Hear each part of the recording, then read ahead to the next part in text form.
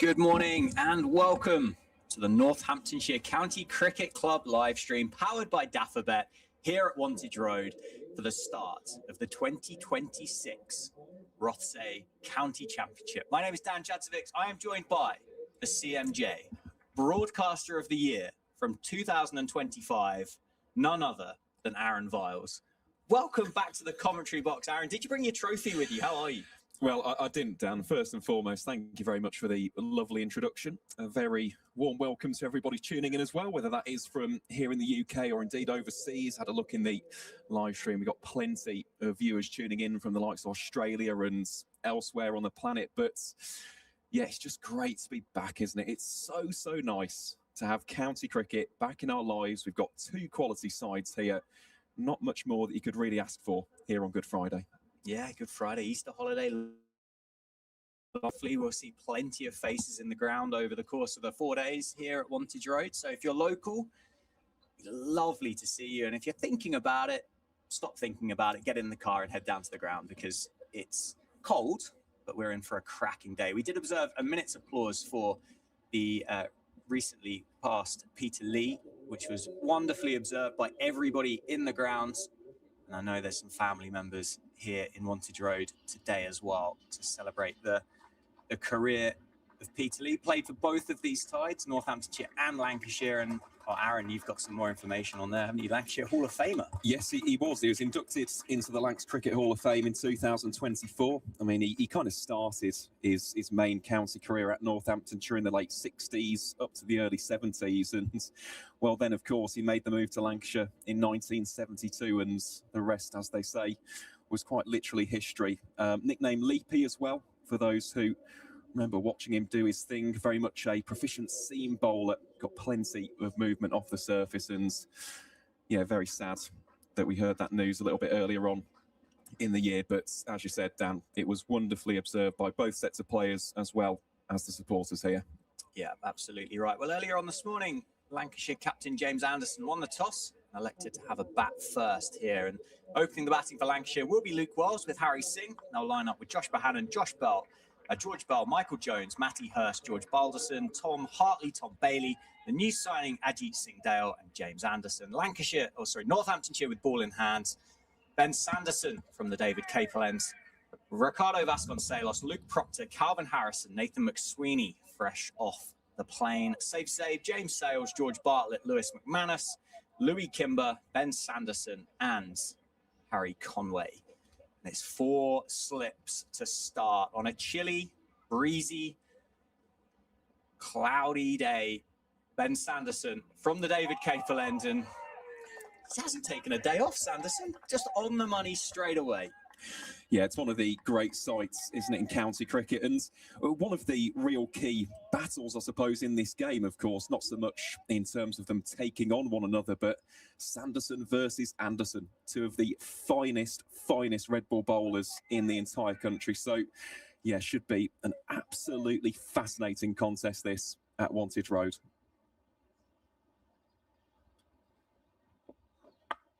Off the mark for Luke Wells. Does not run for that one. Stands and watches it through the covers. Back of a length of Sanderson. Punched away 4 runs. First runs, the county championship 2026. Yep, superb shot that, wasn't it, from Luke Wells. Just rode the bounce of that particular delivery. And I mean, it's something we did see at times last season from the Northants bowlers, just dropping it a little bit too short, too quickly. Of course, you do want to be trying to generate a little bit of lateral movement on that slightly fuller length. Of course, the overhead conditions, as you mentioned, Dan, still very cloudy. We've got a slight slither of sunshine peering through that blanket of grey, but yeah, it's definitely one of those mornings where you want to be pitching it up, just hoping for a little bit of assistance from the conditions and, well, hopefully tickle a few edges in this opening 30 minutes. Yeah, spot on. We're just going to have a little bit of a delay as head groundsman Craig Harvey heads out to the middle with a bin full of sawdust. That ball there that just dragged back from Sanderson's, just indicating that he slipped at the point of release. So obviously, and unsurprisingly, a little bit of moisture in the ground. The water table will be pretty high, won't it, after the winter that we have had. Did it surprise you at all, Aaron, this morning that James Anderson won the toss and elected to have a bat first, or were you backed him? You thought that was the right decision? It's a funny one because I remember having a conversation about this with Chris Wright, of course, who retired at the end of last season. And when you look at these early season wickets, of course, it's chilly, it's cold, it's nippy, it's cloudy. Logic would dictate that as a bowler, you'd love to be out there and having a go at the opposition. But at the same time, on the flip side, these wickets are brand new. They're fresh. There's not really any wear and tear. These are the wickets at their absolute best for the season. So I think you can look at it from 2 sides. I also think it's important to appreciate that Jimmy Anderson knows an awful lot more about first-class cricket than we do. This is his 305th appearance in the format. So Yeah, I think I'd probably trust his judgment a little bit more than mine, who kind of peaked in the Cotswold Hills League. He's done a bit of cricket, hasn't he, in his time, as James Anderson. Craig Harvey makes his way off the ground. We'll talk more about the team, the grounds team, through the course of the season. I'm sure we will, but his job is done for the moment. Oh, it's not far away. Inside edge from Wells. It's safe save under the lid there at short leg, and it's, well, catching height, but flown past him.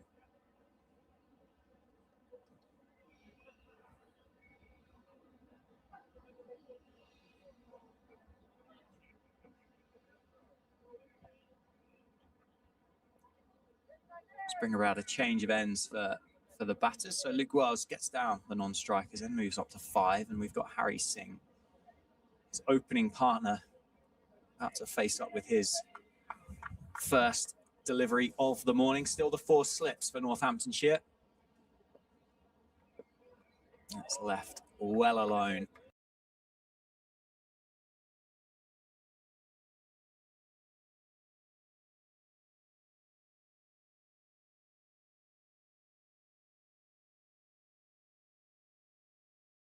Aaron, it's not as green as what we've seen before.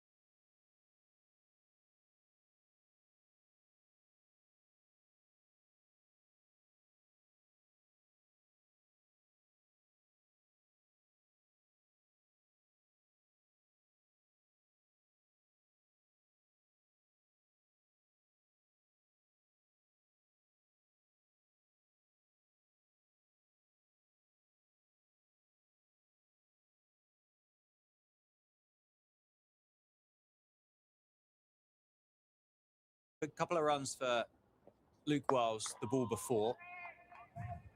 Harry Conway finishes his opening over of 2026 and conceded a couple of runs. The score 9 for no loss. Yeah, it was a lovely shot, that, wasn't it, from Luke Wells on that 5th delivery of the over. Really whistled across the surface as well. Of course, it's not the height of summer where it's ridiculously dry and it's racing away, but still got a decent bit of pace on the outfield, as is often the case here at Wantage Road. And Wells so far has looked very, very adept at the crease indeed. Sanderson. Oh, that's a better line for Ben Sanderson. Just bringing the radar back after his other 5 deliveries in his first over. Certainly give himself an opportunity, maybe just pitching the ball up a touch more, similar to what Harry Conway did the over before. I thought his length in that over was excellent. He really did give the ball an opportunity to swing through the air, didn't it? And invited the drive, but obviously then if you get enough movement, inviting that outside edge for those 4 slips as well. Oh, it's a beauty from Sanderson. Taken nicely by Lewis McManus.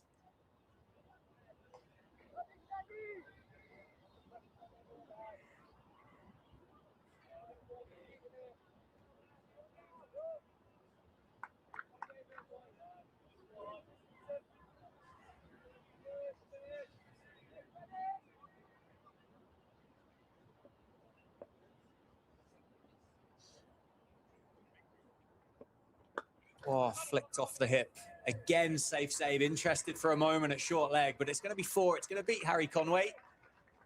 Harry Singh is off the mark with a 4 backward of square leg. Lancs get to double digits. Again, for a second, safe save there was just interested. Yeah, I think that's exactly the manner in which I'll describe it as well. Interested. It's a nice position, I think, for safe save to be in there. Of course, Harry Singh, as anybody who's watched him will know, very strong off the back foot, loves to exploit the space down towards deep square leg and deep backward square leg. And this is a great opportunity as well for the 21-year-old. Hasn't played any first-class cricket since 2024. So really happy to see him out there. Of course, we've seen him in the Metrobank One Day Cup, seen plenty of him in the 2s. So this today, really, really good chance just to put your name in that selection criteria, I suppose, heading on to the rest of this opening block. Of course, Keaton Jennings ruled out with a calf injury. Marcus Harris will be available from next week onwards. But if you can have a good game here, really does help push your case, doesn't it? Certainly does. It poses a question, doesn't it, as to what the selectors in Lancashire do next. Oh, it's on the thigh pad. It's drifting down the leg side. Always got a little bit of a tell, don't you, when the keeper starts drifting down that side. Harry Singh couldn't quite catch up to that one. The shot before timed beautifully, didn't he, through the leg side. Raced away for 4. Harry Conway, trying to enjoy his break at fine leg, was down there moving the covers, trying to get the ball out from underneath them. And it's county cricket at its best, isn't it, when you get those little moments going on just off camera.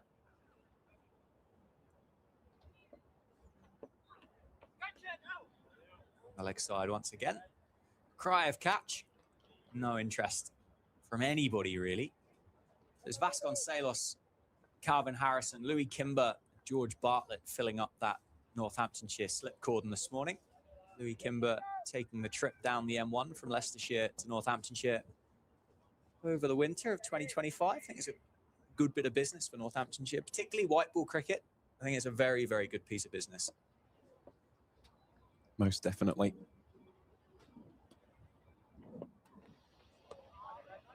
The over, 4 runs off it, 13 for no loss.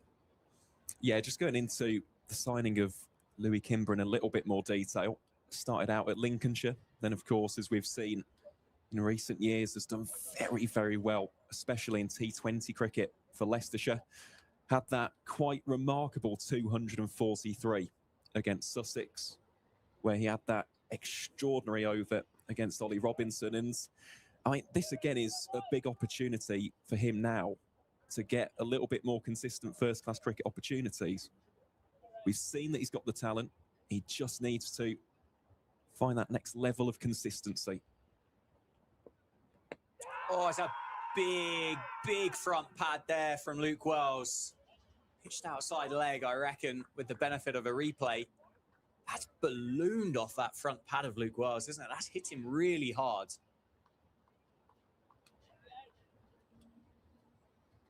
Good, challenging start from Harry Conway. Enjoying the angle that he's got here from the Lynn Wilson centre end.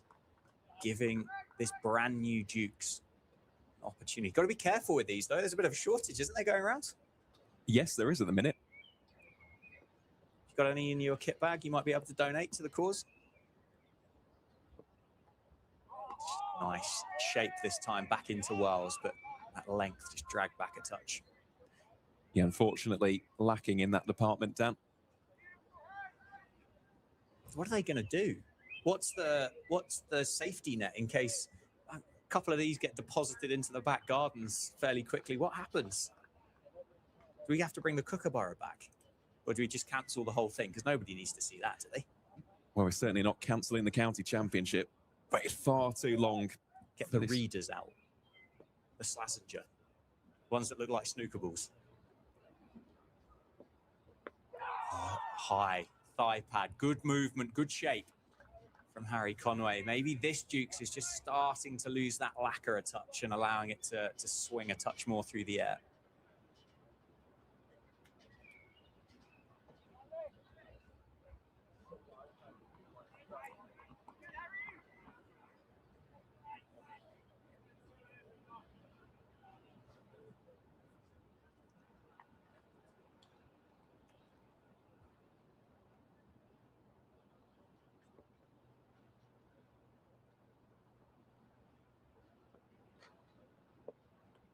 Oh, it's a beauty. Again, a beauty from Conway. You can kind of live through Harry Conway, can't you? Just watching him through the pictures, like the follow through, the body language, the emotion. You just get the feeling he just loves being out there and playing cricket. It's brilliant to watch. Certainly is, and that's the area, isn't it? It's the channel that he's trying to find. It's difficult for the left-hander in that kind of situation, and yeah, if he can produce a few more deliveries like that, Conway could be in business here. Driven offside, thick outside edge from Wells, but kept it down, played it nicely in the end, and it's raced past James Sales at backward point.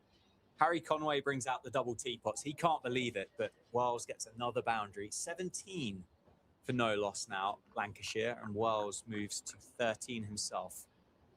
Nicely controlled, that shot in the end, wasn't it? Yeah, it was. And this is exactly what Luke Wells provides for Lancashire. I mean, he used to do it for Sussex, of course, but just getting you those early boundaries, just getting your side off to a good start. And he's not been thrashing at the ball by any means. This isn't a case of an explosive opener's innings. It's just a case of playing the ball on its merits. And he has done that superbly well throughout his career so far. Very, very experienced cricketer, Luke Welsh. Just shuffles down that time. Harry Conway maybe feeling like this surface doesn't have the pace that he maybe wants in an early season. Defends it back to the bowler. End of the over. 17 for no loss after 4.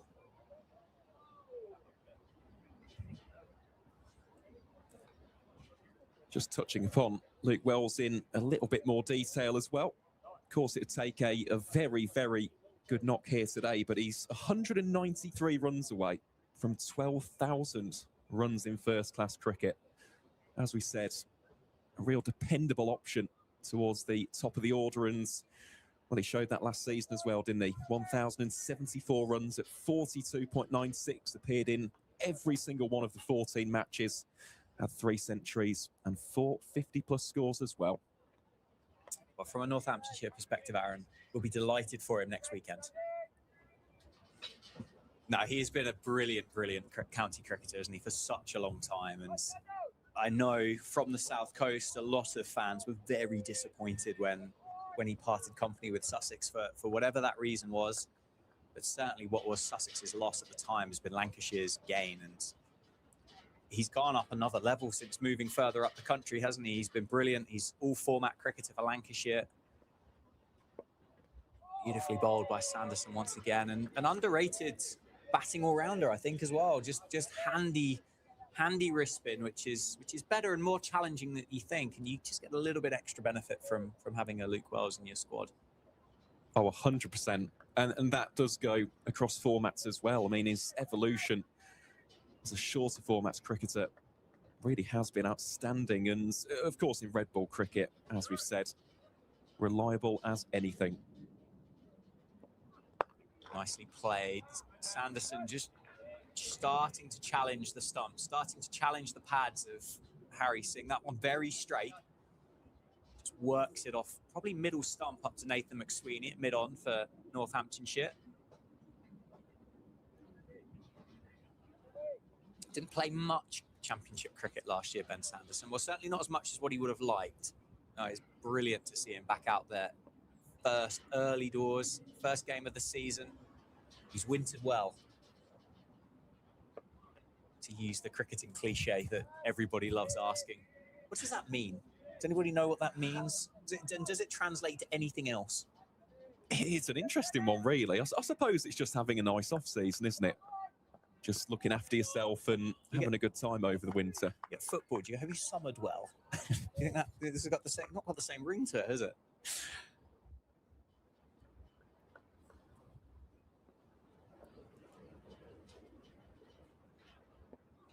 Oh, it's a beauty, isn't it?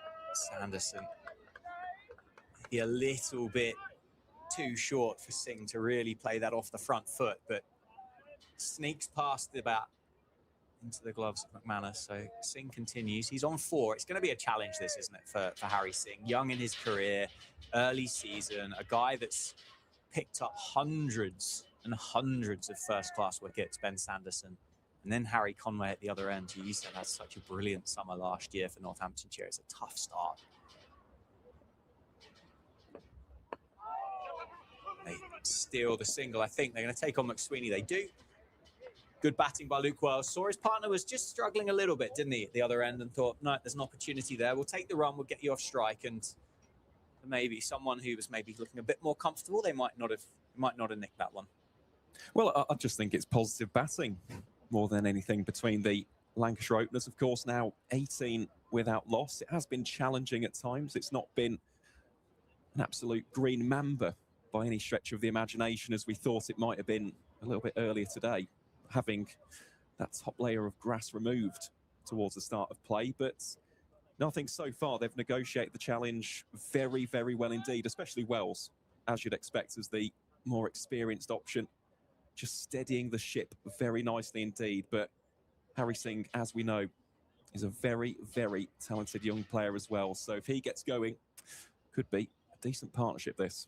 Yeah, Conway, 4 slips. Nicely defended. As you said, good off the back foot, just on the tiptoes there, defending into the offside for Harry Singh. He's on 5 now. The score is 18 for no loss. Comes from very much a cricketing background as well, does Harry Singh, the son of former India and Uttar Pradesh left-arm seam bowler R.P. Singh, and his sister Anjali also played for the Red Roses women's side in 2019. So very much a strong familial connection to the county. Nicely bowled.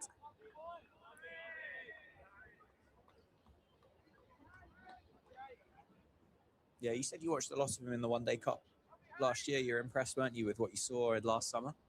Very much so. I think in terms of younger players, you look out for one particular shot or one particular delivery that they do well. And for me, Harry Singh's real strength, as we mentioned, is the back foot. Very, very strong on the pull, very, very strong on the cut. So Northampton do just need to be careful slightly with their lengths if he sees off the new ball.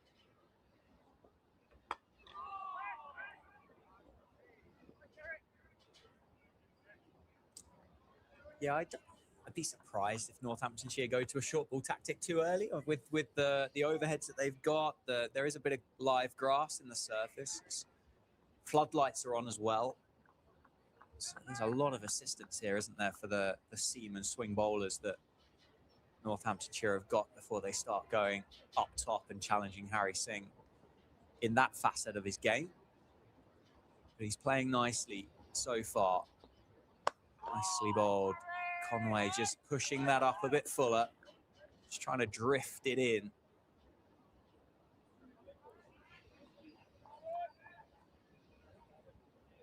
It's a real lift, wasn't he, last year, Harry Conway, for Northamptonshire. At times when the home side had gone a little bit flat, kind of felt like Harry Conway had the ability to pick up his 10 teammates and kind of carry them through a spell and really inject some life and some energy into the outfield. Kind of everybody lives through Harry Conway at times. Onto the pad and appeal from behind and self-umpired, just indicating it was just drifting down the leg side. Yeah, I think the gut reaction there from Harry Conway tells you everything you need to know. But again, he's looked sharp, hasn't he, so far? Just towards the end of his third over, only 8 runs conceded. Of course, for Northamptonshire, they'd just love to get a relatively early breakthrough here. Of course, we'll provide you with some scores on the doors at the end of the 10th over, but yeah, it's the only thing missing so far. Nicely bowled, nicely played, nicely fielded. Good cricket all round to end the 6th over. 18 for no loss now, 13 for Luke Wells. He'll be on strike, and Harry Singh remains on 5.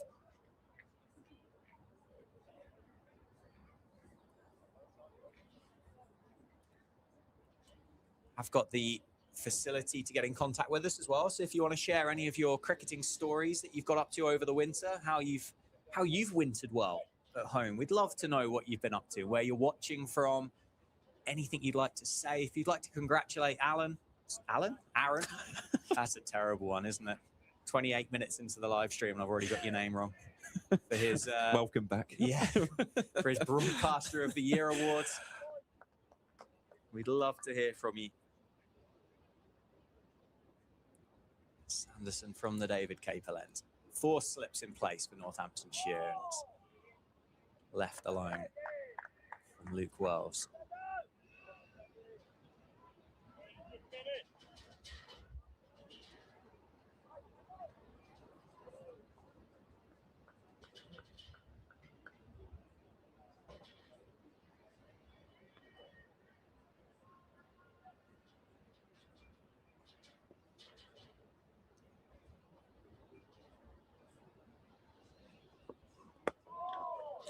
Played.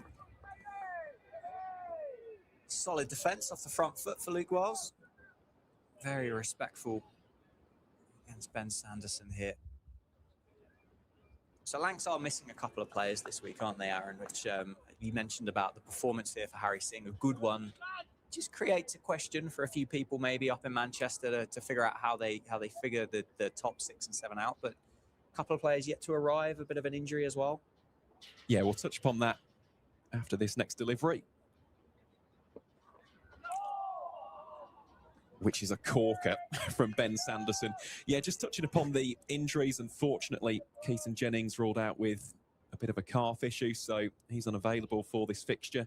Tom Aspinwall as well has just been ruled out on the advice of the medical team. And of course, Marcus Harris, he has arrived now in the country, but it's a very, very short turnaround from the Sheffield Shield final to, of course, this opening fixture of the season. Nicely played by Luke Wells. Just kind of left the bat there in the end and guided it past those 4 slips into a pocket between George Bartlett and James Sales. Picks up another single, moves to 14. But Harris will be available from the second round onwards. And look, he's going to be a massive boost. He has been absolutely terrific cricketer. And so too, of course, is Keaton Jennings. But look, if Lancashire are to be considered for promotion this season, you've got to have that strength in depth. And this is an early test of that, isn't it? It's an early challenge of that itself. But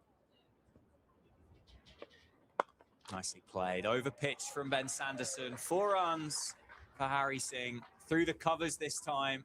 Timed beautifully up towards the signal box. Gets 4, takes the score to 23. And that really is a very languid and stylish shot, that, isn't it, from Harry Singh? And it's funny you mention that signal box, Dan, because I was looking into the history of it a little bit more this morning, as you do. Well, naturally, yeah.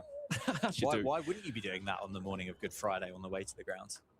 It used to be the West Coast main line, didn't they? Just ran past it. It's a big appeal for LBW. He's left one. Umpire not interested. Sanderson indicates it was missing off stump. End of the over. Bit of a scare, though. It was, but again, some really, really good signs that from Ben Sanderson. And Singh does survive. But just going back to the story about the signal box, that has been practically untouched. I know it's now the home of the Northamptonshire Supporters Club, but that was part of the original ground when Northants made their county championship debut in 1905. And we kind of looked into the history of the ground itself and the lease. Right. When do you think the lease for Wantage Road runs out? That's the big question for today. Wow. Well, if I knew I was in for a pop quiz, Aaron, I'd have been studying last night. But well, here is Conway bowling to Wells. Looks to tuck that away down the leg side. When do I think it runs out? I'll give you a bit of a clue. It's a while. Well, I was hoping so. Yeah. I was hoping we weren't going to be out on our ear tomorrow morning. But I kind of feel like back in the day, feel like for the cost of a peppercorn or something like that, you could have picked up, I don't know, like a 1,000-year lease or something like that. It's funny you mentioned that figure.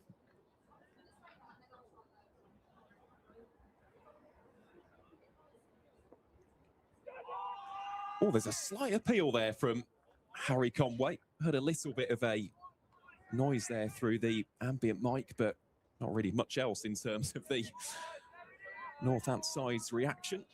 Yeah, in terms of the lease, runs out in 29-23. So thankfully, we should be fine. I think we should be all right. I think we should be okay. I wonder when they have to start renewing that. Who knows? That's out of my remit, unfortunately. No, fair enough. Yeah, well, if you're still going in 29, whatever the year was, you can kind of forward it on and let me know what's happening. Oh, that one again, tickled down the leg side by Luke Wells. Should just be a single, indeed it is. We'll put Harry Singh back on strike. Yeah, Wantage Road in terms of that lease. Definitely the long-term home of Northamptonshire, as it should be as well. Really is a lovely ground, this. Speaking about it this morning, just going down the residential streets here in Northampton, and then you're just met by the sight of the floodlights and the ground itself. Really is full of character, history and heritage.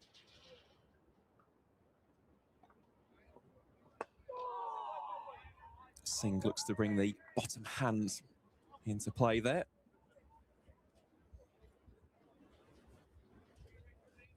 But of course, both of these teams, so much history. Lancashire themselves, of course, one of the founders of the county championship back in 1890. Again, some very interesting facts about that, as we'll disclose throughout today's broadcast.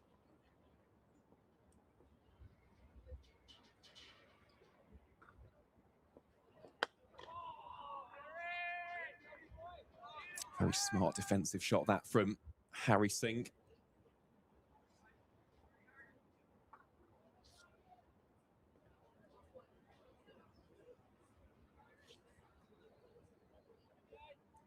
Lancashire as well, of course, one of the most successful sides in the history of English domestic cricket. So many legends have represented the Red Rose over the years, especially in the seam bowling department. Really have got some terrific names on the honour roll. Of course, that one slightly off the edge there of Singh's bat. Falls well short of the slips cordon. And that will be the end of the 8th over. Lancashire 24 without loss here in Northampton.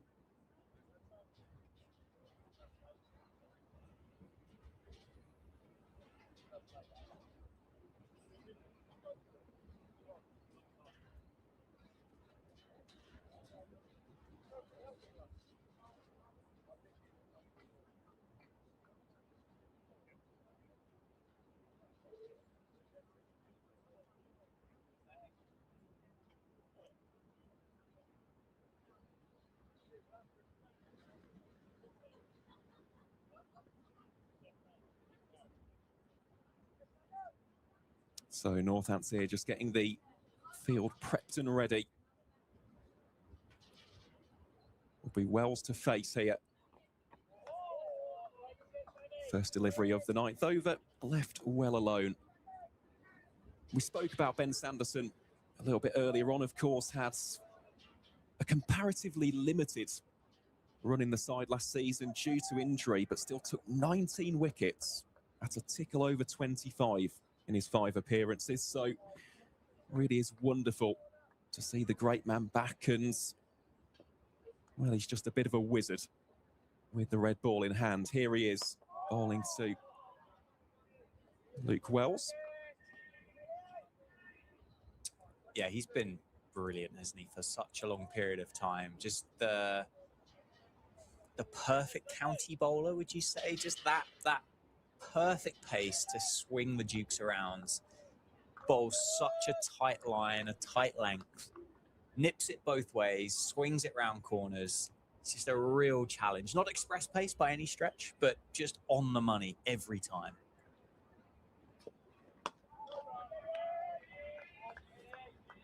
And I feel like every good team needs that. You need your consummate county professional who can just drop it on that penny piece time and time and time again. When anybody says that in the past 20 years, everybody's mind, I think, goes to Darren Stephens. Darren Stephens was the go-to archetype of that style of bowler. Look at someone like an Oliver Hannon-Dalby for Warwickshire. Of course, a little bit taller, but just consistent, reliable, dependable.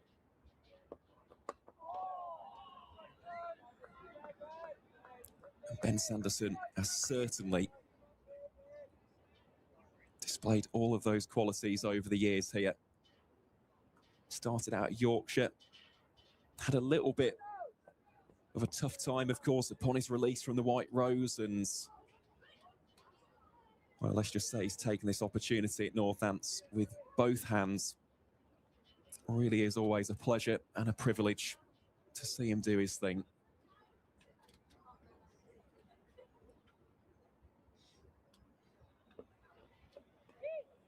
As Wells once more wisely decides to leave that one alone.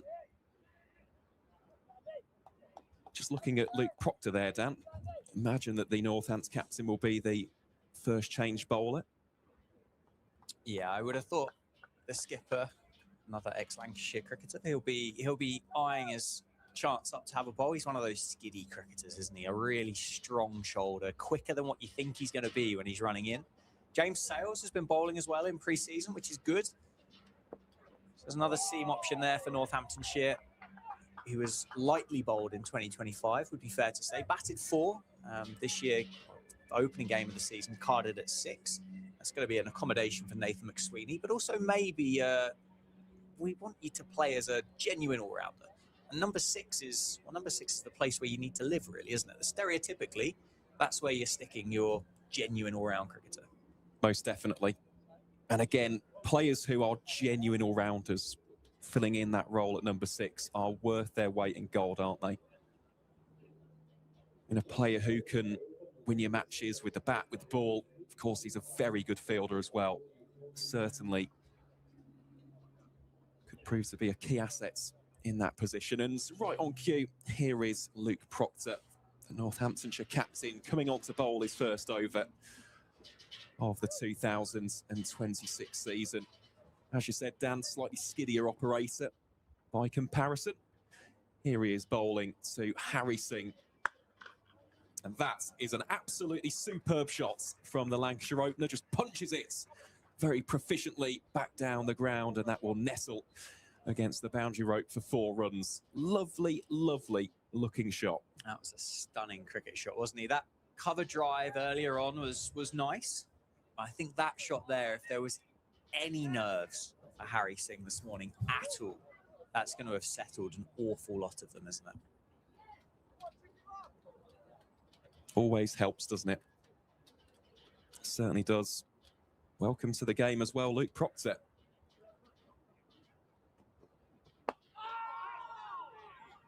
Good response that from the former Lancashire man.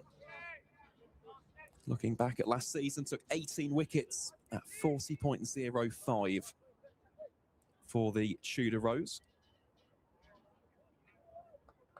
Ever such a handy batting option as well, isn't he, Luke Proctor? Really good to have that left-hander up the top of the order as well. And that one has just helped on its way down the leg side. That'll go for 4 leg byes. Yeah, a bit of sloppy cricket there, wasn't it, from Northamptonshire. Proctor trying to bowl straight, trying to really challenge the stumps and the pads of Harry Singh, just drifting down the leg side. And McManus, it wasn't wildly down the leg side. I don't know whether it just dipped on him as he tried to pick it up there. I did take a bit of a deviation, but I think Lewis McManus would be disappointed that he wasn't able to stop that one from going down to the rope. But another boundary for Lancs. And that is, again, another fine-looking shot. That chase on here for the fielder. I think the ball might win that. No, it won't. Great work in the end from Nathan McSweeney. Just shovels it away from the boundary rope. Great, great hustle shown there from the South Australian. It was a good chase, wasn't it? Very good chase. Covering for his Australian compatriot, Harry Conway. He's obviously got to the end of his spell. He's just resting, recovering, getting the lactic acids out of the legs. And McSweeney's run from mid-off to keep that inside the rope. It was a great chase. No signs of jet lag for Nathan McSweeney. Definitely not.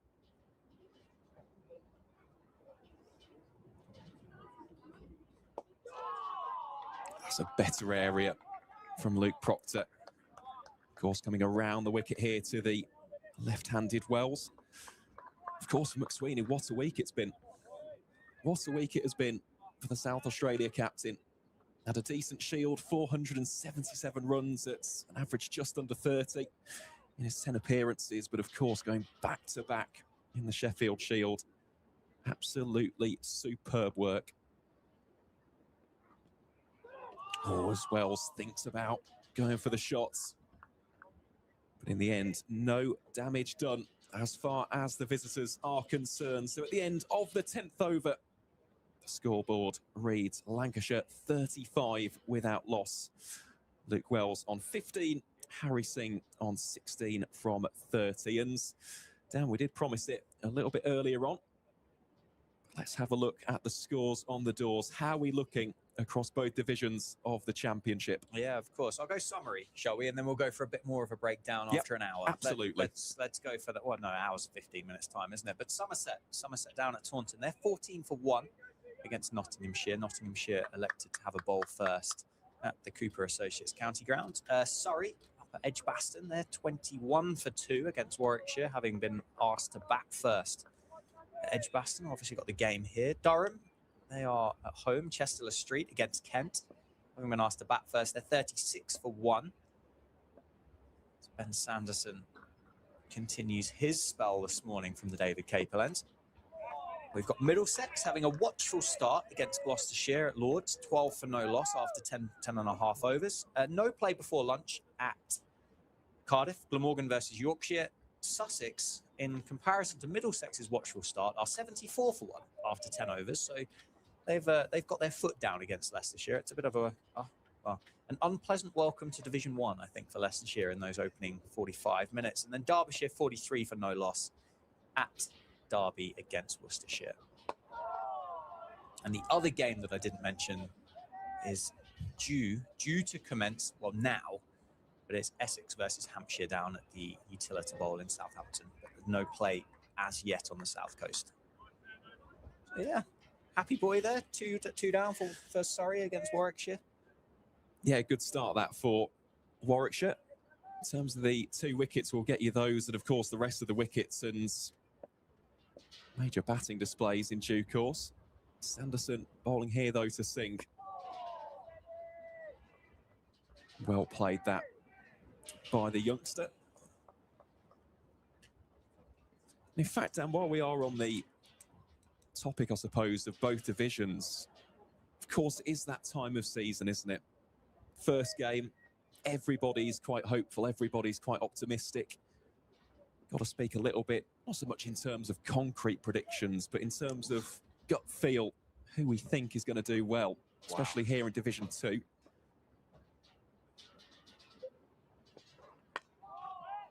Jeez, that's a tough one, that is really tough. I'll give you one to start with. I'll take the lowest hanging fruit available in Division 2 for who I think will get promoted, and that will be Durham. I think the experience that they've got, the bowling attack that they've got, particularly having just added Kemar Roach to it as well, having been relegated last year, firstly, they'll be incredibly disappointed that happened, but not much has changed about the squad. So I'd fancy them at bouncing back straight away from Division 2. I don't know whether you're in agreement with me for a shout for Durham. Oh, big appeal here for Sanderson. Umpire completely unmoved at the other end. Good areas, though, from the veteran seam bowler, definitely testing both of these Lancashire openers. Also seeing a little bit more sunshine appearing here in the East Midlands, which is always very nice indeed. Really does look a picture once that sun ray bursts through the blanket of cloud. But I think Durham, absolutely, Dan, they've got to be up there in terms of favourites. I think Lancashire as well. They'll be desperate to get back up to the top flight. Sanderson once more testing that corridor of uncertainty. End of the 11th, Lancashire 35 without loss. And in terms of dark horses, I would consider Northamptonshire in that category. I think Derbyshire as well. Derbyshire over the winter have recruited very astutely indeed. Of course, they brought in Mohammed Abbas, who, as we all know, incredible in English conditions, was a member of that Nottinghamshire side who lifted Division 1 last season. Brought in Shoaib Bashir, England spinner, as well as Matt Montgomery, who I must say, I think he's got a very, very bright future ahead of him at the county ground. So, yeah, I think that will be a very interesting quartet indeed. Here is Proctor then, bowling to Wells from the Lynn Wilson centre end, starts off with a dot ball. How do you view it, Dan? Similar. Derbyshire were the county that stood out. I thought they were good in 2025, and I think they've only added more quality to that squad. I spoke with Brooke Guest before the season started. He said the very much the goal is to get up into Division 1, and they've signed cricketers that are going to only assist their options to do that. It's nicely played. Can't get it past James Sales at backward point though, Luke Wells. I think the rest though, for say the other promotion spot, it's kind of stick a pin in it and see what kind of happens. It feels like it's a very, very evenly matched division. It really would struggle, I think, to pick a clear favourite out of the others outside of Durham.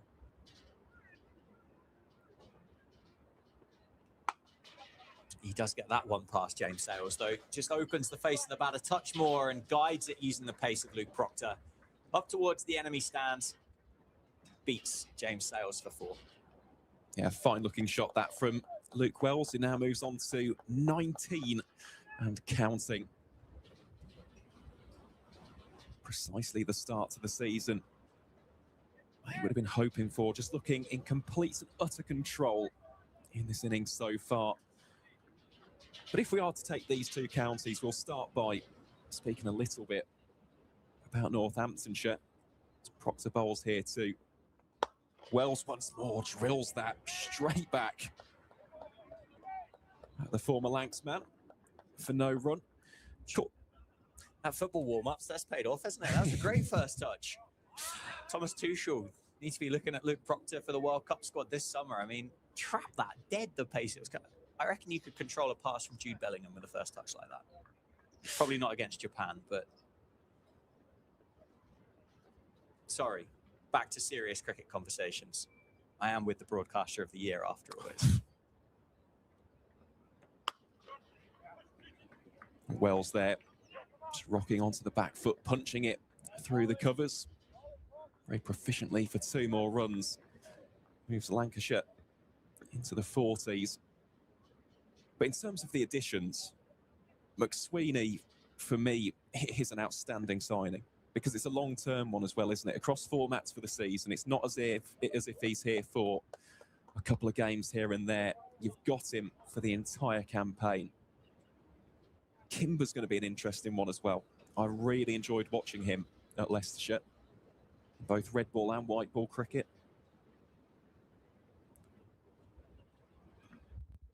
Is that one a lot fuller?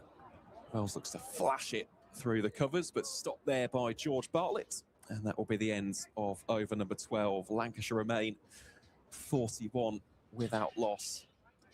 I think what's exciting with Northamptonshire this year is Darren Lehman and the coaching staff and the backroom staff, they've been able to build a squad that feels like there's genuine competition for places. There was a lot of cricketers last year that aren't even in the matchday squad this time around, with Arish Buchake, Adi Sharma, Stuart van der Merwe, that all did well. Plus, Liam Guthrie was in the matchday squad here, didn't make the 11. Rafi Weatherall as well. Feel like there's genuine competition for places this year that should make some of them a little bit hungrier to perform. Not guaranteed to be there each week, which is exciting. And Nathan McSweeney as well is one of those cricketers, and I'll continue the point after this Sanderson delivery. I think for a while, as a misfield there from Sales just dives over the top of it, allows Harry Singh to add another couple. It felt, up until a couple of years ago, there was a bit of a cliche that, well, the overseas, they'll take a while to settle in, they'll struggle into it. But actually, these Sheffield Shield cricketers that are coming over to the UK now, kind of hitting the ground running and dominating, really. We spoke about Marcus Harris, didn't we, with his performances last year. Caleb Jewell being another one for Derbyshire, and several others. Cam Green at Gloucestershire last year. It feels like it's an easy transition now. I think it's a good point you make, to be honest. And I look at someone as well like Bo Webster. He came in, immediately did very well against Yorkshire at Headingley. And it is the expectation now. That is the expectation of these players. You've got to come in and hit your mark. I mean, we all know the impact that overseas players can have, not just in terms of games, but of course wider campaigns as well. If you have got that steady, reliable overseas option, it does make the world of difference. And Marcus Harris for Lancashire has been exactly that. I mean, he was fantastic for Leicestershire. Let's not forget that either. And I mean, they've had a great Australian in Peter Hanscom, who's sadly not going to be here this season due to some family issues. But they've signed Jake Weatherall, haven't they, as a replacement? So it'd be interesting to see how he goes. Didn't come out of the Ashes series with too many flowers, but I think it'll be interesting to see how he goes at first class level. Can be a nice place to bat as well, can Grace Road.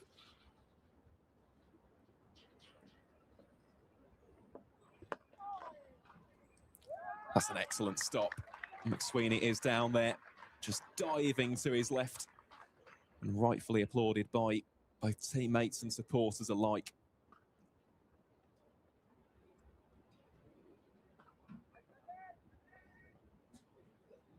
Yeah, there are plenty of Australians gracing county cricket this season. Of course, one of the real wildcard picks for me is Ryan Hadley for Glamorgan. Hasn't played a ton of first-class cricket for New South Wales, but very promising indeed. Oh, there's another half appeal there from Sanderson, and mostly the slips, really. It was for Northants, but alas, it's not to be. There's probably a decent inside edge on that one, don't you, Aaron? I think certainly two noises, and Ben Sanderson, he stifled his appeal pretty quickly guess from behind the stumps, maybe you don't quite get that clear of a view as to what's gone on. Maybe in addition, just drifting down the leg side as well. But Northamptonshire, it would have been interesting to have heard from Luke Proctor as to what he would have done this morning, or if he'd have been given the opportunity to have chosen. Oh, it's gone. Northamptonshire have got there first. It's Harry Singh to depart for 18. Sanderson from the David Capel end does it again. Outside edge, caught at fourth slip, and that's important. Northampton have persisted with those catches in that cordon this morning. And the breakthrough comes about 43 for 1, Lancashire, and Harry Singh departs for 18. Yeah, Sanderson, how many times have we seen him get a wicket with that exact type of delivery? He's been so consistent this morning. 1 for 17 from his 7 overs. As we've said, rightfully in the wickets column. Just see a second look at that. Singh just pushing forward on the ball. Smart catch in the end, as you said, down at fourth slip. And I think Northampton have deserved that. They've definitely been, as you said, persistent. They've toiled away. I do think that at times Wells and Singh have done a very good job at just navigating and negotiating the early challenges posed, especially by Sanderson and Conway. But that will feel very good indeed. I don't know if Northampton be disappointed that that's the only wicket they've got after the first hour. I mean, I guess you probably would be naturally, but I wonder whether they thought that the ball might have done more, whether they thought they might have got a bit more assistance off the surface, through the air. They've asked questions. Northampton haven't bowled badly at all in this opening hour, which is going to be a good thing to take away, good bit of credit to put in the bank for the home side. But I thought the two of them, Wells and Singh, I mean, it was chanceless up to that point, wasn't it? There was no drop catches. Yeah, there was a couple of LBW appeals, but a lot of them, they weren't particularly close. Northampton gave the ball an opportunity to swing, to nip, to take the outside edge. But I thought what's really good there is the fact that Luke Proctor and Ben Sanderson persisted with those 4 slips. Could have been easy, couldn't it, after an hour to have gone, you know what, maybe we'll put a catcher in front of square, we'll give a bit of protection. No, they kept aggressive and got the wicket for it. Well, here is Proctor bowling here to Wells, and Wells plays that rather nicely back down the ground. Half stop there in the end by the diving McSweeney. Already been heavily involved, hasn't he, from a fielding point of view? Does bowl a little bit as well. Yeah, just a handy cricketer, isn't he? Taken a lot of catches in the Sheffield Shield over the winter, so actually a good catcher.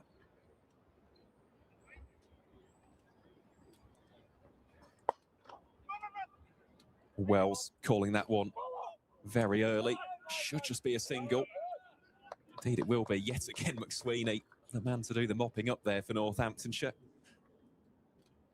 Of course, he's also the Red Bull vice-captain for the Tudor Rose in what is his first season in county cricket. Not his first season in the UK, though. I think it is important to just appreciate that. He played a little bit in the Hertfordshire Prem for Shenley Village.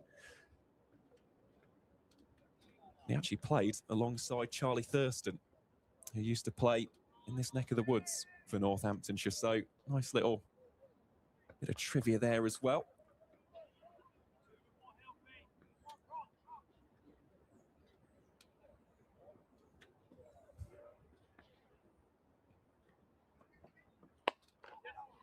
Josh Bohannon this time just eases that one through the covers to get off the mark on his very first delivery. Josh Bohannon, by the way, in his career to date, has scored 14 first-class centuries.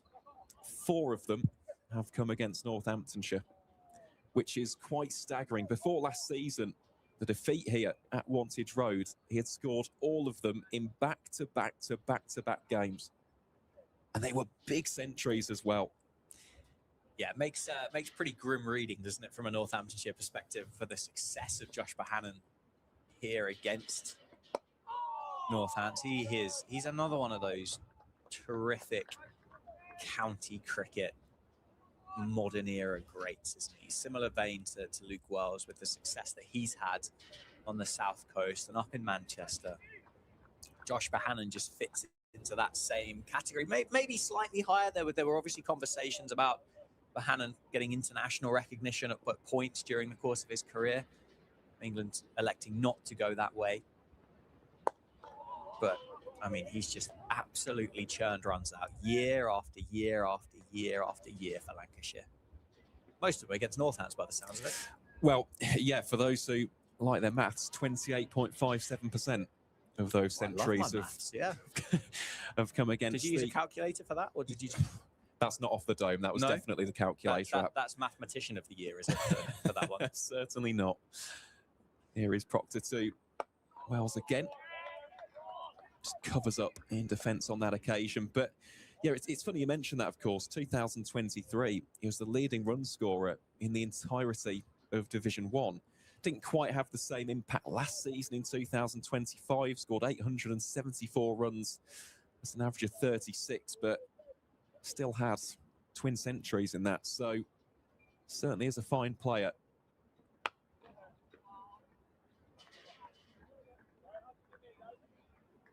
Certainly is, and a strong partnership in the middle for Lancashire.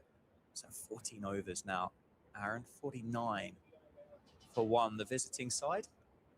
We're bathed in sunshine as well. You'll have noticed, having watched the live stream over the last hour, the gradual clouds just dissipating above Wantage Road. And what's felt like early April at 11 o'clock now kind of looks like mid-August, doesn't it? It's beautiful out there. Oh, it looks absolutely resplendent. Still cold, though. I think it's important to appreciate that, of course. Windy, we can see the flags fluttering. It was a rather stiff breeze over there towards the groundsman's hut. Here is Ben Sanderson once more, bowling here to Josh Bohannon. Smart leave in the end there from the 28-year-old, of course. Born in Bolton, played his club cricket for Farnworth Social Circle. Has been at Lancs since under 13s level. Really does mean an awful lot to him to wear that red rose, as I imagine it would to anybody in the Northwest. It's such an iconic emblem of what is such an iconic club.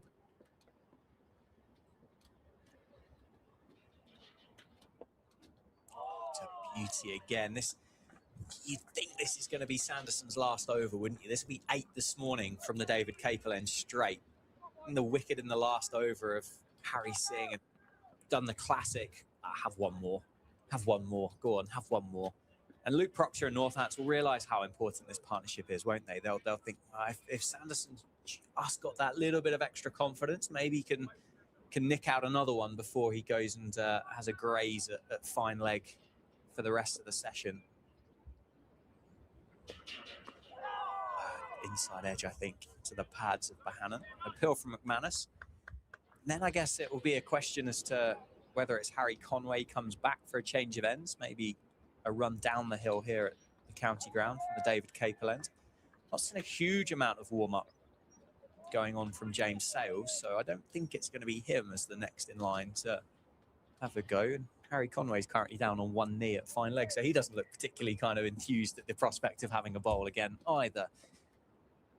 Plenty of spin options for Northamptonshire, but I don't think we'll be seeing one of those this morning. Well, maybe the cliched one before lunch to see if there's any turn in there. Yeah, I think we will probably see that towards the end of the session. But in terms of the spin options this season, I mean, it really is an embarrassment of riches, isn't it, for Northants, not just in red ball cricket, but across formats. You look at the likes of Calvin Harrison. Of course, you've got Rob Keogh, you've got Safe Save, Nirvan Ramesh, Yuzi Chahel, who comes mid-season. Certainly an area of strength. Louis Kimber as well. Bowls them off break, so too does Nathan McSweeney. Even Stuart van der Merwe bowls a little bit of finger spin, so certainly going to be a key facet of Northamptonshire's game over the course of 2026. Lancashire themselves, well, they've got some decent options as well, haven't they? especially with Tom Hartley. It's a beautiful way to end the over from Ben Sanderson. He's questioned Josh Bohannon every single delivery through the course of that one. It's 15 overs done, 49 for 1 Lancashire. It's going to be Luke Proctor to continue from the Lynn Wilson centre end, and just keep a sharp eye out the window to see whether... I can't believe Ben Sanderson's going to roll 9 straight, is he? I mean, no, there we go. Harry Conway's just starting to try and touch the toes. It's probably quite difficult at 6'6", isn't it? I would have thought. A long way away. Yeah, I can't quite relate to that height, unfortunately. Does help him though, doesn't it, with the steepling bounce? He does. Luke Proctor then on the money once again. That's what you get from Luke Proctor, that real wicket to wicket challenging bowler. Doesn't give you a delivery off, asks you questions quicker than what you think he's going to be. And if you're a bit of a fantasy sports fan and a fan of the cricket draft, he's one of those cricketers that's just a bit handy, isn't he? Opens the batting, so he's going to get plenty of opportunity there. Bowl first change. Has opened the bowling for Northamptonshire last year as well. Going to be a real all-action cricketer. Plenty of points on offer. Is Harry Conway just off screen. Starting to roll those shoulders out. 7 minutes past 12 now, so well into the opening session. Does look cold out there though, doesn't it? Plenty of bobble hats about. And scarves and jackets. Yeah, big fluffy jackets. Wandering about. 3 slips for Luke Proctor. Nicely played. Wide and square of safe save. Is it going to reach the boundary? No. Protection out there. James Sales has been stationed on the boundary. It does bring up the 50 for Lancashire though. 51 for 1 after 15 and a half overs, and a nice round of applause from those that have travelled down from Lancashire for the opening day.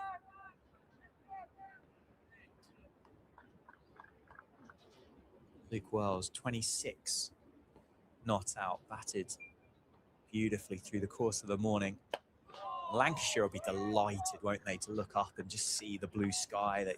Those, as I say, I don't think it provided a huge amount of assistance, that overhead conditions this morning, but they'll be delighted the fact that they're starting to see their own shadows cast off from their feet, thinking, well, okay, it's not done a lot, and pitch is nice, pitch is okay, and if we can get rid of these cloud cover, it's only going to get better for us.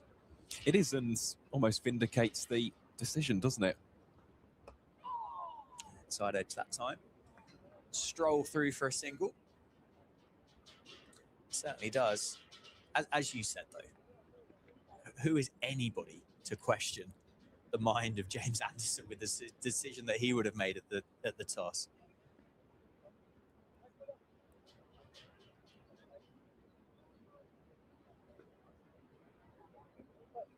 Really does look gorgeous out there, though, doesn't it now?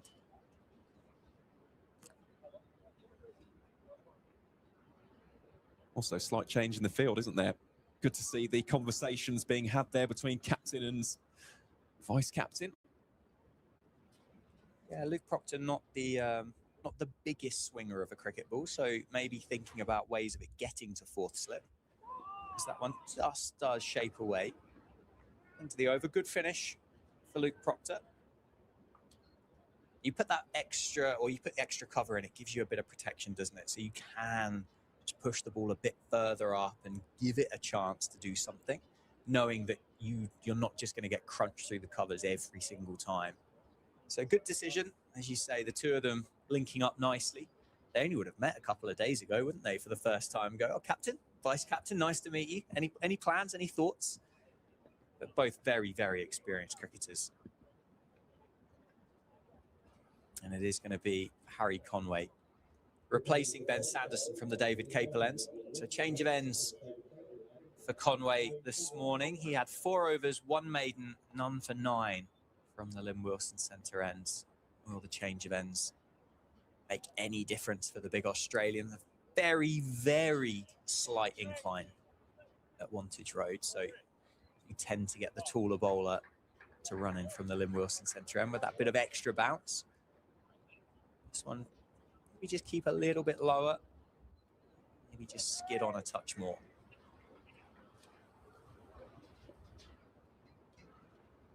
Three slips for Conway. Wells on strike. Off the back foot. Played nicely through the offside. Something which I'll just observe about Luke Wells so far today, he hasn't looked rushed for time, has he? Considering it's the season opener here for 2026. I mean, it's natural to have to shake off a little bit of rust, but he's looked in complete control of every single decision that he's made. Whether that has been a case of going for those shots and putting a little bit extra just to get it to the boundary, or even those quick singles. It's been very well measured.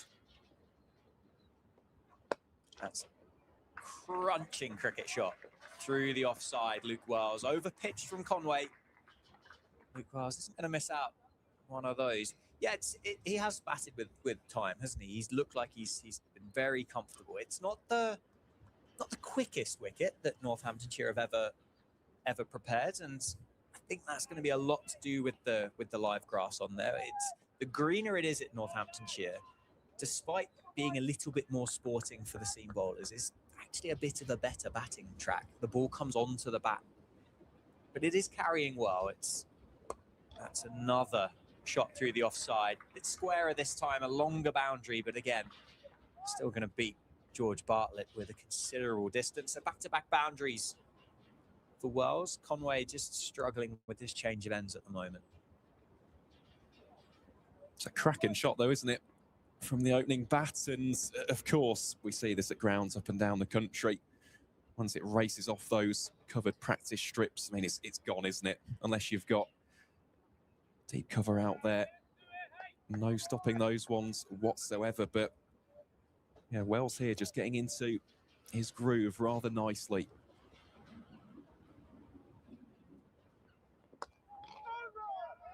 There we go.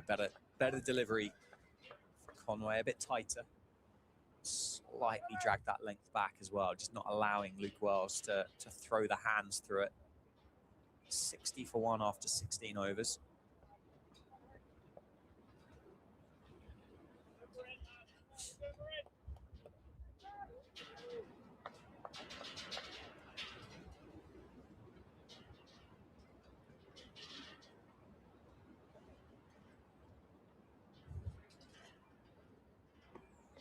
Oh, it's a beauty. An absolute beauty from Conway. Wells can't do anything but stand back and stare at the surface there. He thinks he's been, well, bamboozled, really. It was a great delivery, great comeback for Conway. Isn't this the beauty of a longer format cricket? It is battles like this. You've just seen Luke Wells in those previous deliveries hit back-to-back boundaries, but there's still time, isn't there, for the battle to really play out, as Conway here is displaying. On the money again. To finish the over, 17 now, 60 for 1, Lancashire. That 1 wicket to fall, Harry Singh for the bowling of Ben Sanderson. Luke Wells on 35 and Josh Bohannon on just the 1. Will be Luke Proctor from the Lynn Wilson centre end to continue just taking the jumper off.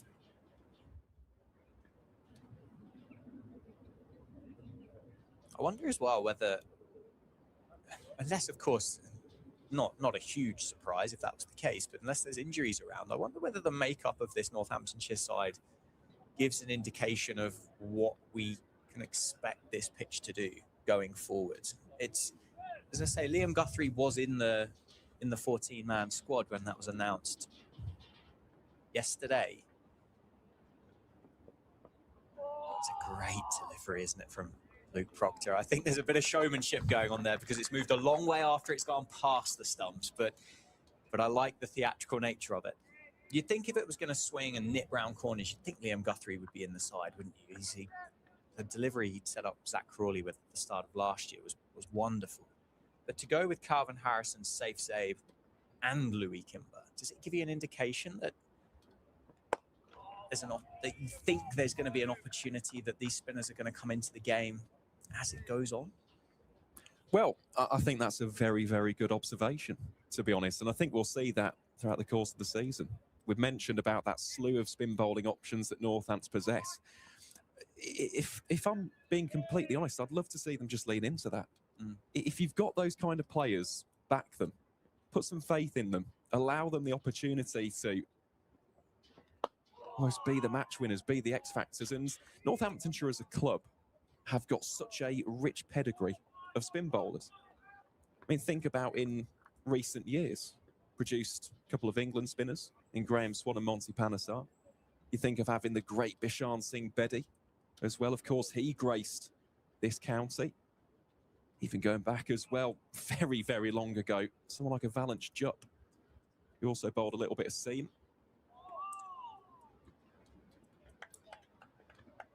Yeah, I don't mind it. I don't mind it at all. It's going to be fascinating, isn't it, with how I guess it's interpreted as well. It can be occasion that clubs kind of punished, really, for want of a better word, for those surfaces that as you say, if you lean into your spin bowling cartel, which I don't like. I don't mind it. We can't go to India and Sri Lanka and go, wow, none of us can play spin. Okay, well, Somerset, for example, create some surfaces, show up a sheer, Jack Leach, bit of turn on offer and go, nah, you can't do that. No, you can't do that. We'll fine you. We'll dock you some points for that one. Yeah, plenty of options for Northamptonshire. Luke Proctor finishes another over, another maiden.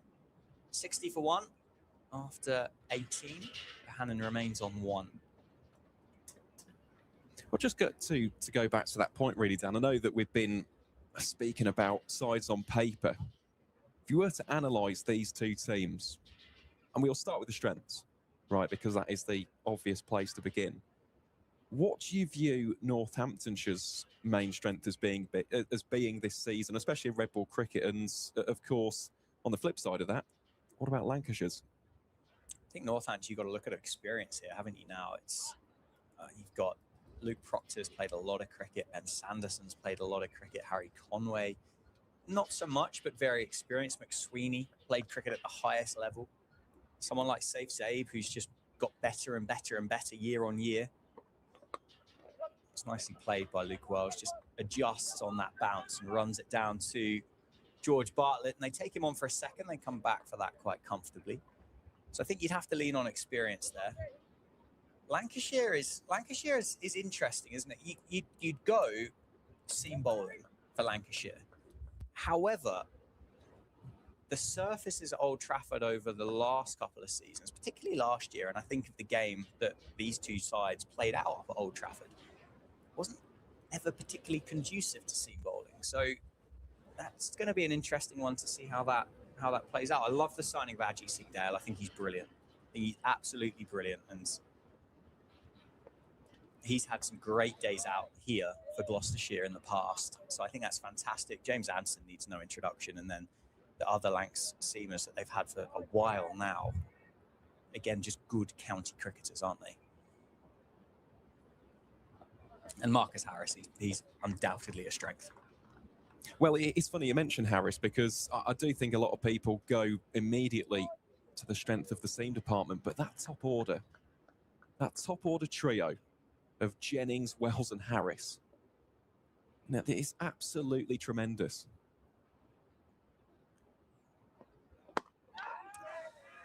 It's up-ish, wasn't it? Up-ish for a while. Fell quite a long way short of Nathan McSweeney at mid-off, but for a moment there was a time where it slowed, didn't it? As it would have just carried across the square. Luke Wells continues, though. Slightly mistimed, maybe just holding in the surface a touch. 62 for 1. So we possibly about to go and lose that bit of blue sky that we were getting quite excited about a short moment ago. 3 slips still in place for Conway. on down the leg side into the thigh pad. Now scurry through for a single. Leg by signalled.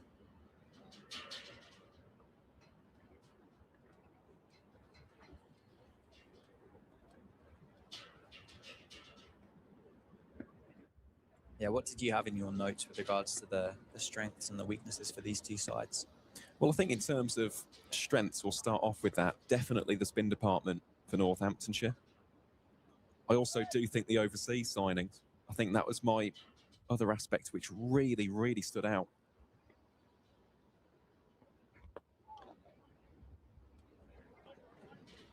That one's clipped rather handsomely away by Bohannon for another single. And then in terms of Lancashire strengths, I mean, it was those two. It was the seamers. I love the signing of Ajit Singh Dale as well. Of course, you've got the existing duo of Bailey Anderson as well. George Balderson, I mean, what a fantastic option he is as an all-rounder. Took 40 wickets last season, was the Red Roses' leading Red Bull wicket taker. So definitely a strength in that top-order trio. As for weaknesses, it's a difficult one with Lancs. And I think in terms of one for me, which I don't think will have a massive impact, but potentially spin depth. I think compared to previous Lancashire sides where they've had the likes of Parkinson, Jack Morley as well, could just be tested this season.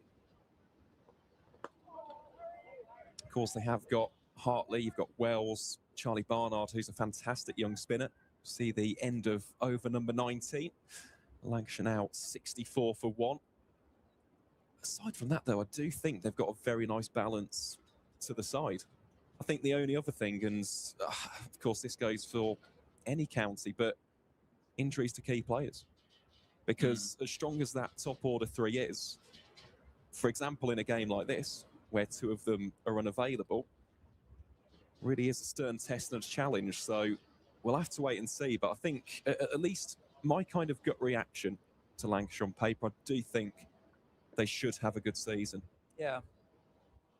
Yeah, and I wonder, I mentioned the surfaces at Old Trafford. I wonder how much they can change in order to suit the seam bowlers that they've got and the quality. Oh, it's an edge, but I don't think it's carried. Don't think it got there. It was a great stop, diving in front of second slip to try and get underneath it. It's Louis Kimber there, isn't it? A third. Definitely wasn't carrying to second. It would have been a real good catch. 64 for 1. That would be my thought. And if you've got those players, that's a great shot. Great shot. Luke Proctor's frustrated with himself. He's gone too straight and over-pitched it slightly. Almost bowled onto the middle of the bat for Josh Bohannon. I mean, just picked up the outside edge, just bumped him down the ground beautifully for 4. Yeah, it's a good riposte, that, isn't it, from Josh Bohannon? And I think it does help as well as a batting option when you've had runs on a ground previously. It does give you that extra sense of belief and confidence. Not that he needs any, of course. As we both said, a very efficient run scorer. Back on the money. Luke Proctor, you could see how angry he was, couldn't you? Just to release that pressure valve for Josh Bohannon. Been on 1 and 2 for such a long time. Getting on towards half an hour, isn't it, that Josh Bohannon's been out there now?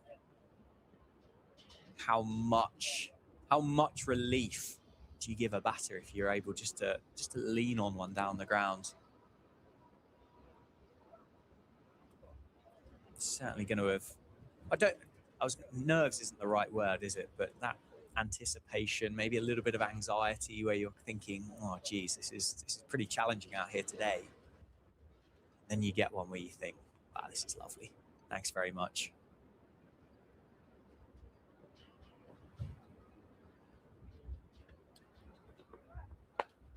And another one. This side through the offside this time. Over pitched again from Proctor, still giving it an opportunity to swing, but cricketer of Bohannon's quality is not going to miss out on that. Pierces the offside, 4 runs, moves to double digits. Well, that for me is probably the shot of the game so far. That was crisp, it was timed immaculately and placed perfectly by Josh Bohannon. Don't think it'll bring about the change in the field. Still very much a 6-3 split in favour of the offside. But goodness me, that is a statement shot and a half from Josh Bohannon, aptly named Bosch up in Lancashire. Is that after the big lad from Essex? No. Who had the nickname first? I imagine Bohannon. I would think so.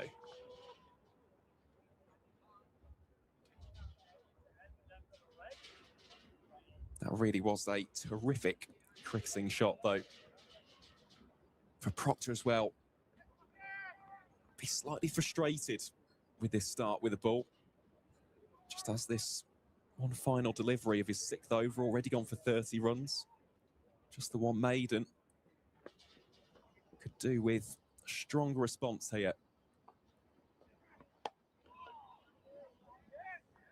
A good finish to the over, wasn't it?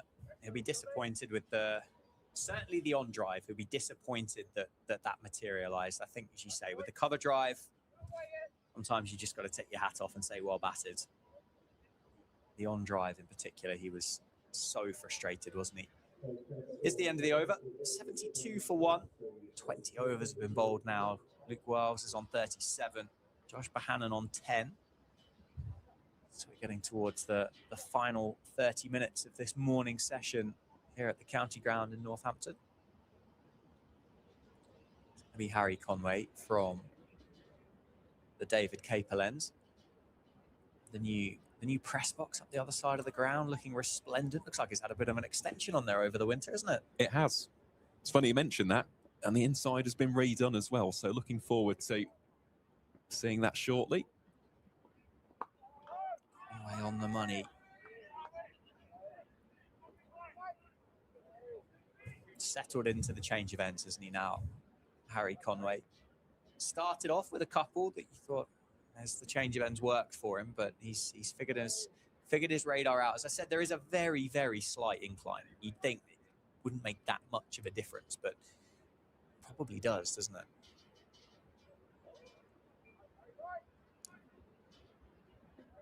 Well, even if it's just a slight hint of doubt that it puts into a bowler's mind, it definitely does have an adverse effect. There you go. Another indication there from Luke Wiles, just showing how much time he's got to play that shot. Almost looked like he was in position before Harry Conway had released it. That's in the James Sales starting to limber up for a spell of bowling. Yeah, was just about to mention that. It's been funny as well, because I'm not sure if you've been looking at Calvin Harrison in the slips. It's not been a vigorous warm-up by any stretch of the imagination, but just getting that right shoulder a little bit loose. Could see him before the break. What a cricket shot that is. Beautifully timed. Straight at McSweeney, though, so no run. Yeah, I think a little spell from Calvin Harrison before lunch would be a good idea. I don't know how much credit you carry, but obviously he had an incredible game up at Old Trafford, didn't he, against Lancashire this time last year, coming away with 11 wickets, 7 for in an innings. I know it's not a case of going, oh, geez, we don't want to face this guy again, but nicely bowled once again from Harry Conway. But from a confidence perspective, Calvin Harrison's going to get the ball in his hand thinking, oh, geez, the last time I bowled to these blokes, it went incredibly well. Well, in the season as a whole, he got 15 wickets against Lancashire across the 2 matches. So I think it probably does play into a little bit of consideration. And the other reason why I wouldn't mind it, right, especially if Wells is getting towards his 50, he loves bowling to left-handers. So we saw his dismissal of Marcus Harris last year. Just a stereotypical leg break, but spun sharply past the inside edge. Nicely bowled, nicely played. Back of a length this time. Wells just showing a slight sign of frustration that he wasn't able to get that one away for runs. Yeah, I think the other thing with leg spin in particular, this surface You can see the footholds are just starting to appear, can't you? Then they're not going to be the dry, dusty ones, obviously, but you can see they're quite dark. Indicates there's going to be a bit of moisture in the surface, which is understandable with the fact that it's April and it's rained pretty much every day from the start of the calendar year. That just gives them a little bit more hold, a proud seam of the Dukes. I think it's a good option. It certainly is a good option, but I think we're going to see James Sales before we see Calvin Harrison. Indeed we are, yep. Took the cap off straight away, did James Sales. Good to see him evolving into that proper all-rounders role. Took 2 wickets at 23.5 last season. But I think we'd both be in agreement, Dan, that in 2025, very much more in the batting mould, wasn't he? Scored 640 runs, of course, had that terrific century against Middlesex and also scored quite a few runs against Lancashire. Scored 92 in that game at Old Trafford. So let's see how he goes here with the ball in hand. But in terms of Sales as a bowling option, I do like this, just to offer something a little bit different. Yeah, I'm excited to see it. She said it was, well, he was underbowled last year. The role in the team was different. He was in at number 4 last year in 2025. I think there might have been a few injury kind of issues as well that were being managed, which obviously you can't just go and kind of flog these guys now, can you? You can't expect them to bowl through hot spots and stress fractures and all this other good stuff that the medical team like to talk about. It's a good start.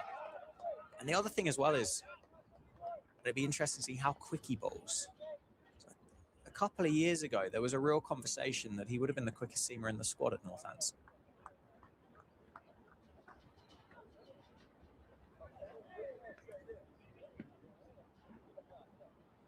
Well, as we spoke about with Harry Singh a little bit earlier on, again, this is a lovely opportunity, isn't it, for James Sales, just to showcase his skills with the ball.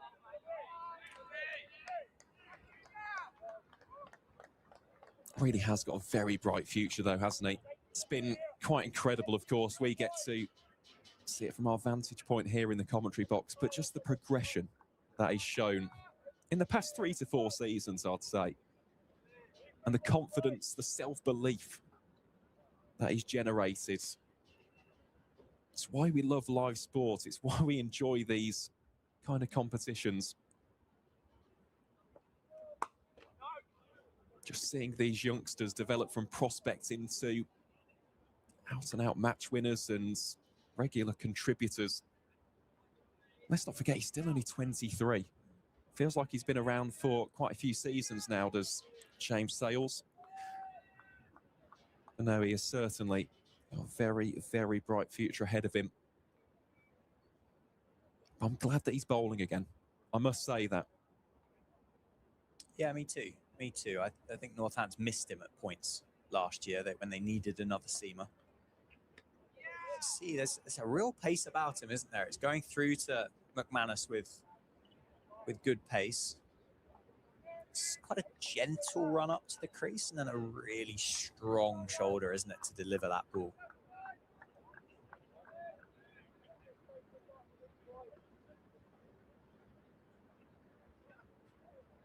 He's got a similar field here as well to Luke Proctor, hasn't he? 6'3" on the offside. That one's slightly shorter and just flailed away, really, by Bohannon. Now into the deep will be another single to add to Lancashire's tally.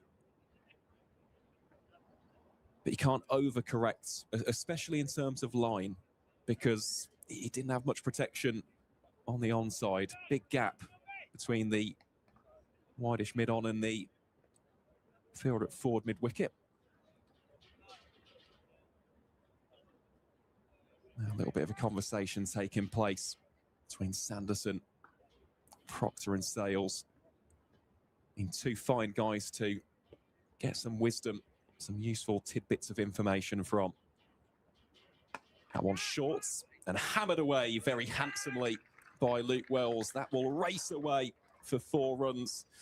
And Luke Wells will enter the 40s. 41 from 65 to be exact. And, well, on that occasion, Dan went for the surprise short ball.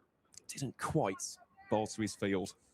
Wasn't really any pace in the pitch either, was there? It kind of just sat and held in the middle of it. Worth testing out, though. It's the first real...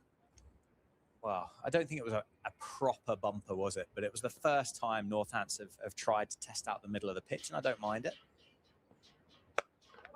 But I think the learn from it is the fact that there isn't much in there at the moment for the seamers. So stick back on that length, see if there's a bit of lateral movement available. Bring that outside edge into play. But it's not a bad start for James Sales. 79 for 1 after 21. Well, it's one of those deliveries. It's funny having spoken to people like Chris Wright and Keith Barker about this. Sometimes as a bowling unit, you almost do have to offer up that sacrificial one just to test the pace of the surface itself. And as you said, it sat up very nicely. So I don't think we'll see too many of them, especially in the final throws of the morning session. But either way, handily dispatched by Luke Wells as Harry Conway continues here from the David Capel end. Hannon looks to push that one rather fluently through the offside. Still pretty much a full slips cordon in place here for the 6'7" Australian seamer. Vasconcelos at first, Calvin Harrison at second, Louis Kimber at third, and George Bartlett, the final man in that quartet, with McManus behind the stumps. McManus, of course, can't remember the last time he didn't actually play for Northants across competitions. Yeah, it's a crazy record, isn't it, for Lewis McManus?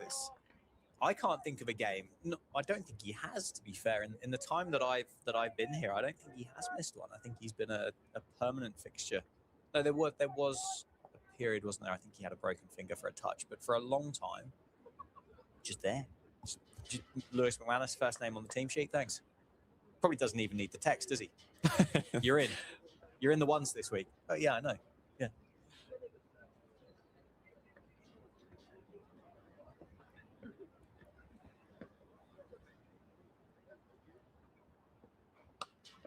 Well, that is an absolutely barnstorming shot from Josh Bohannon.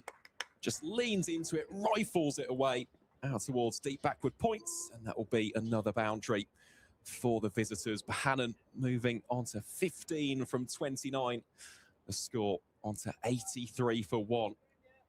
It's the first one this morning that you've had that audible crash off the bat, isn't it? That's come through the effects mic there. It was dispatched really by Josh Bohannon. Wasn't the greatest delivery from Conway, but Bohannon did not miss out. It's a solid reply, that, from Harry Conway.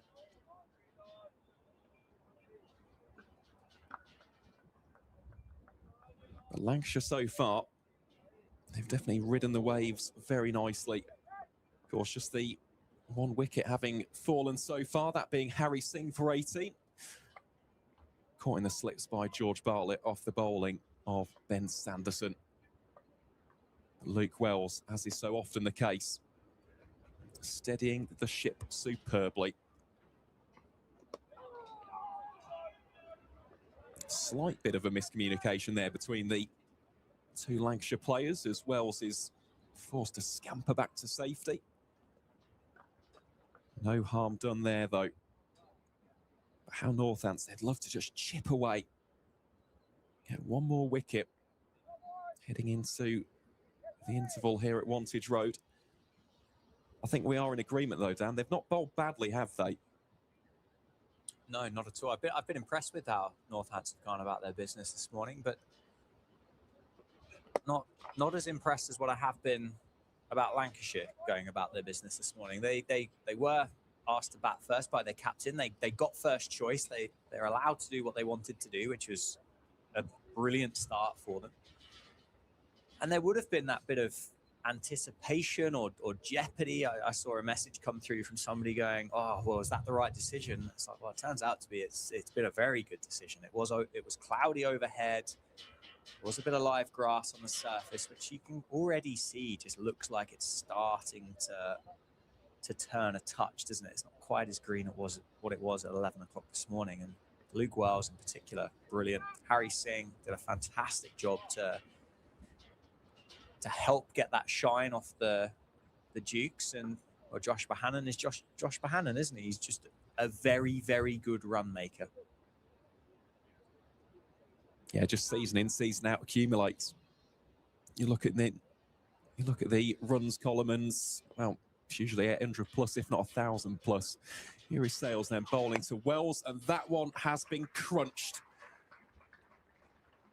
Save your legs, Luke Wells. Another marvellous shot that from the top order bats. Moves on to 45 from 67. And Lancashire on to 87 for one. Now just 5 runs shy of what would be his 50th half century in first-class cricket.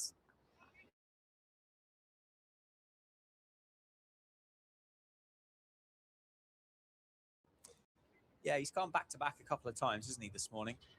I certainly feel that James Sales will give him a few more opportunities than the others. And Sanderson and Proctor just going to ask the umpire here to have a look. Get the rings out. Get the rings out. Dust them off. See if it's still round. More often than not, it's disappointing for the bowlers, isn't it? Because it's lobbed straight back. Yep, still fine, lads. Get on with it. And it's gone through the rings, although the umpires are having another little visual look at it. Unfortunately for Northamptonshire, it's going to be tossed back, and James Sales is going to have to go again with it.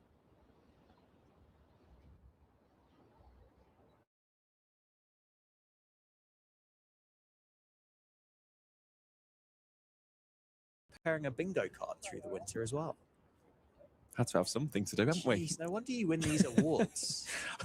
The prep that you put together and the games that you come up with to add to broadcast. Jeez, there's levels to this, Aaron, and you're at the top of it. What else is on the bingo card? Well, one that we haven't seen so far, but it's one which I've seen a lot here at Northampton, and that is a slip fielder wearing a woolly hat. Oh, yeah. Yeah, I was wondering whether we were going to see the Woolies out on day one of the championship. Not yet, but they're still young. Of course, we saw Ollie Carter as well, keeping for Sussex in his bobble hat as well. So there is still time in this fixture, though. Sales bowling here to Wells once more. It's wide, and that one has just been cracked away for 4 runs. Crashes into those Cinch advertising hoardings, and Luke Wells moves on to 49 from 69 deliveries, 1 shy of what would be his first half century of the season and his 50th overall. Just too much width offered there by Sales on that particular delivery, and it was given the treatment that it deserved from the former Sussex man. Yeah, that really was a long and wide half volley, wasn't it, for Luke Wells? She said he is not going to miss out on those. He's batted all morning, hour and 45 minutes. A wide half volley to crunch through the covers for a free 4. Thank you very much. Inside edge. But it's 50 for Wells. 50 for Luke Wells here on the opening morning of the 2026 County Championship. It's like he's not had a winter away, is it? Beautiful innings so far. Absolutely. And the word of the day has been control for Luke Wells. He's timed it magnificently so far. Very, very well batted. Has contributed over half his side's runs in the morning session. Just a titan up the top of the order. Interesting delivery that from James Sales. Just took a little bit of the pace off, looking to tail it back in on almost a Yorker length there towards Bohannon. Something else to mention, though, about that 50 from Luke Wells. 9 boundaries in it. And he has got a very interesting split in his career. Over 1,600 fours, just the 82 sixes for Luke Wells in first-class cricket. So that one is just dropped away out towards deep point by Bohannon for 1.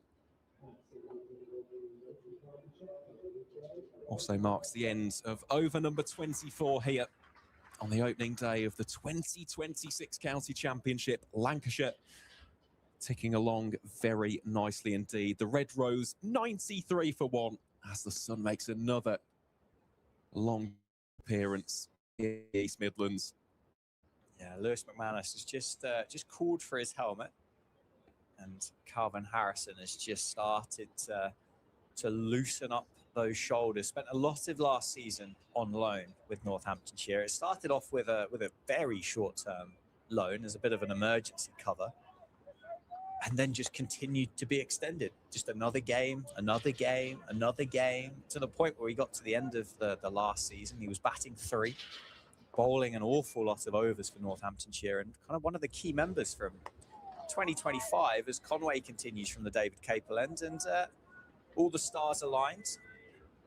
Decided to make the move from Nottinghamshire down to Northamptonshire. I believe there was 1 year left on his Nottinghamshire contract, so obviously all parties keen to make that happen. He would have been a very big part of Notts Outlaws T20 squad. I guess Nottinghamshire not being able to give him the red ball cricket that maybe he wanted or thought he deserved has found a new home in Northampton. And it has been a home, hasn't it? You just look how he's been welcomed in with open arms by teammates and supporters alike as Conway bowls here to Bohannon for no run. But one thing I've always really enjoyed about Calvin Harrison is his attitude. He's got a great attitude to the game of cricket, and he works tirelessly on his bowling. And he's got plenty of variations. Of course, the leg break, as you'd imagine, as a wrist spinner, is his go-to delivery in red ball cricket, but he's got the slider, he's got top spin, he's got the googlies as well. Is that one a proper bumper, courtesy of Harry Conway? He has also got a zooter, which is a really interesting delivery. I mean, you can tell it straight away. It's something which Shane Warne was, well, the king of, quite literally. Yeah. That and the flipper. But he doesn't often go to it in red ball cricket. It's something he tends to bowl a little bit more frequently in white ball cricket, just for the element of backspin that you get from it. I do love the fact that he's just evolved his game so much. I've got an awful lot of time for Calvin Harrison.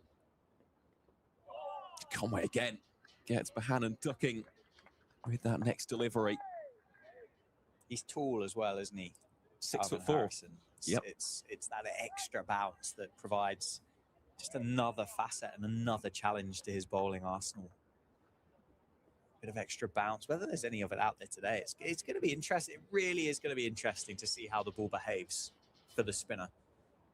So it's got 12 minutes to go before the break, so it's probably going to get a couple of overs at least.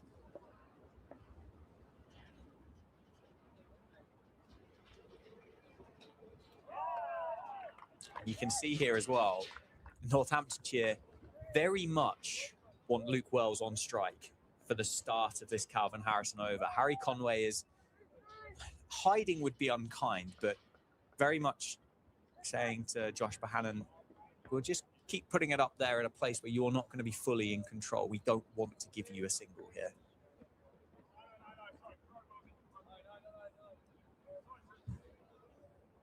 A slight bit of confusion there out on the onside. Northants just settling on a deep square leg after what was previously a deep backward square leg as Conway heads up a Hannon. And he will end it with a 6th consecutive dot ball. Maiden over from Harry Conway. And at the end of over number 25, Lancashire are 93 for 1. And as we alluded to, Calvin Harrison takes off the cap, hands it to the umpire, and we will see a bit of a leg spin this final 10 minutes or so in the morning session at Wantage Road. Calvin Harrison last season, 36 wickets at 29.61 for the Tudor Rose. Made 10 appearances for the East Midlands County. As we spoke about, you look at his 3 bowling performances against Lancashire. 7 for 119 and 4 for 34 at Old Trafford, and 4 for 32 in the game here at Wantage Road. A game which Northamptonshire went on to win. Of course, also had a century in the campaign, scored 122 away at Kent. So I think it is the very cliche thing to say, Dan, but I think the Northants fans, upon the news of his return, were absolutely thrilled. Absolutely. Just a very good piece of business, I think, for everybody. Yeah, all right, it's Nottinghamshire's loss, of course it is, but I dare say there'll be a few people there that are happy that he's going to be given or afforded the opportunity to play more cricket. He proved that he was more than qualified as a red ball cricketer with wickets and runs. Don't forget he got first-class hundreds for Northants last year. So, yeah, I think everybody's pretty happy about it, Calvin Harrison included.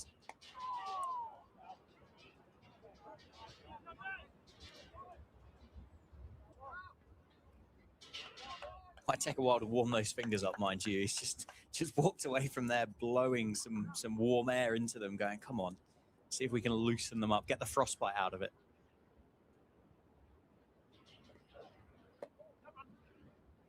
Slightly strays with the line on that occasion, does Harrison.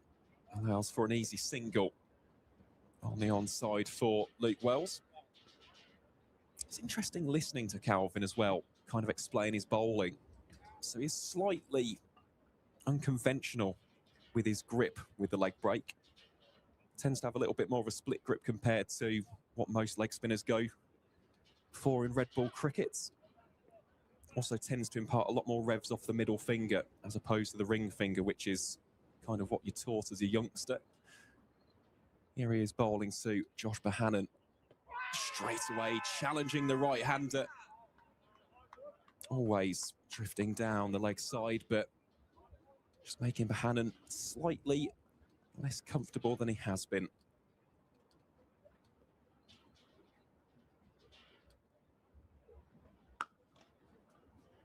That next delivery played very smartly by the Boltonian.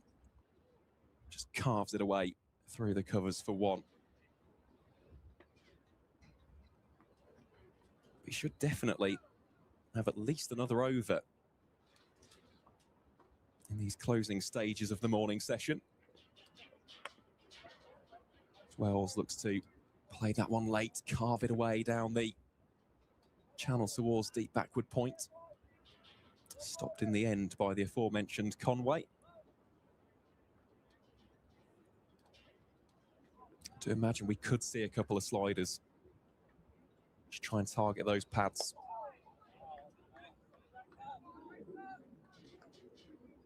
That will bring about the ends of the over. Goes for a couple. Lancashire 95 for one after 26. Yeah, not a bad start. It's going to be interesting, isn't it, to see what the surface does for Calvin Harrison as he really gets into his work. That'll be a bit of a loosener over, won't it, to have conceded a couple. Just to really kind of see, once he gets confident and really starts imparting the revs on the ball that we all know that he can, does it hold in there? Does it turn? Does it skid on if it's a little bit damper? What is it going to do for the leg spinner? It's going to be Harry Conway then, who will bowl what's going to be the penultimate over of this morning's session, we would imagine, from the David Capel ends. That's driven through the offside, up the slope towards the Lancashire dressing room. That's another four for Josh Bohannon. If we get 3 overs in, I wouldn't mind safe save bowling the last one from the David Capel end as an option, but I don't think we're going to get them. Well, especially if Josh Bohannon keeps on playing majestic cricket shots like that. Puts Lancashire just 1 run away from 3 figures. 99 for 1 now. The Red Rose, of course, having won the toss and chosen to have a bat first. Conway again decides to go for the short delivery. Just catching the replay of that boundary from Bohannon as well. Real fluency and flow to the shots.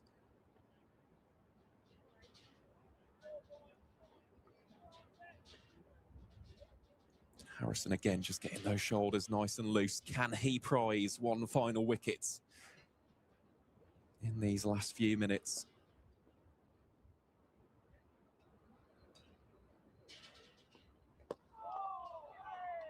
Hannon once more resolute and compact in his approach.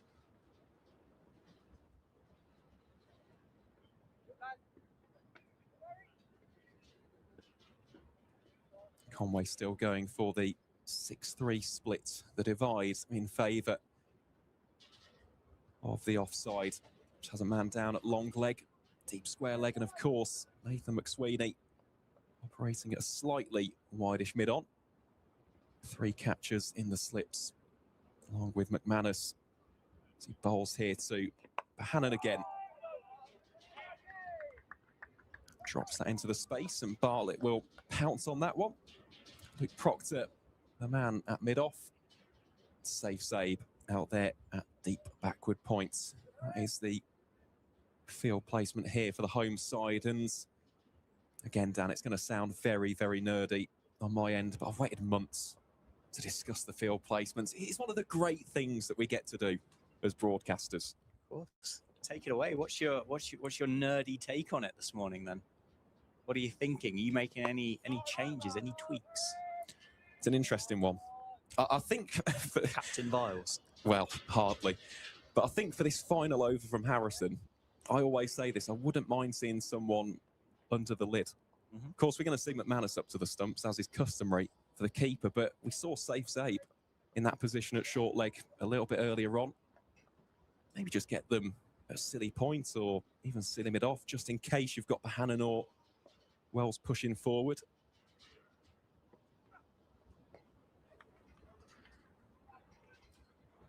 Well, we'll soon find out. End of the over, dot ball to finish it. It's 28 have been bowled now in the morning session. So Northamptonshire, considering most of this has been bowled by seamer, aren't going to be far away from the required over rate, which is nice to see to start the 2026 County Championship. Definitely a plan and a ploy for Calvin Harrison to bowl to Luke Wells again. Conway just making sure that Bohannon stayed on strike at the end of that over. So we've got a couple of minutes left. Lancashire, 2 batters there, just taking a little bit of extra time between the over. Score currently 99 for 1. Harrison with 1 slip. So nobody else under the lid other than the wicketkeeper, Lewis McManus.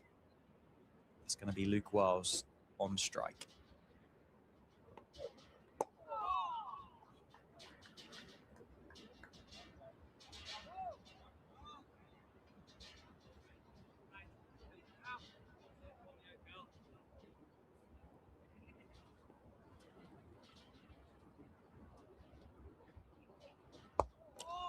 Shuffle, little shimmy down from Wells, trying to get to the pitch of the ball. You can see, can't you, that there's kind of a change of energy, I think, now that the leg spinner is into the attack. It just feels a little bit more tense in the middle than what it did against the seamers. Luke Wells has batted beautifully. 4 balls to go in the over. That one touch straighter. McSweeney able to keep Wells on strike. 99 for 1. 3 deliveries left, and again, look, you can see Bohannon just taking a couple of seconds out, and Wells taking a moment to gather his composure. It's beautifully bowled by Harrison, really flicked out of the fingers that time. Solid from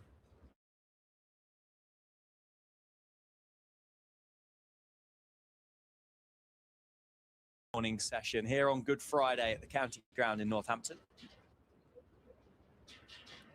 Slider just skids across the Lancashire opener. Stream is powered by Daffabet here at Northamptonshire County Cricket Club.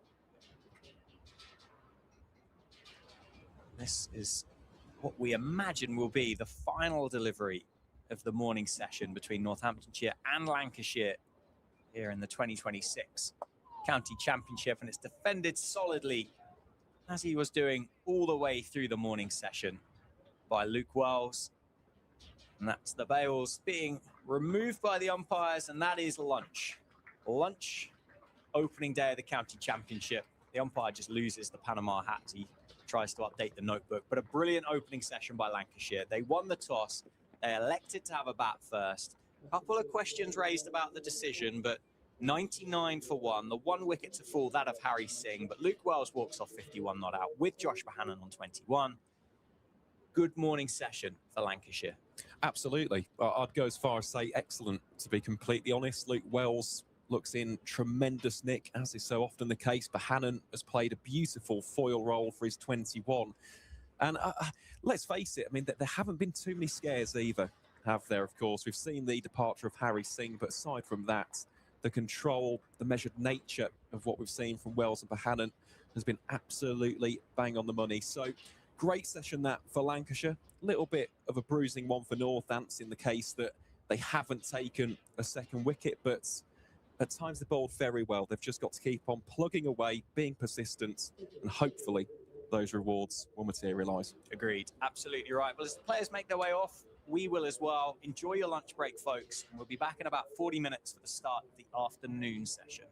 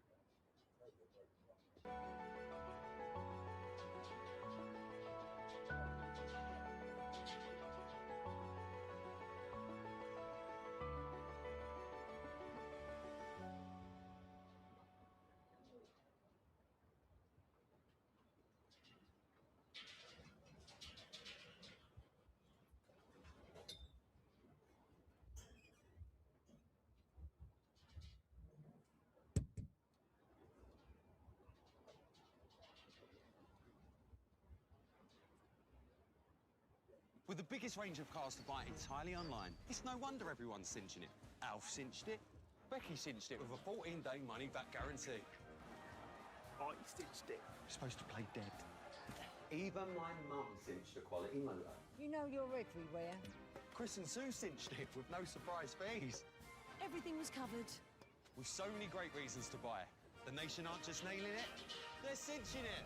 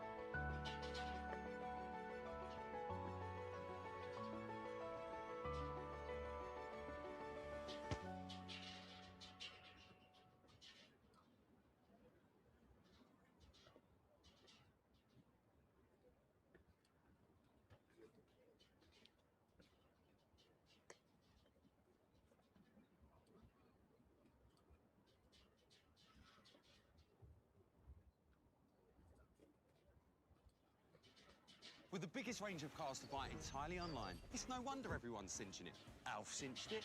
Becky cinched it with a 14-day money-back guarantee. I cinched it. You're supposed to play dead. Even my mum cinched a quality motor. You know you're everywhere. Chris and Sue cinched it with no surprise fees. Everything was covered. With so many great reasons to buy.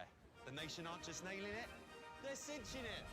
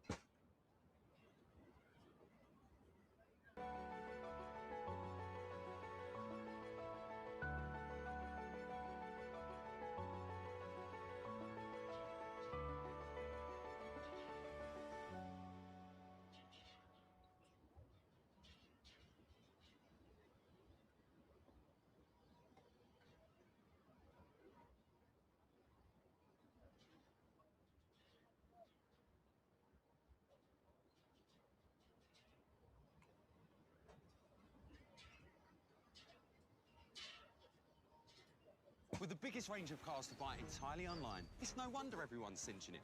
Alf cinched it. Becky cinched it with a 14-day money-back guarantee. I cinched it. You're supposed to play dead.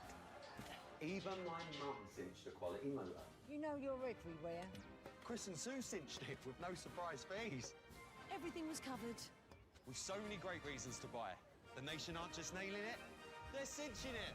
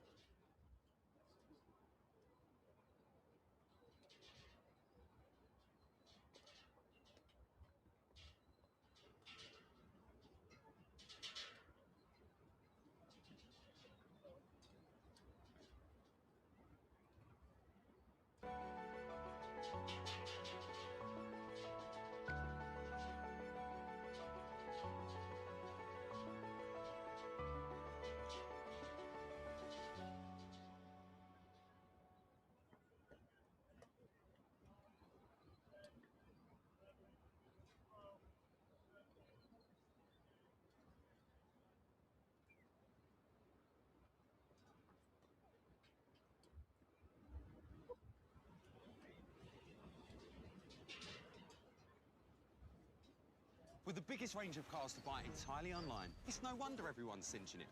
Alf cinched it. Becky cinched it with a 14-day money-back guarantee.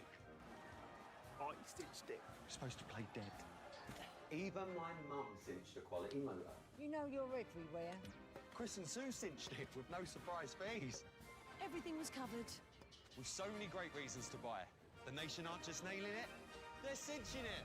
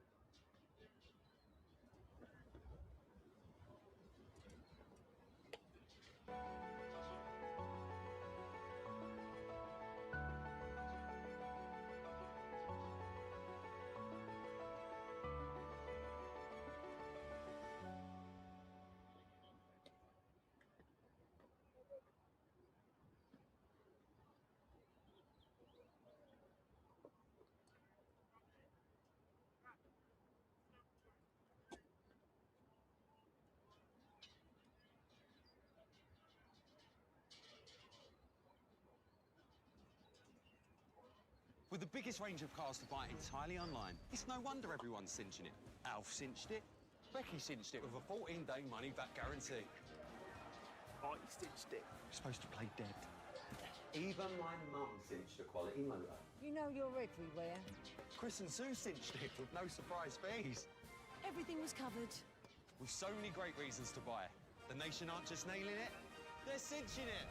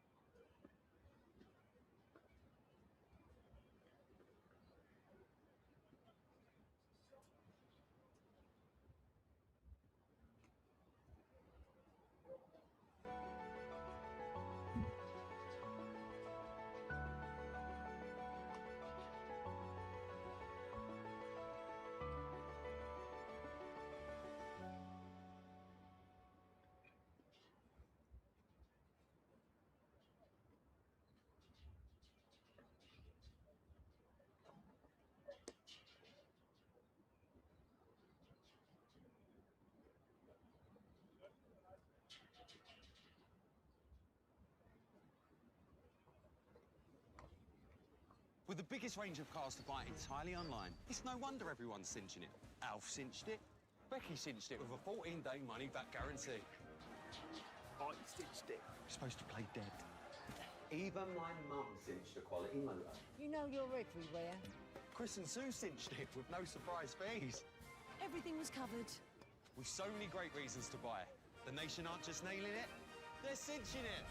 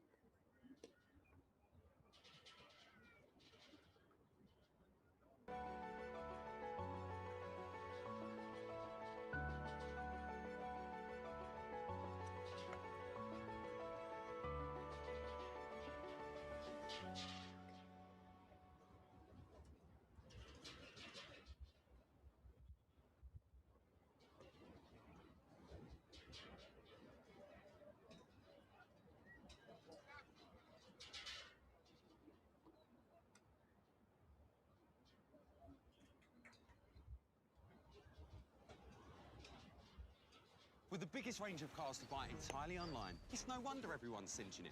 Alf cinched it. Becky cinched it with a 14-day money-back guarantee. I cinched it. You're supposed to play dead. Even my mum cinched a quality motor. You know you're everywhere. Chris and Sue cinched it with no surprise fees. Everything was covered. With so many great reasons to buy. The nation aren't just nailing it, they're cinching it.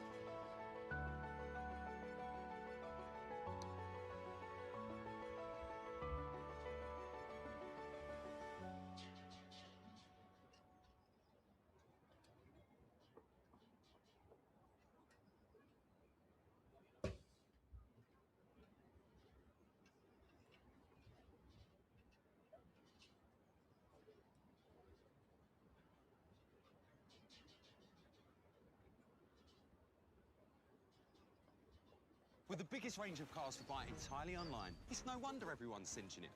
Alf cinched it. Becky cinched it with a 14-day money-back guarantee.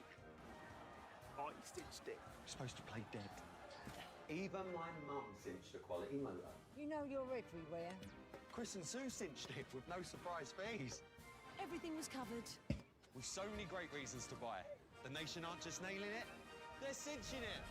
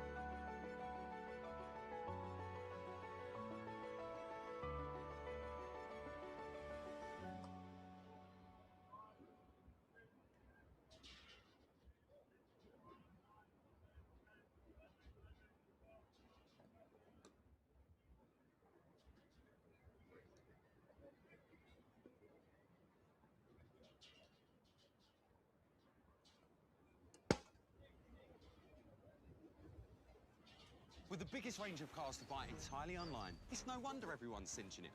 Alf cinched it. Becky cinched it with a 14-day money-back guarantee. I cinched it. You're supposed to play dead. Even my mum cinched a quality motor. You know you're everywhere. Chris and Sue cinched it with no surprise fees.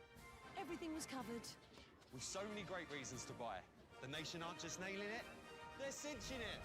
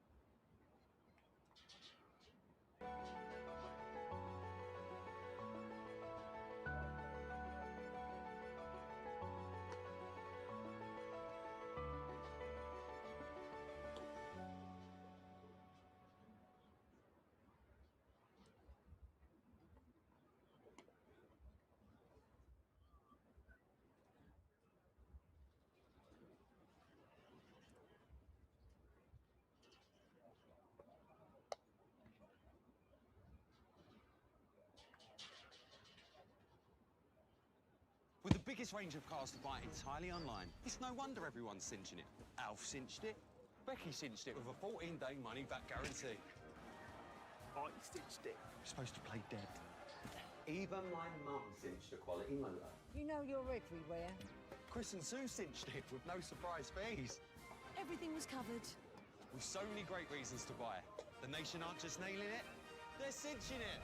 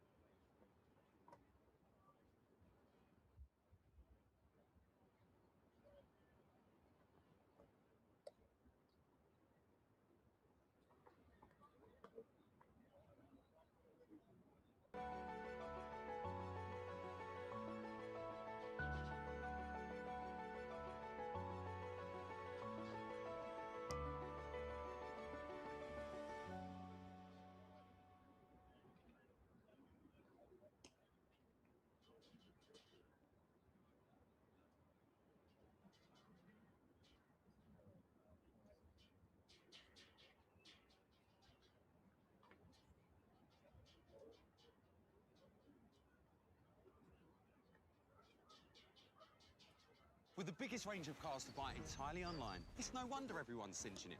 Alf cinched it. Becky cinched it with a 14-day money-back guarantee. I cinched it. You're supposed to play dead. Even my mum cinched a quality motor. You know you're everywhere. Chris and Sue cinched it with no surprise fees. Everything was covered. With so many great reasons to buy. The nation aren't just nailing it, they're cinching it.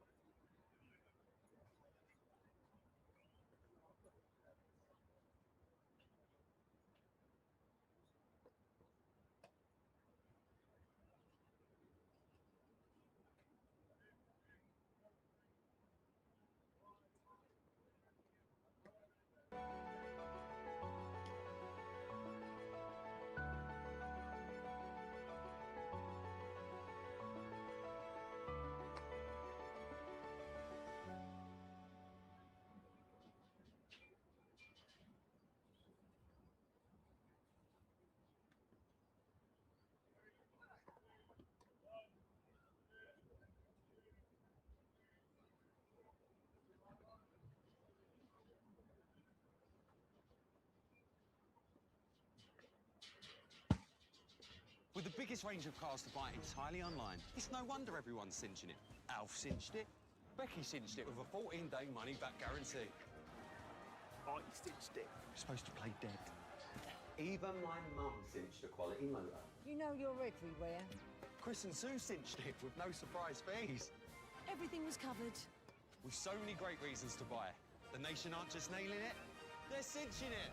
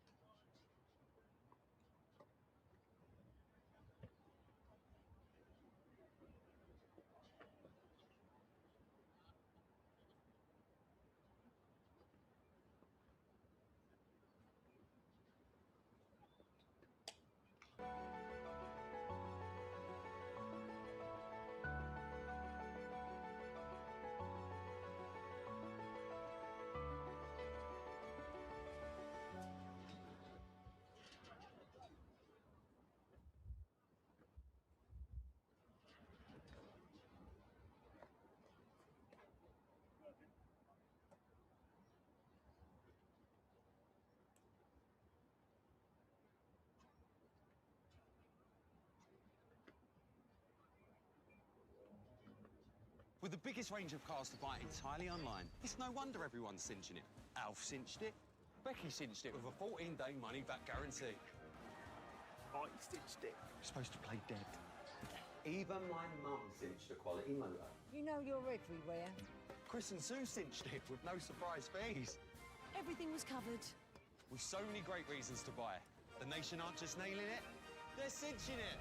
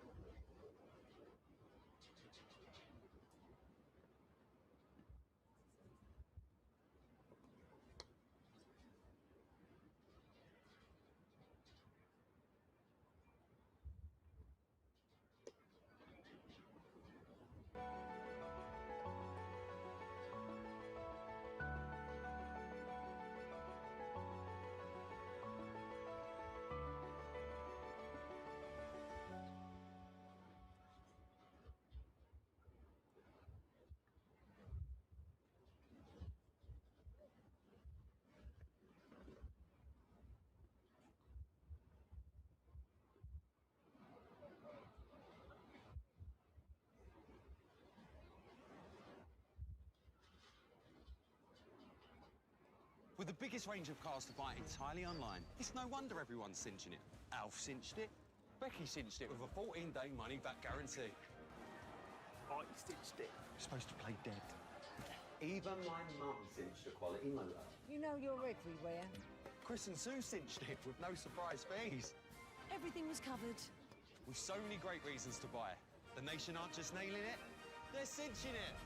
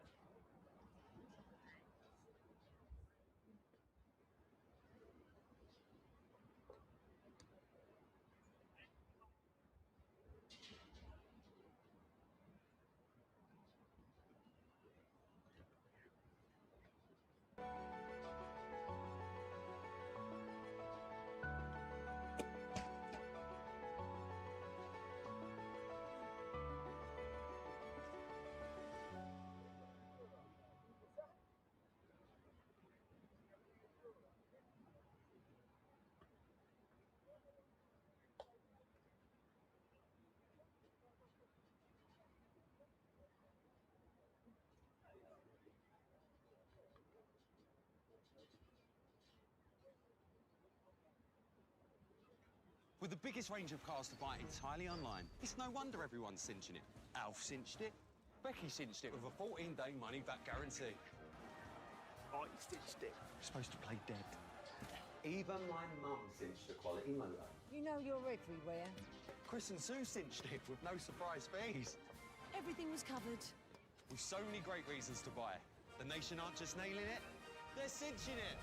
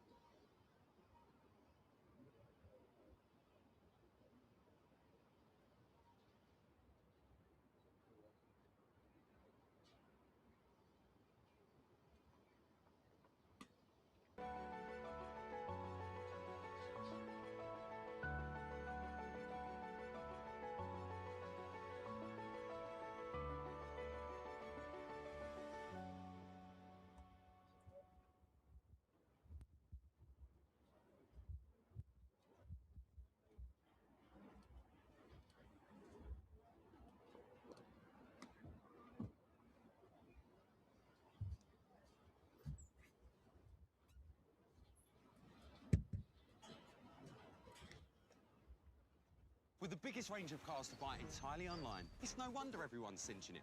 Alf cinched it. Becky cinched it with a 14-day money-back guarantee. I cinched it. You're supposed to play dead. Even my mum cinched a quality motor. You know you're everywhere. Chris and Sue cinched it with no surprise fees. Everything was covered. With so many great reasons to buy. The nation aren't just nailing it, they're cinching it.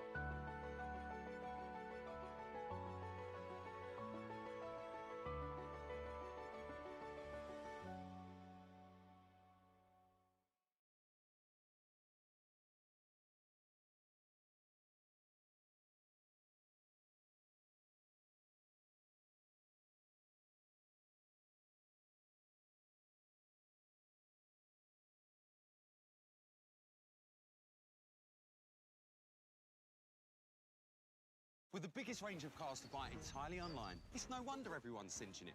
Alf cinched it. Becky cinched it with a 14-day money-back guarantee. I cinched it. You're supposed to play dead. Even my mum cinched a quality motor. You know you're everywhere. Chris and Sue cinched it with no surprise fees. Everything was covered. With so many great reasons to buy. The nation aren't just nailing it, they're cinching it.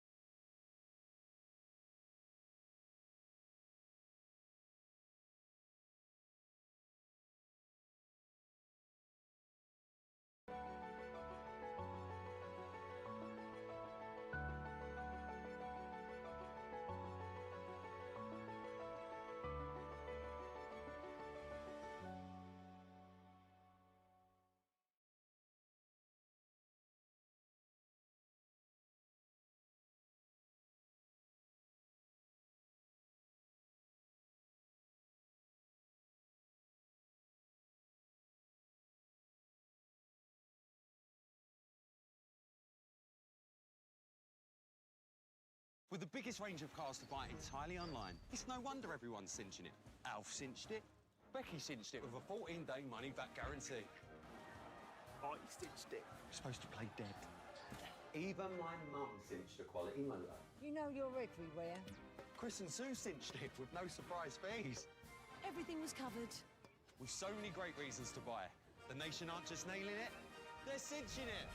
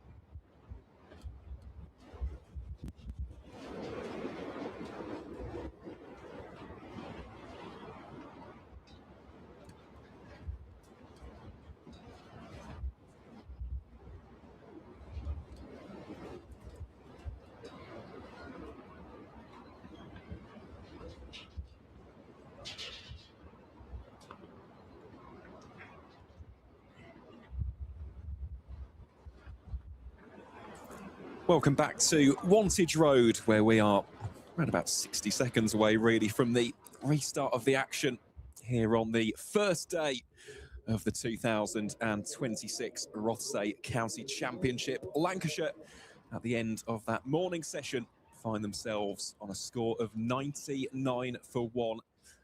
Wells on 51 not outs, Bohannon on 21 not outs. The partnership currently stands at 56 for the second wicket.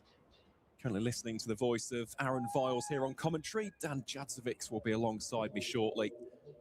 It appears as though we'll see Ben Sanderson bowling the first over of the afternoon session. We're coming on to bowl here from the David Capel end, that far one from our position here in the comms box. And he has got the only wickets from a Northamptonshire perspective so far, dismissing young opener Harry Singh for 18, caught in the slips by George Bartlett. So it will be Sanderson, 3 slips in the cordon. McManus, of course, the keeper, ready and waiting as ever. And as was the case in the morning session, a 6-3 field in favour of the offside here for the veteran. Here we go then, Sanderson it is to Bohannon. And the first ball of the afternoon session here on day one, defended back to Luke Proctor. Dan, great to have you back. Yeah, nice little break that, wasn't it? Breather. Try and refresh some words and get ready for what's going to be a really interesting afternoon session. Hopefully everybody at home enjoyed their lunch break.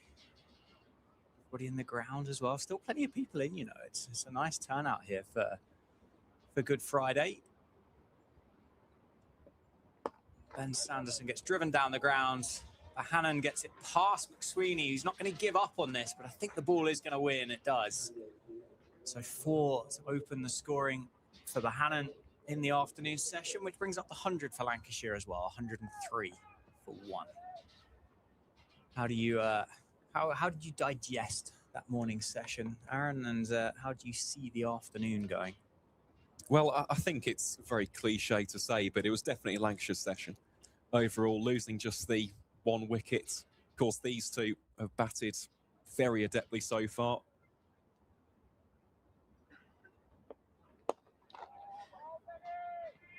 And for Northants, look, they have toiled quite hard. They just haven't had the rewards as of yet. I mean, the surface hasn't really got any demons. It's the first pitch of the campaign. It's not what we'd expect, really, but they didn't have too much in terms of the conditions. It didn't really generate as much swing or lateral movement as the seamers perhaps would have hoped for, especially in the opening 30 minutes, but they've just got to keep on being persistent and just trying to hit that good length. Yeah, it's much the same, isn't it, for Northamptonshire, with the hope of better reward. I think those opening couple of hours just indicates, I think there's a lot of runs available here at the county grounds this weekend. Lancashire setting their stall out really early. They've seen the shine off that new ball. They've weathered what was a tough opening spell from Sanderson and Conway. There isn't a huge amount of demons in this surface. Not the quickest either. It does feel like there's a good opportunity here if you're a batter to have a really good start to your 2026 calendar. There does, and let's face it, Luke Wells has definitely done that, hasn't he? Because it's not just the fact that he scored 51 runs, it's the fact that there's 9 boundaries in there, and we were actually discussing it during the break. He's barely played a full shot. He's been so assertive. He's been so confident in every single stroke that he's pulled off so far. Just looks so comfortable, so assured and, well, full of self-belief at the crease. That's how I'll describe it so far. And that is the end of over 29. Lancashire 103 for 1 here. Yet again, the sun making a bit of an appearance.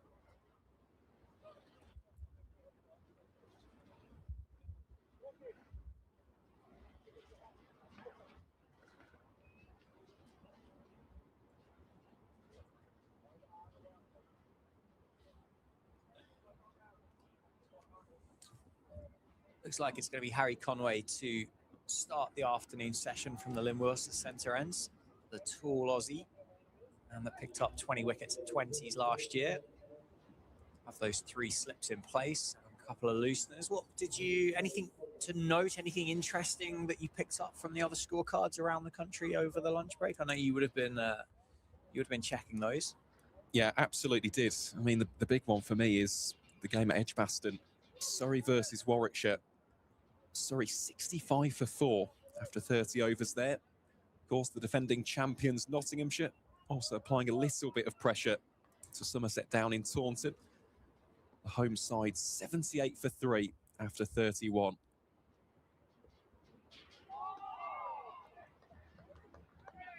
I suppose the big one in this division, less so much in terms of the bowling sense, but Derbyshire 100 for 1 within the first 30 overs in their match at the County Ground Derby against Worcestershire. Caleb Jewell, as you'd imagine, going very nicely, currently on 32 not out, and Harry Kane, who's captaining Derbyshire today. Nice bit of trivia as well, courtesy of David Griffin, first ever Derbyshire captain, born in Hampshire. But he made a very brisk 50 from 79, which included 9 fours for good measure. I suppose the last one as well. Middlesex currently 63 for 2 after 29 overs at Lords against Gloucestershire. But it took them 92 deliveries to get the first boundary, which is quite staggering. 15.2 overs.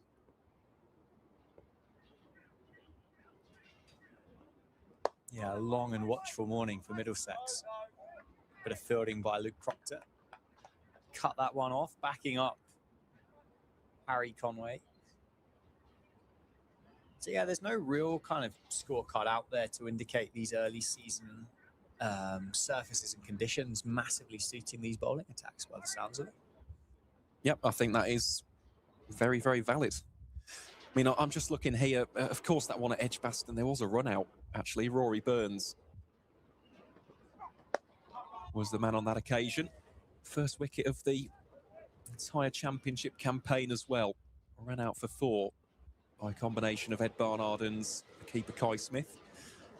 Essex also 39 for 2 after 18 overs. You'd have thought Sibley and Burns would have had that nailed by now, wouldn't you? The running between the wickets, the amount of time they've spent together in various different levels of red ball cricket. Good over so far for Harry Conway. Continues to be so. Just a little bit of nip off the surface there. Get some inside edges into a thigh pad of Luke Wells. Still a bit on offer, isn't there, for the Seamers? I think it's going to be one of those games where there's always going to be a bit on offer for the Seamers. But it has felt like a nice pitch to bat on.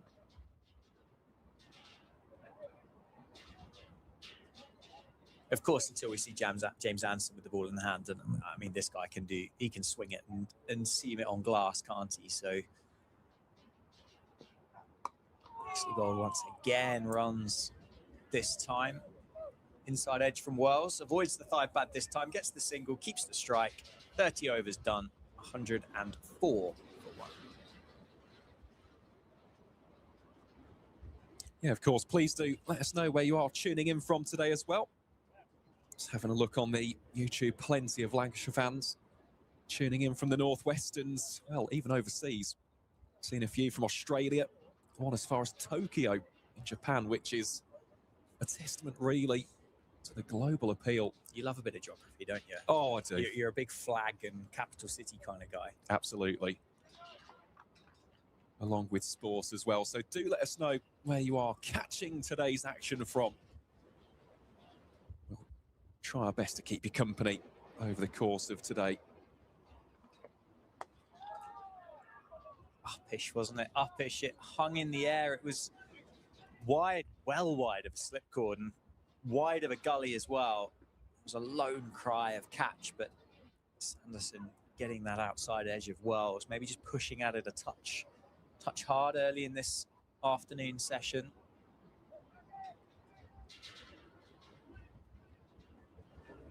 I think we're going to see a lot of Calvin Harrison in this session, Aaron. I don't think we're going to see a 9-0 or an 8-over spell from Sanderson again. I don't necessarily think we're going to see 8 or 9 overs from Conway. Not convinced we'll see James Sales much. Just feels like Harrison. I don't necessarily know if he was the most likely to take a wicket based on the 12 deliveries that we saw, but he certainly looked like he caused a little bit of confusion, didn't he, in the decision making for Luke Wells in particular. And that's exactly why you bring on a wrist spinner in the first place. It's just to, well, quite literally slow down the pace of the game, but also just to almost generate that slight bit of indecision. When you've got into your groove, you've got into your rhythm against the pacers, always good to have that spin option. Just oohs and ahs out there. Maybe Northampton, they can try and create themselves a bit of theatre for this afternoon session as well. Well, the one thing that they can't afford to do is allow the heads to drop, because otherwise this could get very difficult very quickly, especially given the bowling options that Lancashire possess. I mean, Ajit Singh Dale, he does get a lot out of any surface, so as we said beforehand, just have to keep your head up, keep on chipping away. And one thing that I would like to see is just a almost consistent number of maiden overs, for example. Just turn the screw. We haven't seen that as of yet, especially from the change bowlers. I think when you look at those numbers so far, Ben Sanderson has got 3 maidens, Conway 3 from his 11. But it's about the likes of Proctor, Sales, Harrison. If we see Safe Zabe, it's a collective effort. You can't just rely on those two to generate that control. Yeah, agreed. They need a bit of backup, don't they? I mean, Luke Proctor, surprisingly, and this, I don't know whether this will surprise you or not, but how many runs do you reckon Luke Proctor, do you know? Do you know how many runs Luke Proctor conceded from his 6 overs? You don't know off the top of your head. Was it 30? Well, okay, you do know then, yeah. So it was 30, which I've looked at that and I've gone, I don't recall him going at 5 and over. Obviously he did, that's how these things work, but it wasn't like, I don't necessarily think he bowled to a point where he was going to go at 5. So I was going to say that he backed them up quite nicely, but evidently didn't. But he will bowl better than that, won't he? He will be more economical as it goes on. But you're right, you look at Sanderson, under 2.5 runs and over. Conway, fractionally over 2.5 runs and over. Luke Proctor at 5s. James Sales, 8.5. So those 2 first and second change seamers just letting the pressure out of the tyre slightly as the umpires are going to have another look at this cricket ball. We can't afford to lose them, lads. We haven't got many. You're just going to have to keep using with it. You can't get another one.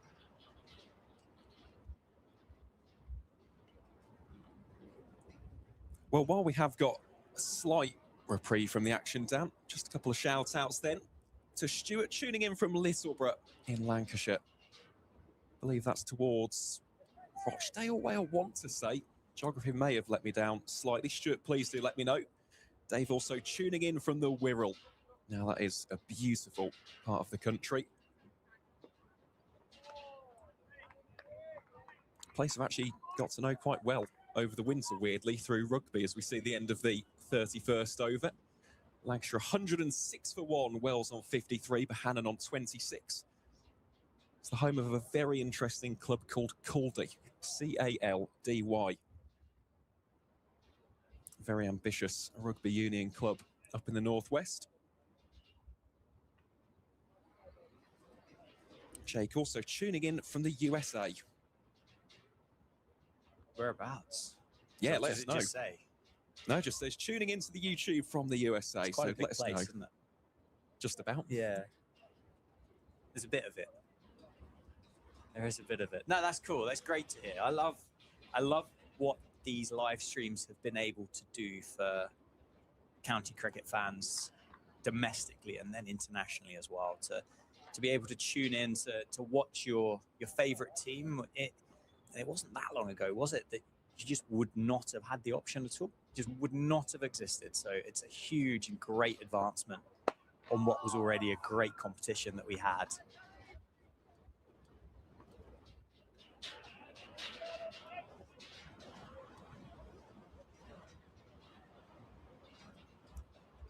Well, I'm delighted to report my geography was correct. Stuart has just said that I was right in terms of that. Why did you doubt yourself? Well, You'd have known if there was a castle there, wouldn't you? yeah, I'm sure we'll have plenty of those discussions over the season. Conway from the Lynn Wilson centre ends. 3 slips in place for Northants. Driven square through the offside, not time, so James Sales will keep it inside the rope. A couple of runs for Josh Bohannon. Still got a decent distance though. And we did say this at the start, even though it is April, there has been a bit of moisture around here in the East Midlands. The outfield doesn't really seem to have been affected as of yet. It's still just sipping off the surface. It's not racing off the surface. I don't think that's the description, but definitely a bit of zip. Yeah, there's value for your shots, isn't there, which is nice to see. It's certainly not the quickest it's ever been, but it's, yeah, considering how green it is and how soggy it has been the start of the year, you get value for shots, which is great if you own a cricket bat at the moment and you wear a Lancashire shirt. Floodlight's still on as well, so you might be thinking, why? It does look like it's going to be continual kind of on and off blankets of cloud, doesn't it, through the course of the afternoon? Then we're going to get away with any moisture, which is great news, because that was certainly something that a little bit worried about a couple of days ago, looking at weather forecasts and seeing what may or may not happen. I think we're going to be okay, at least on day one here at Wantage Road. Oh, that's just punished and muscled and bludgeoned through the offsides by Josh Bohannon. It was over pitched, wasn't it? Just threw his hands through it for 4. Yeah, picked his gap well there, did Josh Bohannon. Continues to just tick through the gears here. It's not been a ridiculously explosive knock by any means, but it's just been classic. It's been refined, this from Josh Bohannon. 20 on 32 from 61 deliveries. Again, akin to Luke Wells, there's just been a great deal of measurement with his cricket so far. And look, I think these two actually complement each other as well in terms of their respective styles. So Northants could do with a breakthrough here. Still got plenty of batting to come as well with the likes of George Bell, the former Durham man Michael Jones, Matty Hirsch, George Balderson, Tom Hartley, Tom Bailey, who I believe actually has got a half-century against Northamptonshire in first-class cricket. And the final 2 Lancashire guys are Ajit Singh Dale and, of course, the captain, Sir James Anderson. Yeah, a lot of work to do for Northamptonshire. Does feel like it's going to be one of these two, doesn't it, if there are going to be a couple of wickets fall in the favour of the home side. Both very economical. So we get to another end of the over. 32 overs done, 112 for 1. Doesn't necessarily feel like Sales and Proctor were able to ask the same questions as these guys, but I think we'll get the ball in Calvin Harrison's hands pretty quick, I think, this afternoon. It's windy, isn't it? Look at the end-to-end cameras. Blustery. No, it's not blustery, is it? That's completely the wrong word. It's just windy. Yeah. That's just what it is. Yeah, you can always tell, obviously, you've got the 2 flags. Yeah, good indicator. Absolutely, but you've also got the ripple of the shirts. Less so of a good indicator, but still valid. Yeah, it is very, very cold out there. Very cold, very breezy. And that may be affecting the lateral movement through the air of the ball. Potentially start talking about more drift from the seamers rather than swing if that crosswind is quite so strong, and it is coming across from the west of England, isn't it? Is it tonight or tomorrow we've got whatever the name storm it is? That is probably like Storm Brian or something, isn't it? There's nothing wrong with the name Brian. It's a solid name. So all of you out there that are watching called Brian, it's not meant in offence, but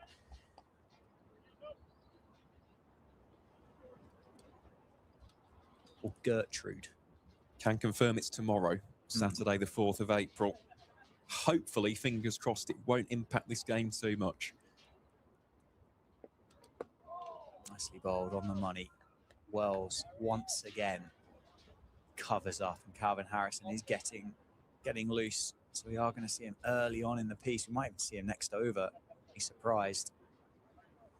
Yeah, I think it's due to hit us Saturday night, isn't it? I think the worst of it. So hopefully we can get the covers down at the end of play and let that blow through and then be good to go again on Sunday morning.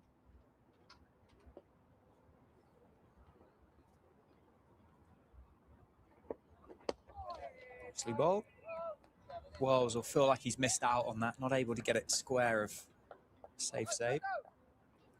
Encouragement for Ben Sanderson. It's a touch quiet out there for Northants, isn't it? There's a few voices here and there in encouragement for Ben Sanderson, but no great buzz about the 11 out there in the maroon caps at the moment.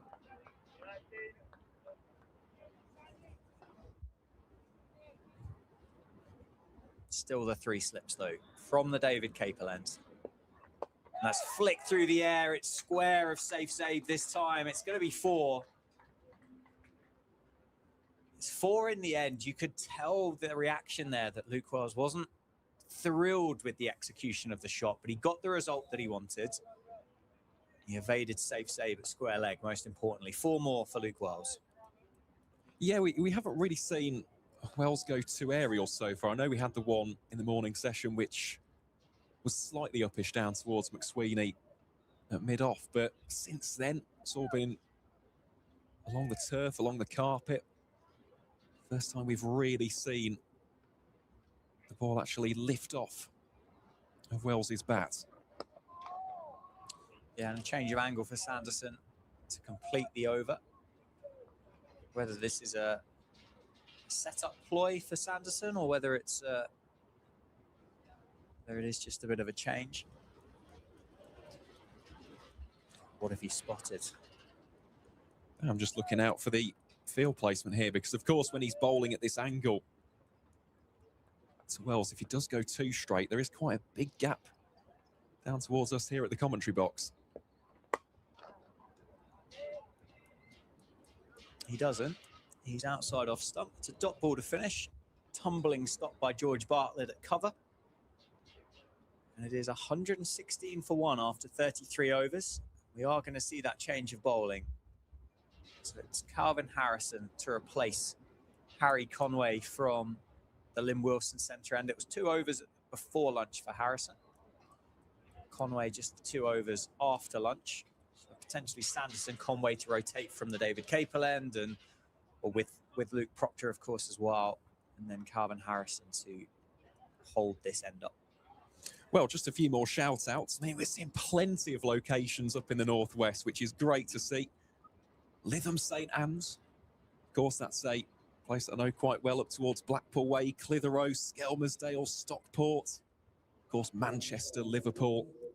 Great to have all of your company. And, of course, let us know if you're tuning in from Northamptonshire. And if you are, get yourself down to Wantage Road. Hopefully got some people tuning in from Kettering and Oundle.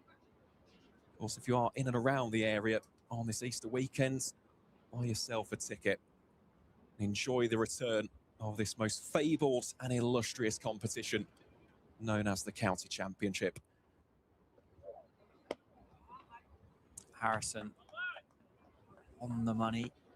Certainly asked a couple of different questions before lunch, Calvin Harrison. Whether that was a bit of clock pressure, trying to get through to lunch, or whether it was a different angle, or whether there is a bit of purchase out there for Harrison.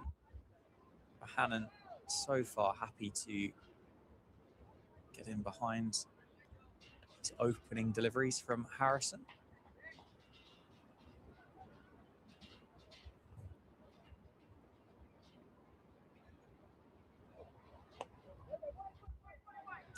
Another dot ball.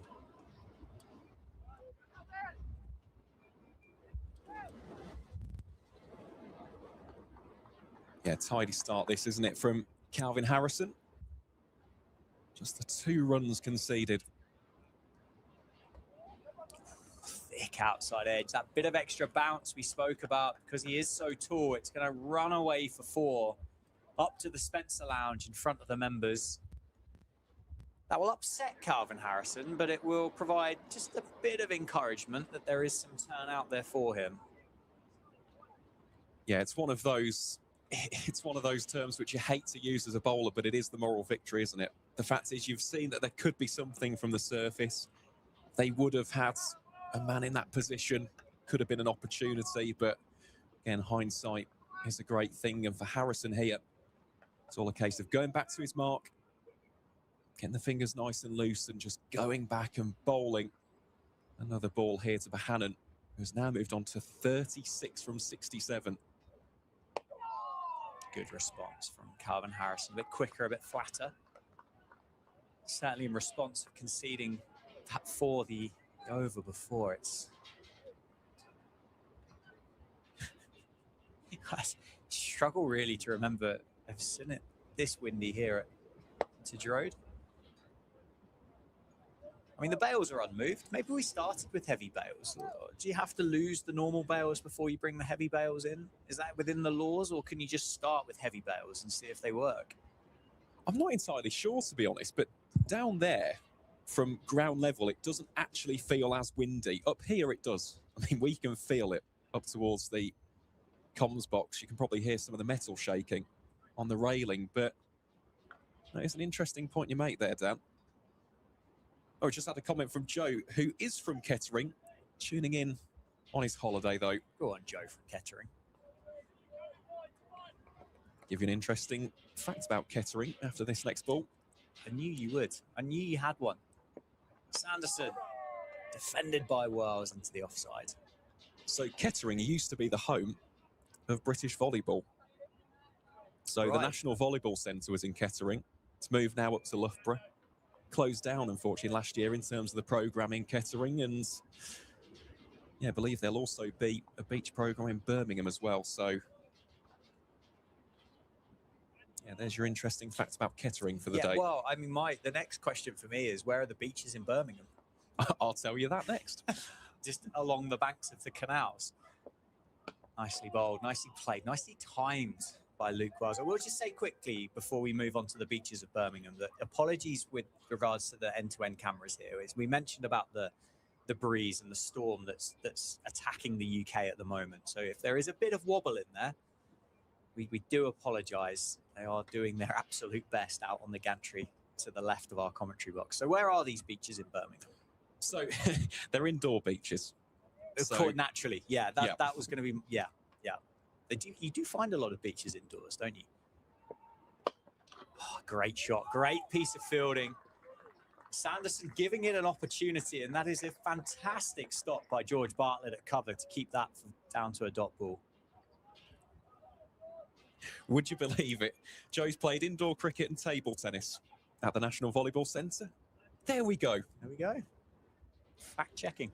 Big up to Kettering and, of course, the National Volleyball Centre. Also got Scott tuning in from Recife in Brazil. Now, that has made me rather jealous indeed. Hopefully it's not as windy out there, Scott. Barb tuning in from Bognor Regis and Lewis from Dundee. Bognor Regis, that's not far from my front door. Single taken from Luke Wells. Mistimed into the offside, but we'll take one. See, I've missed this. I've missed this over the winter. The interactions. The interaction, exactly. A few more beaches at Bognor Regis that there is in Birmingham. Well, yes, as I can attest to, as a West Midlands lad. But it is great, and keep them coming in. And, of course, we'll be keeping you entertained over these next 4 days. Got plenty of interesting tidbits and historical facts as well. Of course, the cricket taking place on the field promises to deliver as well. Josh Bohannon there, just all the time in the world to get in behind that from Ben Sanderson. I'm sure the likes of Ben Sanderson, Jimmy Anderson as well, would have been dreaming about this opening day, wouldn't they? And they'd been thinking, God, overhead conditions, nice cricket wicket that's just going to nip and seam around and swing for me. And Ben Sanderson's not quite getting the dream that he may have had last night with regards to his opening day at the 2026 County Championship.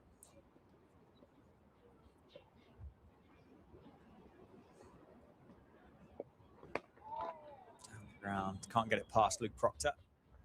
Nice punch though from Bahanan. End of the over, dot ball to finish, 121 for 1 after 34 overs. And we've just had a message courtesy of Greg in Columbus, Ohio. Happy opening day. Well, we hope you are enjoying the coverage, Greg. Of course, Columbus, the home of the Blue Jackets in the NHL. Paul tuning in from Cannock, of course, a little bit closer to my neck of the woods in Staffordshire. Yeah, keep them coming in, folks. Really is a delight and a pleasure to have your company, and how great it is to have red ball cricket back. I've missed this. I'm going to be completely honest, Dan. I've missed this over the winter. I really have. Just almost the game of chess that takes place on the cricket pitch. It's absolutely amazing. All the little alterations that occur over the course of a session, over the course of an over. It's brilliant, isn't it? Yeah, there's not really anything else like it, is there? That I know that's been said once or twice before, but to think that this single game is going to get played over the next 4 days, and we'll all get excited at different points, won't we, with regards to, oh, the pitch is doing this, the pitch is doing something else, but that has opportunities to develop as the game goes on and change and start judging the game after both teams have batted, and all of these great things that we love about this sport. Down the leg side, take from Lewis McManus. And by the sounds of it, a fair few people have missed it as well over the course of the winter, so it's good to be back. Certainly is. Of course, from a Northamptonshire perspective, though, be hoping to say goodbye to one of these two set batters in Wells and Bahanan, both of whom ticking along very nicely indeed. Another fine shot there, courtesy of Bahanan. There's a little bit of a misfield there from Conway. Scarpered away for the second, and this should be 3 runs. Indeed, it will be from the Boltonian. Did also see that earlier, forgot to give a shout out to Horwich. Horwich RMI Cricket Club. Saw a couple of comments from them in the live stream. Of course, that is very much up towards Bolton Way. It's one of the train stations, I think, actually, by Bolton Wanderers, Horwich Parkway. Let's keep some of this powder dry, Aaron. Let's not go into train station chat on day 1 of the county championship. Jeez, let's give these viewers something to look forward to as the season develops. Blimey, Save that for day 2. I'm still waiting to hear about indoor beaches. Well, as you know, I'm a volleyball commentator as well. See the breeze there, can't you? For Harrison, just as he got into his delivery stride there, pulled out at the last minute, just felt like he got buffeted a touch. You actually see the other pitches that are covered up on the leg side where George Bartlett is stood. That's defended into the offside. You can see them every now and again just lifting up as the breeze goes across the ground. Hopefully they're pinned down enough and we're not going to have to go and retrieve a George Bartlett from the back garden of the houses out there.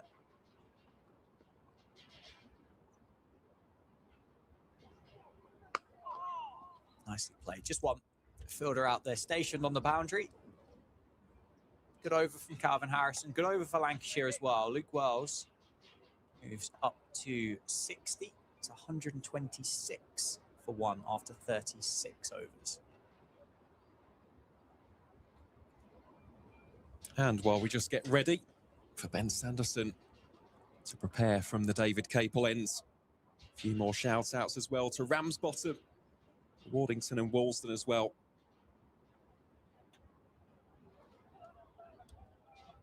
And we've got another viewer who is originally from Kettering, Dan, watching on from Welwyn Garden City in Hertfordshire. And we've just seen Lower House as well, of course. Lower House, they do so much, don't they, on social media? Got their own podcast as well, I believe.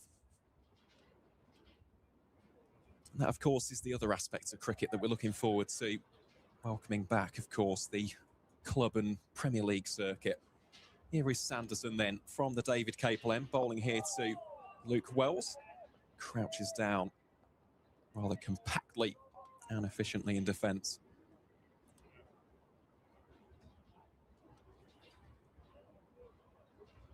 Still opting for the 6-3 field here on the offside is the former Yorkshire man. Proctor is captain at mid-on. Rothesay patrolling in and around mid-wicket, and Harry Conway down at long leg. Vasconcelos, Harrison and Kimber in the slips. Sales at backward points. Bartlett in the covers. And McSweeney down at mid-off. A sensible leave there, courtesy of Luke Wells. Partnership continues to motor along as well, currently on 83 and counting here for the visitors.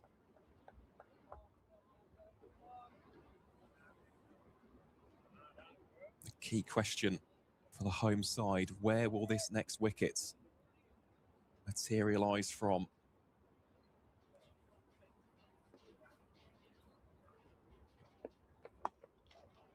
So that one is just clipped away very smartly by Luke Wells, just watches it almost in admiration out towards deep square leg, and that will be 4 more runs for the former Sussex man. Moves him on to 64.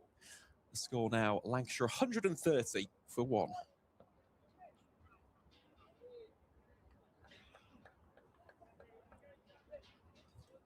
Just got a couple of numbers and a couple of games to look at around the country. One that would interest you, Aaron, and I'm sure lots of county fans. It's a beauty as Sanderson does beat Luke Wells that time. Surrey are 86 for 6 at Edgbaston against Warwickshire after 37 overs. Everything else is remaining relatively normal, relatively sensible. Derbyshire 125 for 2. They've lost one more. Sussex 175 for 2. So that slowed down a touch against Leicestershire, but still going very nicely. Middlesex 83 for 2. So again, pretty normal looking scorecard.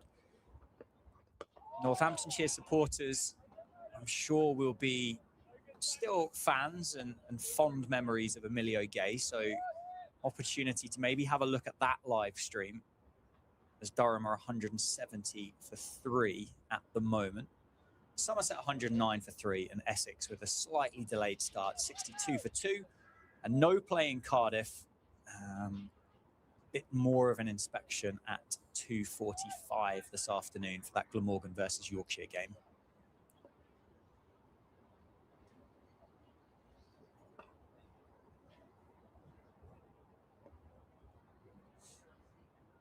Sanderson here just making a bit of an alteration to his field.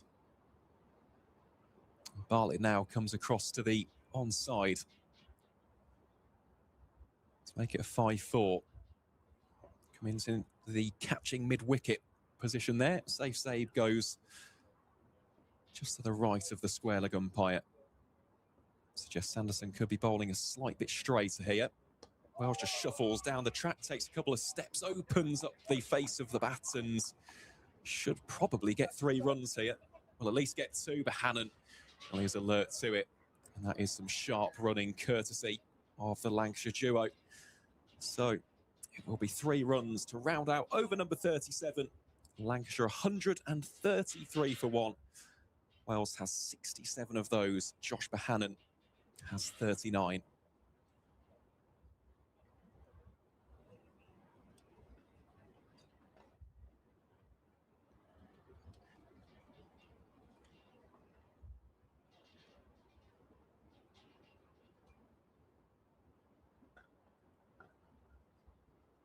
And yes, please do keep your shout-outs for your local club sides coming in.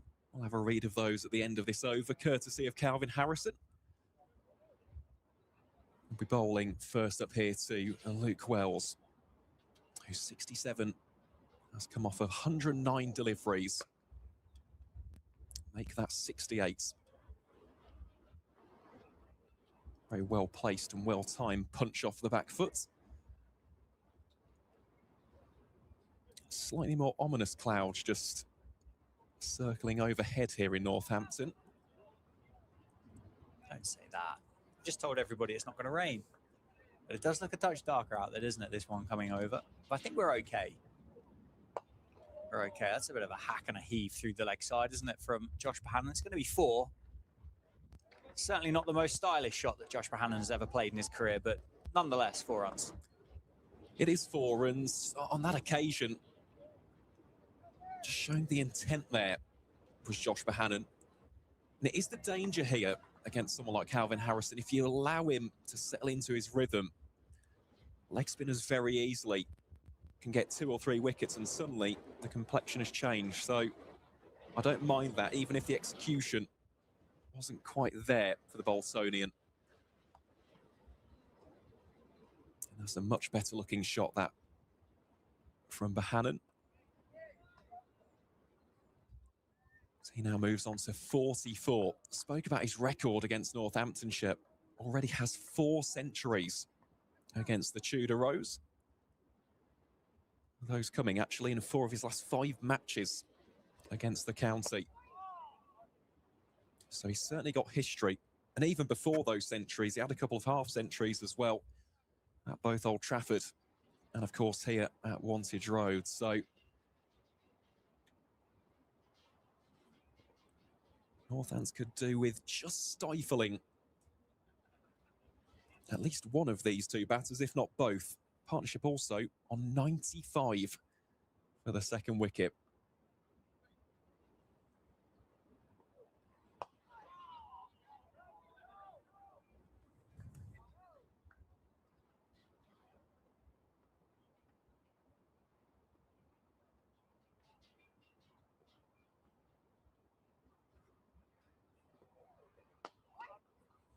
That one whisked away through the covers by Luke Wells down towards safe save.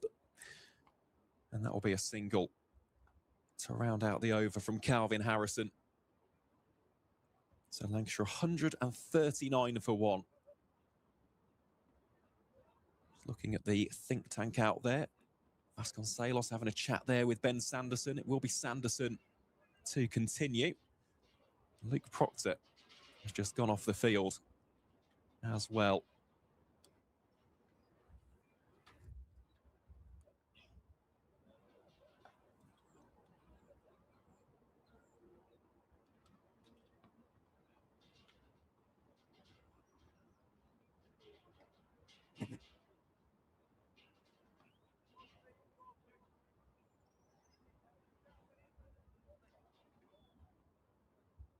Also just going to have a slight stoppage here as Josh Bohannon goes off to retrieve something. So that does give us a perfect opportunity to continue with the geographical shout-outs.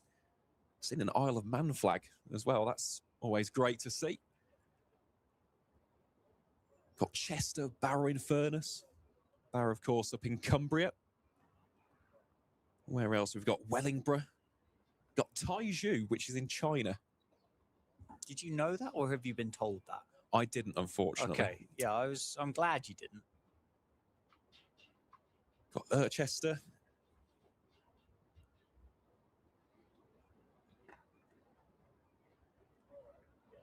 And Orton as well. As we said, fantastic to have your company here today. Of course, this is just the first helping, isn't it, of what promises to be another fantastic season of county cricket here in England and Wales. Really is a pleasure, a privilege and an honour to be here broadcasting it for you. And all appears to be well out there on the field as well. So it will be Ben Sanderson to continue here from the David Capel end. And after switching it to a 5-4 towards the end of the last over, he's now switched it back to a 6-3.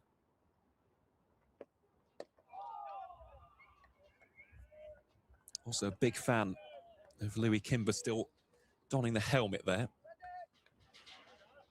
Yeah, I think that, well, that's certainly an indication, isn't it? The fact that this isn't quite carrying or has as much pace in this surface as what maybe they first thought this morning. The ball's obviously got softer, so that's going to be a contributing factor. But for Louis Kimber to have the helmet on stood at what's kind of fourth slip, isn't it, really, looking at the angle from our commentary box?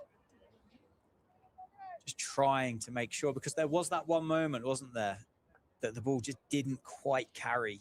That was the only other...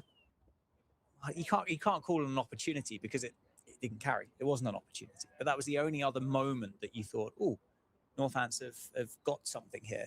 And it didn't carry, did it, to third slip. So Kimber now then read the conditions and thought, I need to get closer.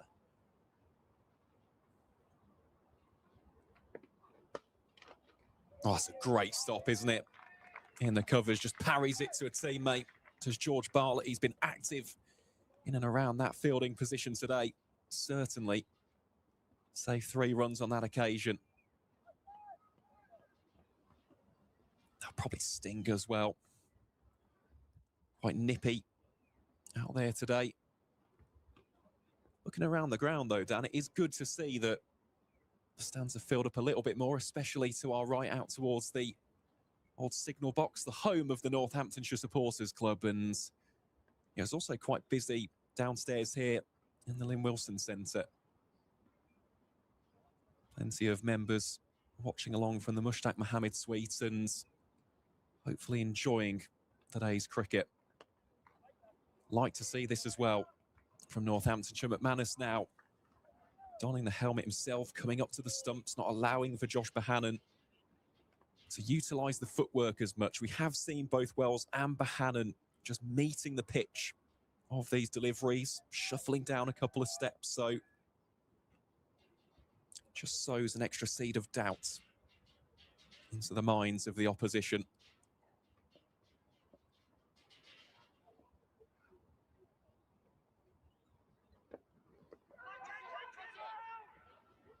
Oh, no, I think...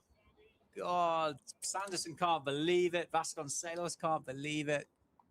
McManus going up for the LBW.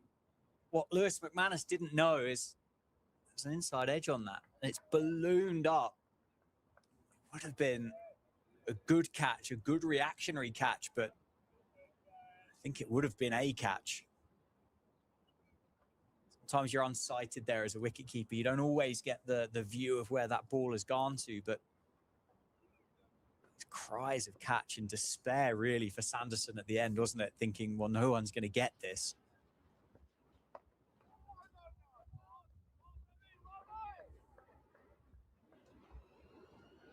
Yeah, it's a tough one, isn't it, as a keeper? But it's one of those, you could see the reaction. Instantly, everybody knew. Everybody knew. There's just a tickle on that potentially. But the chance goes begging for the home side.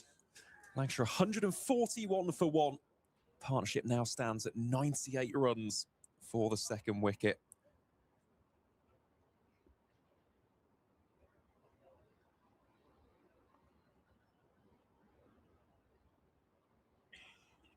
Oh, Mark tuning in from Pembrokeshire. Beautiful part of the country, that. Riverside tuning in from Bedford, of course. A lot closer to us here in the East Midlands. Tom Fowler tuning in from Somerset.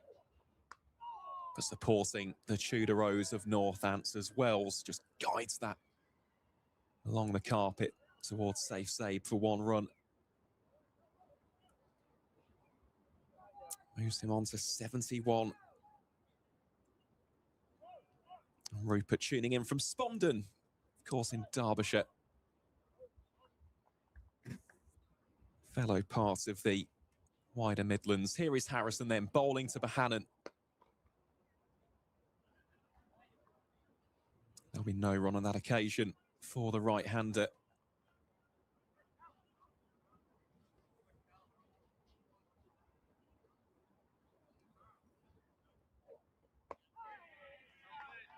Once more, just prods that one forward. Bohannon here, 6 runs shy of what would be a 26th career 50 in the first-class format. And he goes for the big sweep. Half appeal there for Harrison. Judging by the reaction there, probably sliding down. Bowler wasn't too interested. Neither was the keeper. We've definitely seen that in recent overs. Bohannon here looking to take the attack to the leg spin.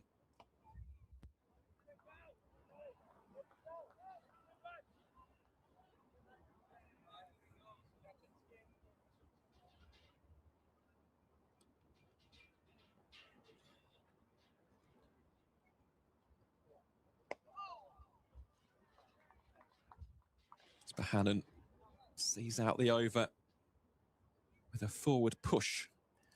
So that'll be a dot ball to round out over number 40. Lancashire 142 for 1. The partnership now stands at 99 runs between Wells and Bohannon.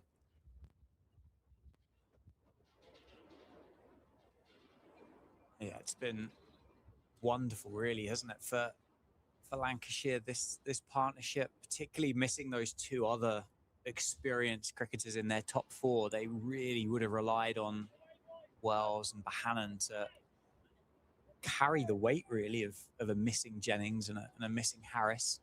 They've done exactly that.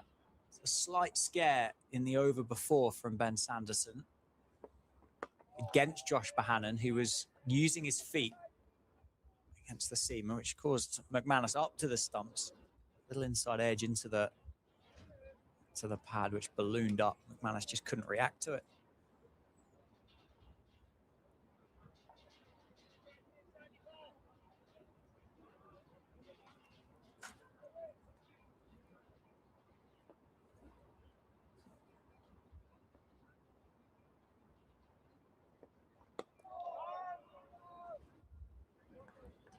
He's bowled really nicely, hasn't he, Ben Sanderson today? He's economical, he's on the money, he doesn't give you many scoring opportunities. Just hasn't been able to find that next wicket for Northamptonshire.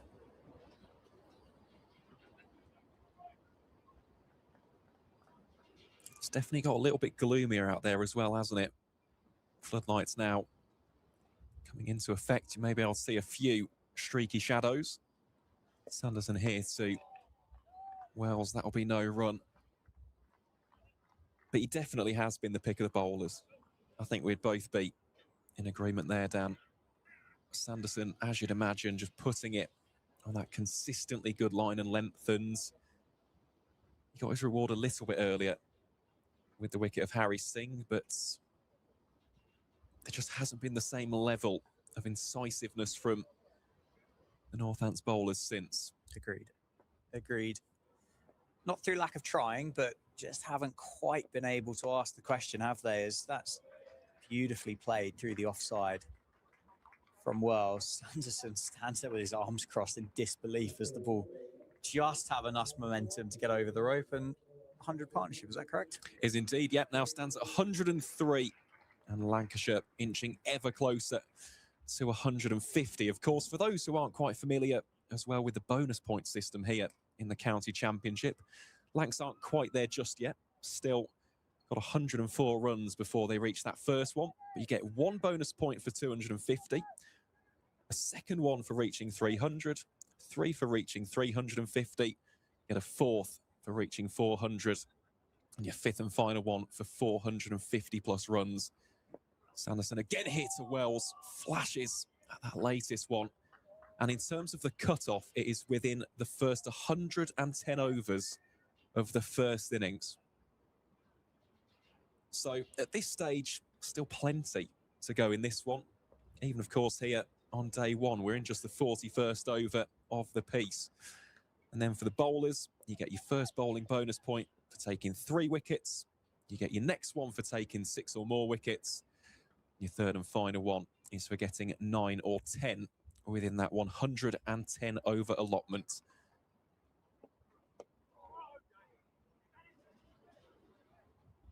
But of course, we'll explain that a little bit closer to the time as well. But those bonus points really, really do matter once you get towards the business ends of the season. End of the over then. Lancashire 146 for 1. Wells on 75. Bohannon on 44 from 83. It will be the resumption of some leg spin here, courtesy of Calvin Harrison.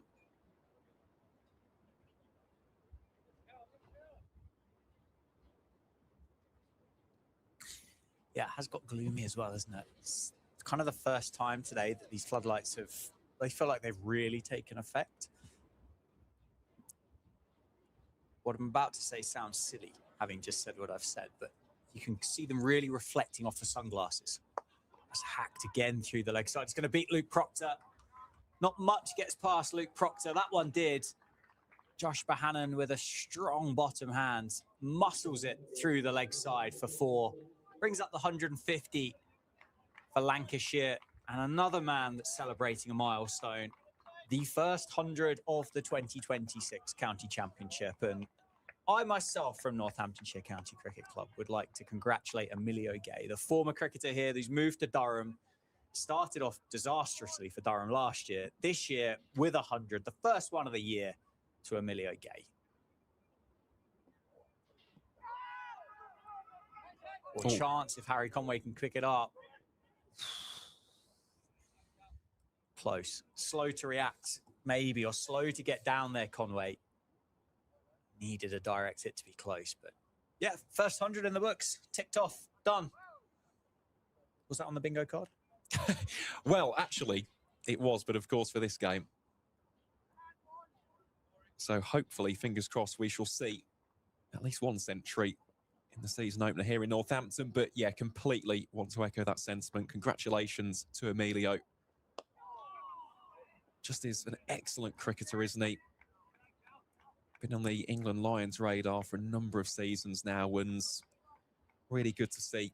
Used to play national counties cricket for Bedfordshire as well, did Emilio. So yeah, I think we're all in agreement, wishing him very, very well for the season ahead. Josh Bohannon here, 2 runs shy of his half century.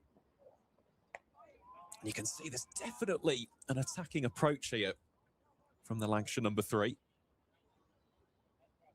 Hasn't quite executed it to the level that he probably would have hoped for at this stage, but definitely showcasing that intent against the wrist spin.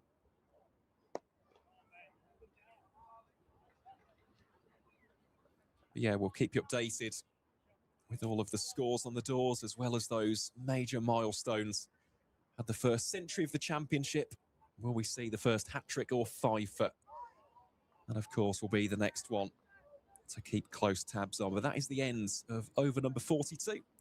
Lancashire 152 for 1.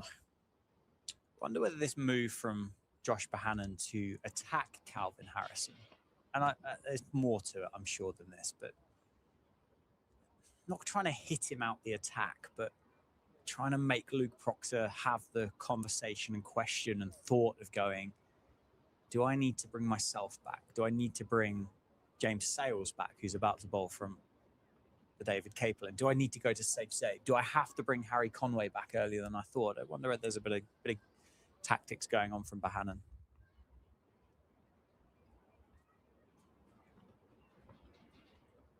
No, it's a very, very good point you make there, because that is the danger as a leg spinner, of course.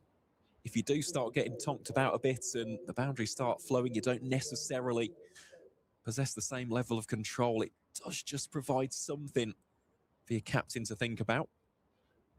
So it will be James Sales just getting ready here. He's having some final conversations with his captain, Luke Proctor. Harrison continuing to get that shoulder loose, though. So I don't think we'll see him pulled from the attack just yet.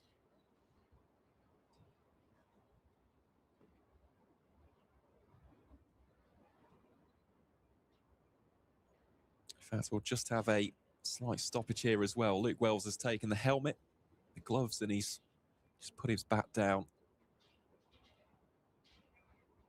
Well, I think Northamptonshire are about to get what they've been asking for since about 11:30, 12 o'clock this morning. I think they're about to get a change of ball, aren't they? Both umpires over there with one of the staff for Northamptonshire with the box.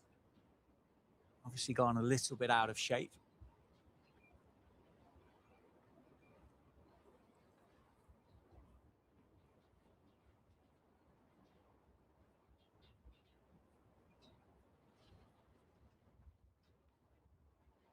It's going to be tricky, isn't it, this time of year to to go and find another Duke's cricket ball that's 42 overs old, because it'll have to be, well, unless of course it's changed because of the shortage, but in theory it would have to be from the 2026 batch, wouldn't it, of Duke's cricket balls.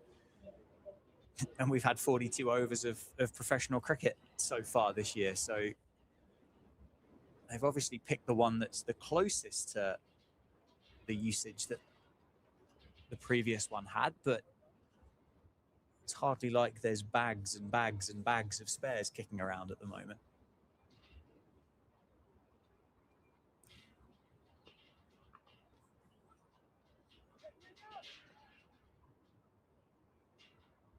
Well, thankfully, we have just got the new ball onto the field.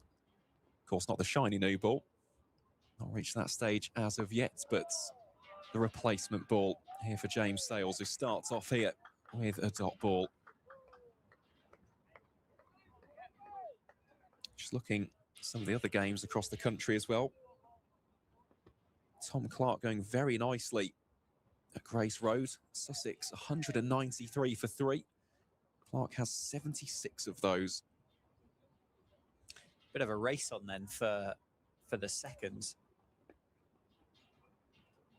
100 of the year.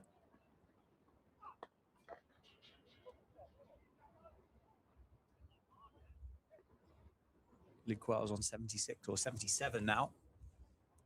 Who do you reckon? Who are you going for? It's a tough one, isn't it? Clark or Wells? I'll go with Tom Clark. I'll go with Tom Clark. I'll go for Wells then. Why not?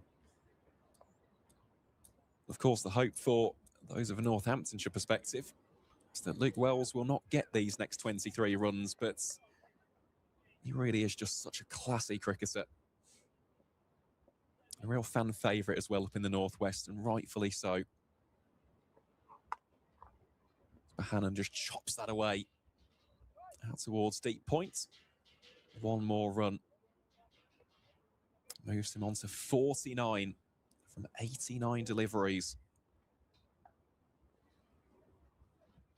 He has batted so well.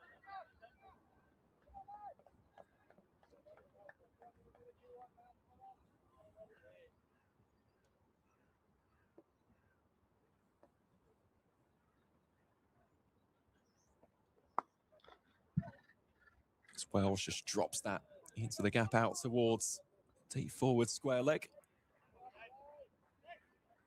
Well ran in the end for 2 runs.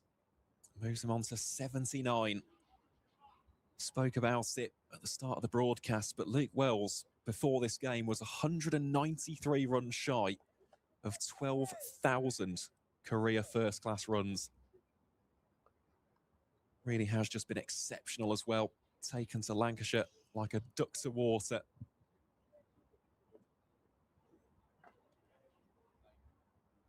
Here he is against James Sales. Flashes at that one. Whistles away. Will not be stopped. Down towards the boundary. And that will be 4 more runs off the opener's blade. Moves him on to 83. Lancashire 160 for 1 here in over number 43.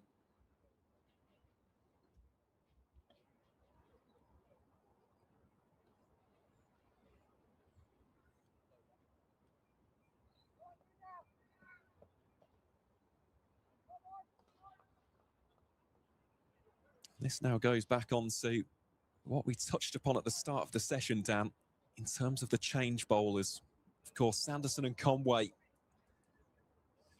just getting those maiden overs, providing that pressure.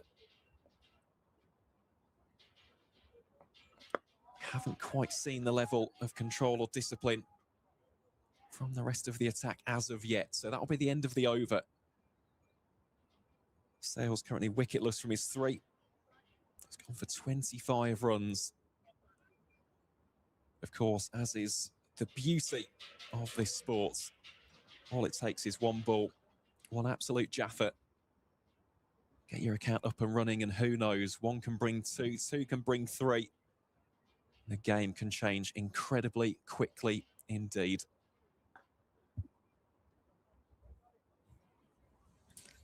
Certainly can. It's the reason why all these cliches exist, isn't there? Of one brings two and one for drinks and all of these things, because well, there's an awful lot of truth behind all of them. It is Harrison to continue from the Lynn Wilson centre end with the one slip. Half stopped there by Louis Kimber. Diving stop. Did save a couple of runs. A half century as well for Josh Bohannon. So Luke Wells got one earlier today. Josh Bohannon has got one in the afternoon session. Warmly received by the Lancashire staff and supporters in the county ground today in Northampton. So good start to the season for Josh Bohannon as well. He just continues to make runs against Northamptonshire. Beautifully timed. Does hold up a touch, doesn't it? Safe save. Quick across the grass. Keeps it down to a single, but nicely timed. And runs flowing nicely here for Lancashire. Yes, there might not be as much assistance on offer for the Northants bowlers, but they're not really able to slow them down, are they? And build the pressure.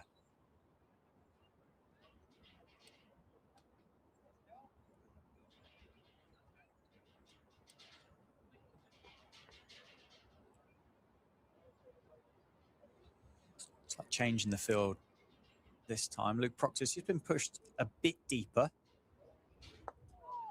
Bohannon's been enthusiastically targeting deep mid-wicket off the bowling of Calvin Harrison. So Harrison giving himself a little bit of extra cover down there, but instead just insists to rotate the strike.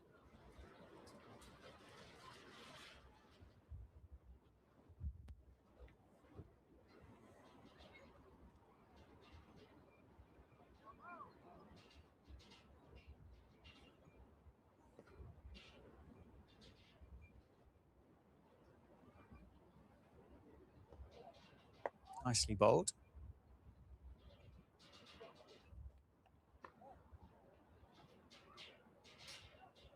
I guess that's the battle, isn't it, here with Harrison, and just being a leg spinner generally, is trying to bowl those wicket-taking deliveries, but then also trying to make sure that you don't offer too many scoring opportunities, as that one is played through the offside for a couple. Safe save again. Well run by Josh Bohannon. Comes back for two. I suppose that would be a work on maybe the amount of maidens that Harrison is able to bowl and put together. Build that pressure. But then again, just looking at the field here, it is quite difficult because you've got quite a few avenues and outlets here for the single. Yeah, it's not doesn't feel like a wicket-taking move / field, does it, to bring Harrison in? It feels a lot more like a containing move, a frustrating move. Can you frustrate Lancashire into making a mistake?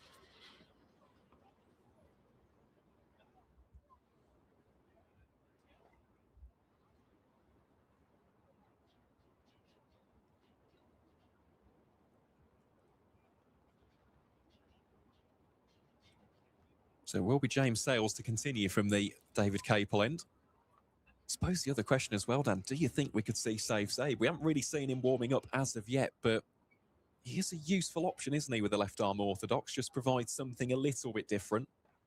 Of course, the danger there, you are bowling into the real strong hitting arc of Luke Wells, but he did pick up some handy wickets, didn't he, in 2025? Yeah, he did. He's got a bit of a golden arm, hasn't he? Safe, full toss from James Sales. I think what's nice about Safe is, yes, it's left arm. The other thing as well is there's clearly a difference in release point, isn't there? Safe save a lot shorter than Calvin Harrison, so you would get a different look, one to the other. I suppose the negative to Northampton to Safe Save with the signing of Calvin Harrison is the fact that Safe Save probably then likely to bowl less than what he would have done if Northampton hadn't assigned Calvin Harrison. That's a great shot. Down the ground, up towards the Curo Wealth Lounge, beats Luke Proctor, and another 4 runs for Lancashire. They really are flowing this afternoon. But then the runs that Rothesay scored last year, I'm sure he'd like to bowl a bit more, but I think he'd be pretty happy with the return he got last year. Well, yeah, just the 1,425 runs, wasn't it, for Rothesay? The most of any player across either division of the Rothesay County Championship. So, yeah, fingers crossed. We see more of the same in this season as well. As we see more of the same here in regards to boundaries. Josh Bohannon has absolutely hammered that one through the covers. Rothesay would have been the man to try and stop it if he wasn't. Good 20, 30 metres away. In the end, it's yet another 4 here as Bohannon moves on to 59. I mean, that is 11th 4 as well of the innings so far. He really does take a liking to Northamptonshire.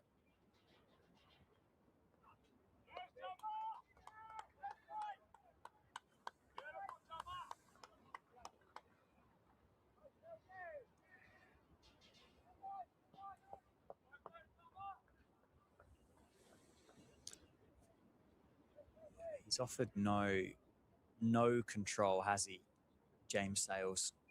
That economy rate before this spell was 8.5, and it's climbed now to just shy of 9.5. He's conceded 33 runs from 3.5 overs, make that 34.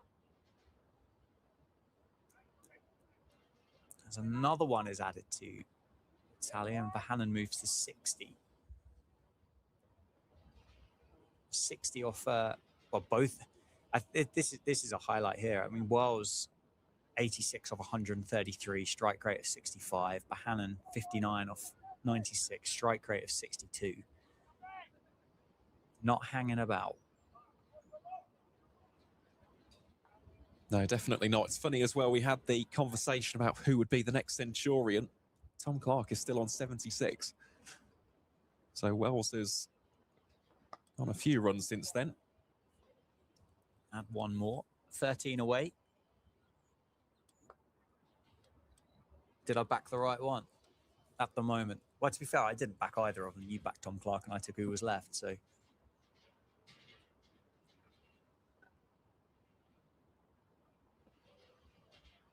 Either way, would be a fantastic start to the season, wouldn't it, for Luke Wells?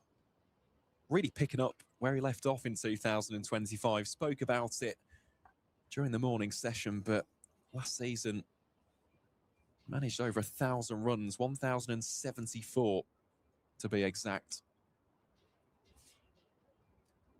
It's proved to be a real X factor for Lancashire across formats, and well, we've not even seen his bowling yet. Very, very useful leg spinner indeed.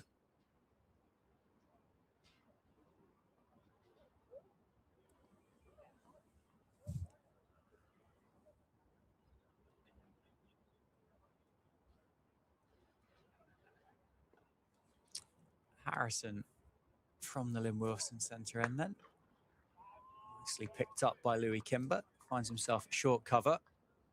Looks like Sales will just have the couple of overs because Luke Proctor starting to get loose in front of us here in the commentary box. Looks like he's going to take over from the young James Sales from the David Capel end. Uses his feet, gone. Luke Wells has run past one, and Calvin Harrison gets the breakthrough. The partnership well over 100. Luke Wells looked dead cert to bring up 3 figures to start his 2026. He couldn't resist trying to take Calvin Harrison down the ground. He's run past one. He's devastated with himself. Northants have got their second. Well, I've got to say, Dan, I'm slightly surprised by that. A little bit of a rush of blood to the head from Luke Wells, and you could see the reaction, smacking his bat against his helmet. He was absolutely livid with himself, but this is what leg spinners do. They do just offer that different option. The fact is, he's seen that ball. It's been flighted up a little bit by Harrison.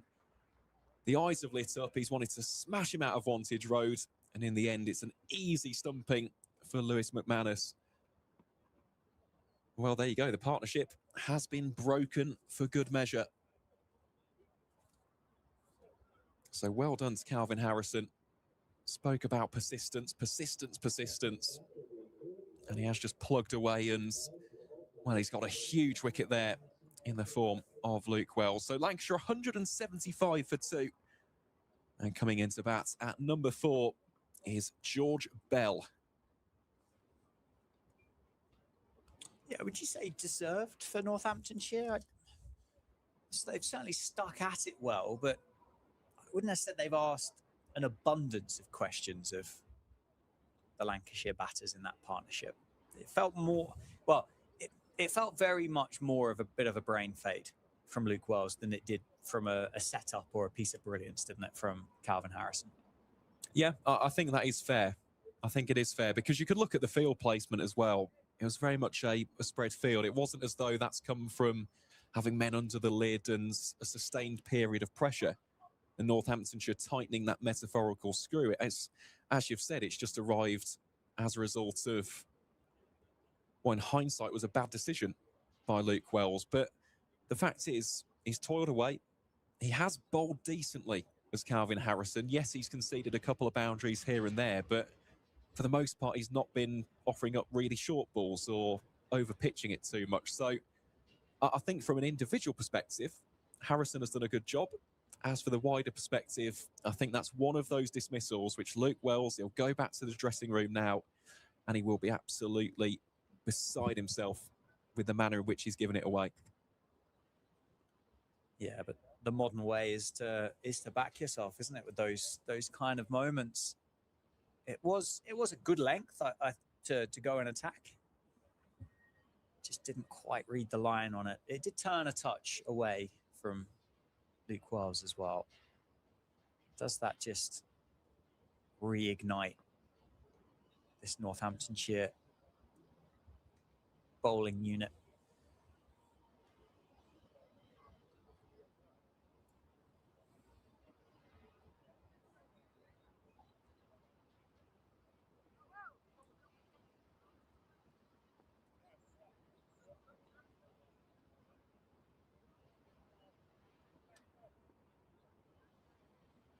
There is a short leg in place now to welcome the new batter at the crease.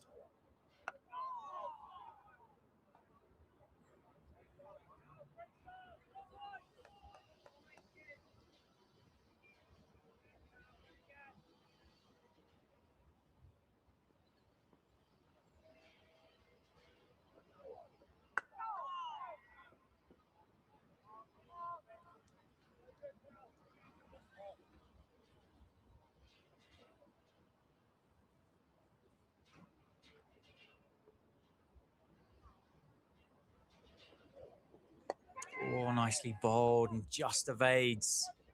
Saves Zabe. George Bell gets off the mark with a couple through the leg side. It was an inside edge. It was in front enough. Save Zabe to avoid any danger.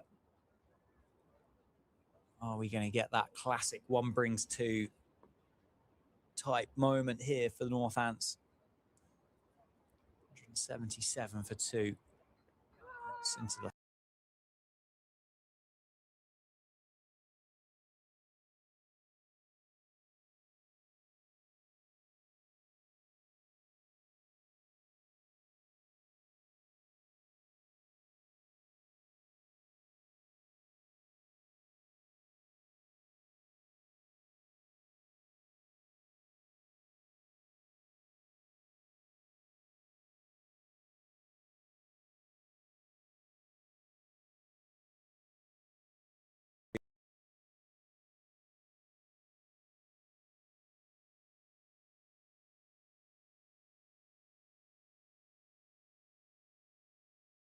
He's been at the club since under 11 level, so good to see him out there. And yeah, he'll be looking to build on what was a comparatively disappointing campaign. 5 scored 221 runs at 22.1 with just the solitary half century in the mix. But he's got a chance here. He really has. He's got a very good partner in Josh Bohannon.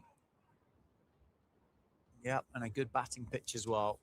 As proven by Bohannon himself and previously Luke Wells. It's Luke Proctor to replace James Sales from the David Capel end and starts nicely.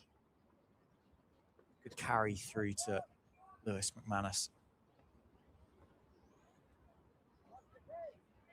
How much is he still thinking about that Josh Bohannon inside edge? Well, potential inside edge, actually. We keep saying there was an inside edge, but obviously we weren't out there, but the body language would indicate there was an inside edge onto the pad. Oh, there we go. That's what you want to see from a Northamptonshire perspective. A little bit of extra life, a bit of spice in this surface. It's been docile for most of the day. That one really bouncing steeply and hitting Bohannon in the glove.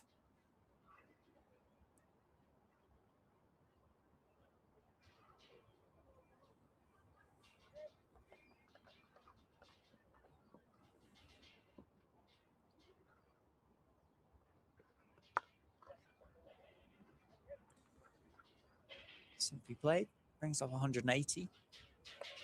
Lancashire.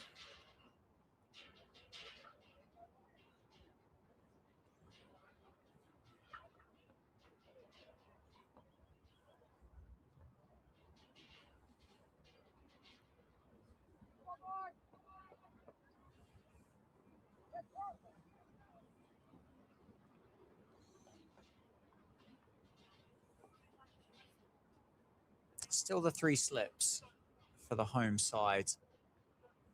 Really trying to attack as best they can. And Luke Proctor taking his time here to get a safe save into the right position for George Bell. One straight, targeting the pads.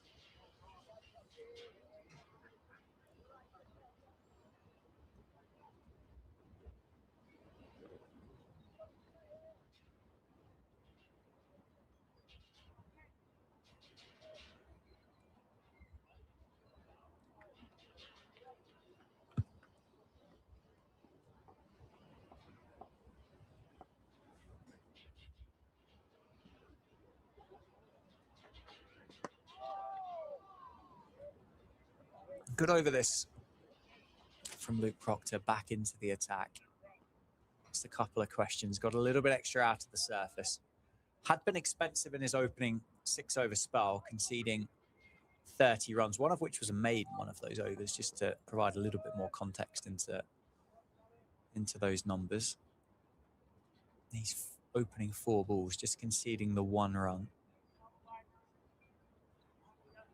We're going to strengthen that slip cordon again. It's George Bartlett going back in at 4th slip. So Vasconcelos, Harrison, Kimber, Bartlett.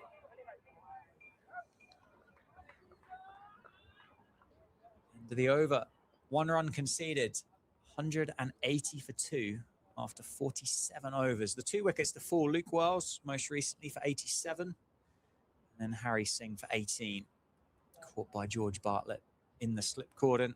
Josh Bohannon's on 61. George Bell is on 2. Just looking down at that game between Sussex and Leicestershire. Tom Clark now on 86 from 138, which includes 8 4s and 4 6s. So he is, well, getting closer and closer. We do also apologise for the lack of score graphic as of now. We are working hard to resolve that behind the scenes, but we'll just have to go to a little bit of radio commentary for the next few overs while that is sorted. As Dan mentioned, Lancashire 180 for 2. As Harrison bowls here to Josh Bohannon. Harrison figures of 1 for 31 from his previous 9 overs, one of which was a maiden over. Can he get a second? Definitely a bit of turn out there, isn't there? Just a touch. It's holding rather than turning, maybe the better way to describe it. It's quite slow. So that's not going to upset the Lancashire batters at all. You'd expect it to be slow with the moisture that's in the ground at the moment. But there is just enough encouragement. Get the new man, George Bell, to have a bowl at with a short leg and a first slip. Nicely bowled.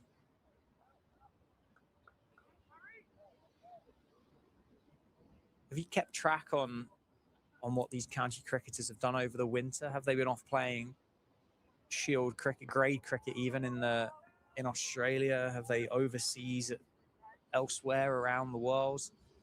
I'm just thinking, you mentioned about the return from George Bell last year. Has he gone off to Australia to get a bit of confidence? Or has he been working hard internally at Lancashire to maybe iron out some things that got him into a bit of trouble last year? Swept away. I give Harry Conway a bit of a chase. He will catch it up. He will keep it inside. It will be 2 for George Bell. Yeah, I'd have to check that this season. I know that in recent years, George has been going out to Australia to play grade cricket, as is the case with a lot of county professionals. But yeah, I'll find out the answers to that, at least by the end of the next over. Speaking of the end of an over, that was the culmination of the 48th. We're halfway through the over allocation here on day 1. Lancashire 183 for 2, Bell on 4, and Bohannon on 62. But no, it's very interesting actually now in terms of the life of the modern county pro, because I know that a lot of them, especially in Division 1, actually spend the first 2 to 3 months of the off-season here in the UK. Which a lot of people, you'd think, well, they'd immediately jet off to Australia, New Zealand, South Africa, but a lot of them actually do technical work in the indoor school. Here's Proctor. Starts off with a dot ball, and then they go to play for, let's say, Perth, for example, or Rondebosch. Rondebosch is a big one in South Africa. And that's where they start playing. Late November, December, January time, almost to get them into the groove again, heading into the start of the season. And, of course, you got pre-season tours and stuff like that. But, yeah, I did find that really fascinating, actually, that quite a lot of the Div 1 cricketers actually stay in the UK for a little while. Yeah, the other thing I picked up as well is it felt very personal preference, which I thought was quite a nice, consistent story from the guys that I spoke to over the winter. It was very much a case of, well, if you think doing this is a good idea, then you will be supported by your coaches and your club to enable that to happen.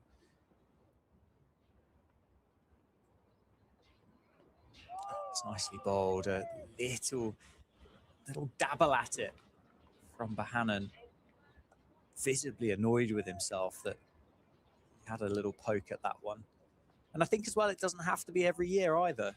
Speaking to some guys, they've said, well, yeah, got the benefit from it for the last couple of years, really enjoyed it. Some of the guys that get a little bit older, maybe a few more responsibilities at home. Actually played just wrong foots George Bartlett at the covers. It's going to be 4 more for Bohannon. He moves to 66. Started to get a little bit more fashionable as well for cricketers to take themselves off to places like Mumbai to work specifically on, obviously, spin bowling, but also there's so many batting camps there. And I know Lewis McManus took himself over there a couple of years ago. I guess you are just making a personal investment in yourself and your career by doing so.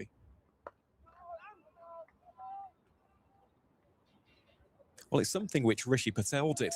Spoke to him at length, of course, the Leicestershire top order bat, and for him the choice was going to India just to work on, well, especially spin bowling technique in terms of footwork and knowing when to play off the front foot, when to rock onto the back foot and play the cut shot. But no, it's fascinating, isn't it? The different options that the county pros have. I suppose the benefit of being professional now. There'll be so many people that would be tuning in and listening to the commentary and watching the game. And a lot of the guys for yesteryear would have had jobs through the winter. That's what they would have had to have done in order to have kept up with mortgage payments and whatever they needed to do. Whereas now these guys are invested in, aren't they, with full-time contracts and the flexibility and the backing to go off and do these different things. Well, of course, the big thing, of course, in the 30s and 40s, a lot of the cricketers obviously play county cricket in the summer, but then in the winter, you'd either play football or you'd play your rugby union, stuff like that, as we see the End of the 49th, the Lancashire 189 for 2.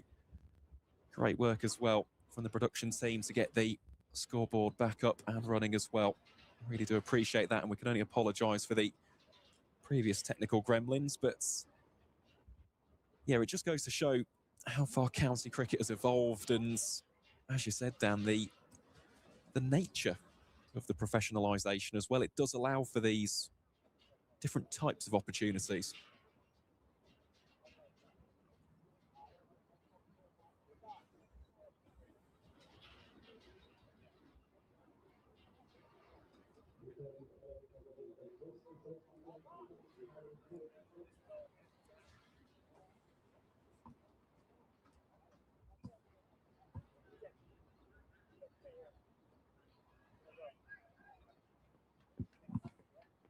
It's going to be Harry Conway to replace Calvin Harrison, the Lynn Wilson centre end.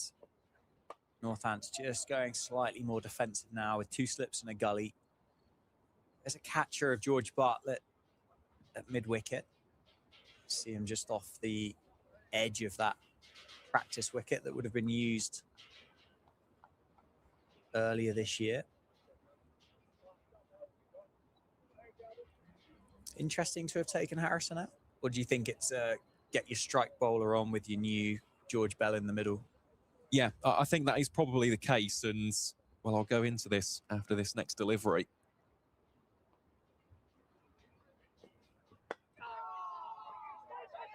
Nicely played. Single taken. But I like the presence of the gully here for George Bell, just because he's a very good player of the cover drive. But of course, at times, if you're going to invite the drive, it does allow for those nicks and outside edges. And I have seen him get out exactly in that kind of manner before. It's just nestled into the hands of the awaiting gully fielder. So I don't mind that. And of course, the other thing which Conway provides is the extra bounce. So if it rises up onto the shoulder of the bat, it can just pop up, can't it? Yeah, that natural height difference that Conway possesses. Kind of feels like Northants need a magic 3 or 4 overs here from him, doesn't it? Just a lift, just to provide a bit of a lift. It's 3:10 in the afternoon. So scheduled tea time would be in half an hour, but we're not going to get through the overs that we need to for that. So we've probably got about another hour worth of cricket, I would say, before we take a tea break. If Northants could have a good final hour here, back up that wicket that Harrison picked up a couple of overs ago, may start to make this day look slightly more balanced, because at the moment it's very much Lancashire.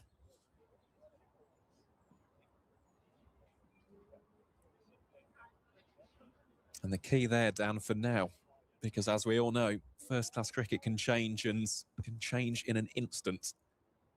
Let's wait and see what Conway can concoct here. It'll just be a dot ball on that occasion. Just an update on Tom Clark watch. He's on 88, so 12 away from a century. We'll update you with the rest of the scores at the end of this over as well. But we have just seen Caleb Jewell depart for 56 in the game between Derbyshire and Worcestershire, the home side. The Falcons 178 for 3.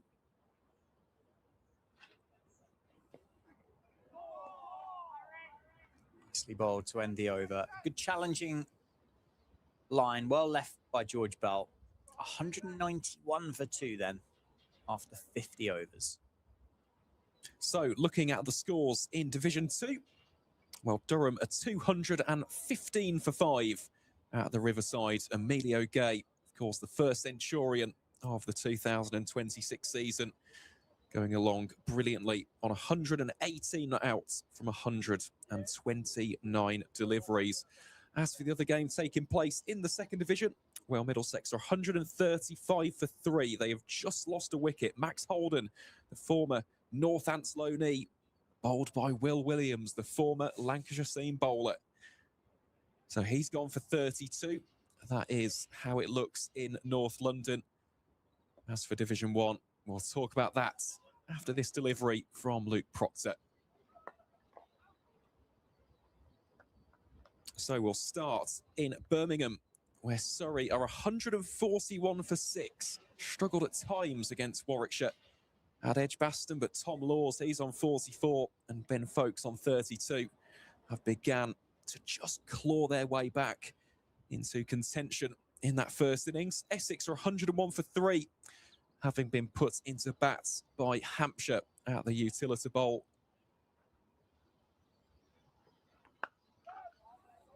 Somerset's 154 for 3 against defending champions Nottinghamshire, having also been put into bats down at the Cooper Associates County Ground. As for the other game, well, we've already spoken about Sussex. They are 228 for 4. Tom Clark, 89 of those runs have been scored by him.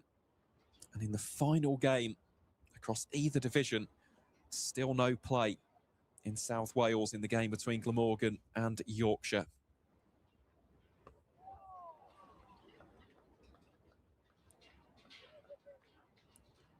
They have got an inspection at 3:30 though, so fingers crossed. Is it rain? Is it a wet outfield? Is it the breeze? Could be a combination, couldn't Let's it? have a look. Well, the covers are very much on, so well, I say very much. They look like they are starting to take them off.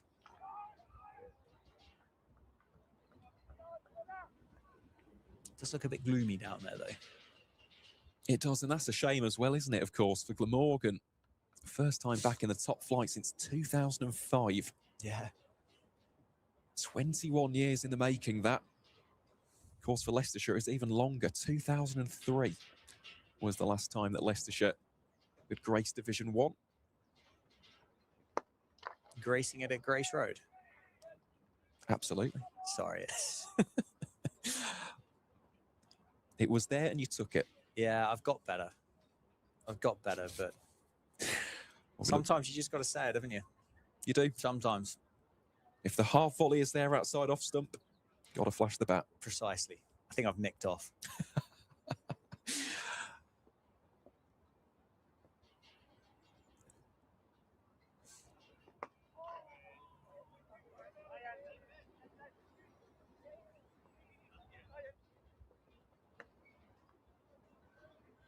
In the end, the two Lancashire batters scampering through.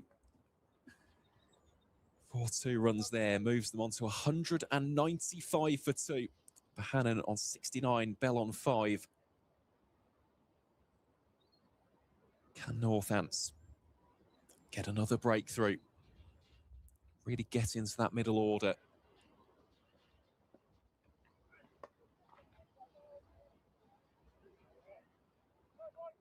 Not if Bohannon has anything to do about it. That'll be the end of the over. 51 gone here on day one. Lancashire 196 for 2. And the partnership, not enormous by any means, but 21 and counting. Of course, partnership's really the name of the game in this wonderful sport. If you lose a few quick wickets in succession, don't really trouble the score, as you can find yourself in quite a spot of bother.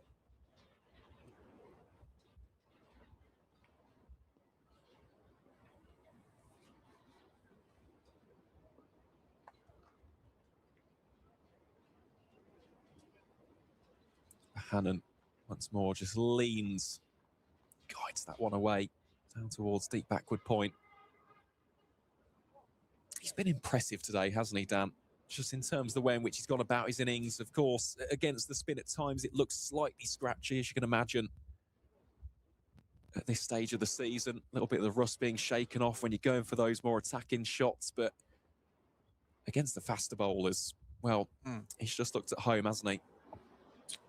Yeah, it's, I think I mentioned earlier about the added pressure with no Jennings, no Harris.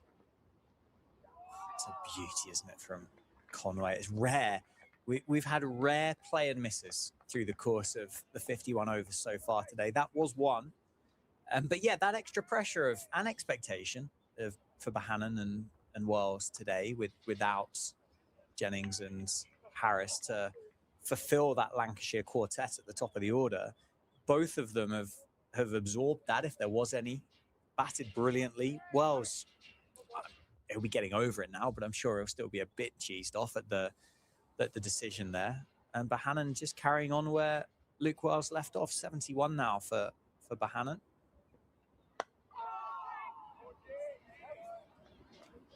And I mean, just continuing to make day one here at the county ground in Northampton to be Lancashire's day.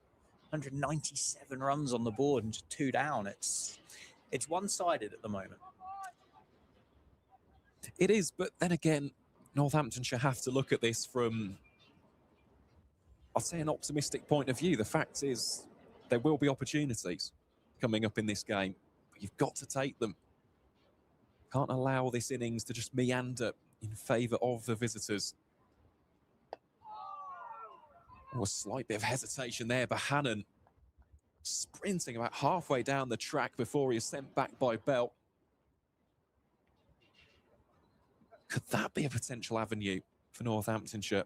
Bit of miscommunication. Maybe a mistimed decision between the wickets. That could lead to another wicket on the board. Also looking out there towards the supporters club. Safe doing some shadow batting.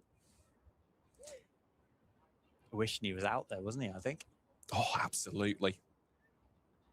Maybe in slightly sunnier conditions than the current ones overhead, though. That's another absolute jaffer from Conway. Bell plays and misses. But this is better. It's encouraging, isn't it, from the Aussie? Certainly is. A big, roaring solo appeal as well, wasn't it, from Harry Conway? No interest from his teammates, but didn't discourage the big Aussie. Maybe it just brushed the back pocket as it went through. Maybe there was no noise at all. But a bit of theatre. Here he is for the final delivery of the 52nd.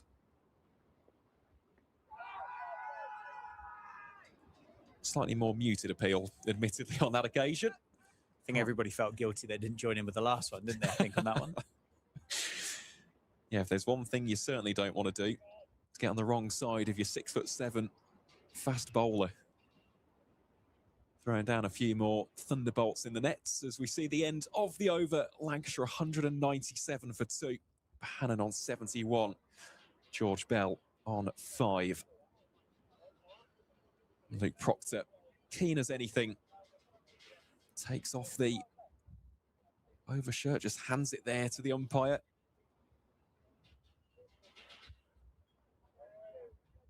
Gets ready to bowl here. It's Oldham versus Bolton in Proctor. What a game. What an FA Cup clash. I think there is a bit of football on today, actually. I know there's certainly some rugby taking place here in Northampton. Proctor bowls here to Bohannon. Again, just rocks back, rides the bounce and plays it out towards safe say, but deep backward point. Yeah, Good Friday and Easter Monday. Traditional days, aren't they, for, well, now the Football League, I think more so than the Premier League, but I think Football League have got full fixtures over the course of the 2 days.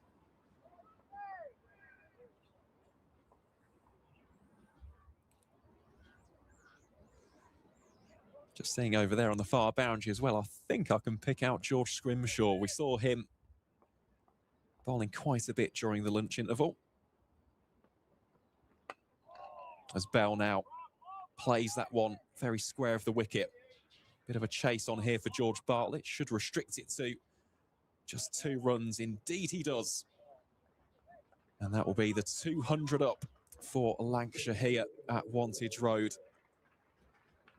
Brought up in the 53rd over of the day. George Bell. He'll be very happy with the outcome of that last shot as well. Keeps him moving along. Ross Proctor places the next one in the avenue of apprehension. There'll be no run to be scored there.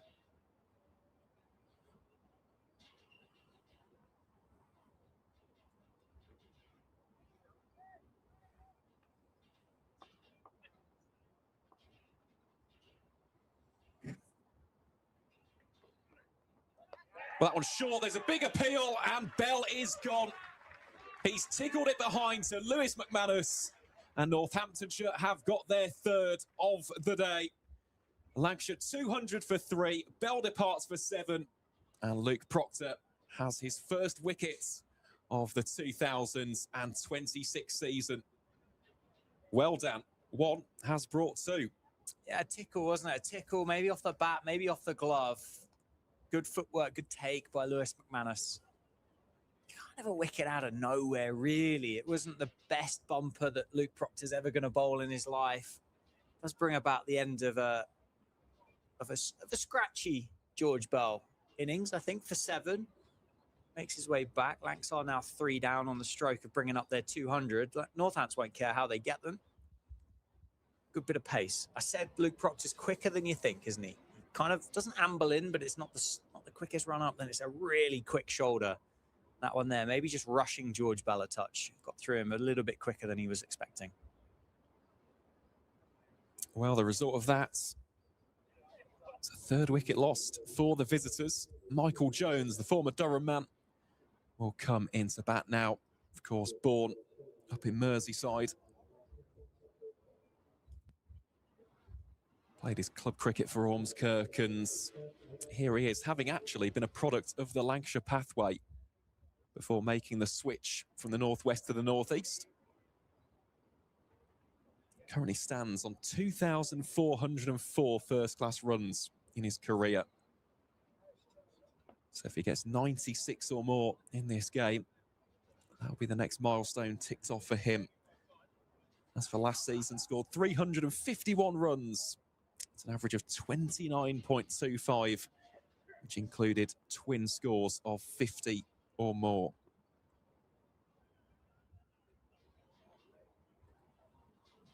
Well, I'll tell you what, Dan, a 3rd wicket of the session would definitely get the tails up, wouldn't it, for Northamptonshire? Yeah, it should do. I mean, the wicket has.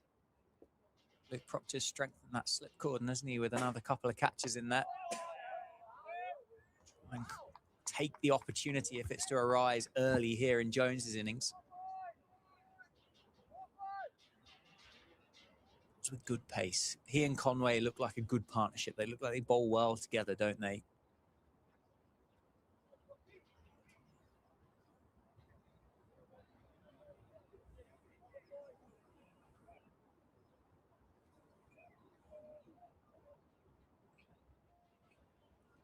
Yeah, 3 in the session for Northants would be, well, would be lovely, really, wouldn't it? For a long time, they were kind of behind it, but they look like they've just started to be able to imply a bit of pressure on the Lancs batters. What have we got? Is that 11 overs to go before a tea break? Is that right? I think it is, isn't it?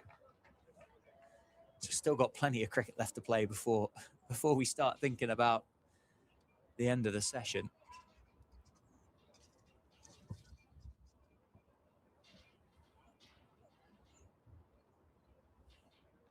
Yeah, definitely just added in something a little bit extra.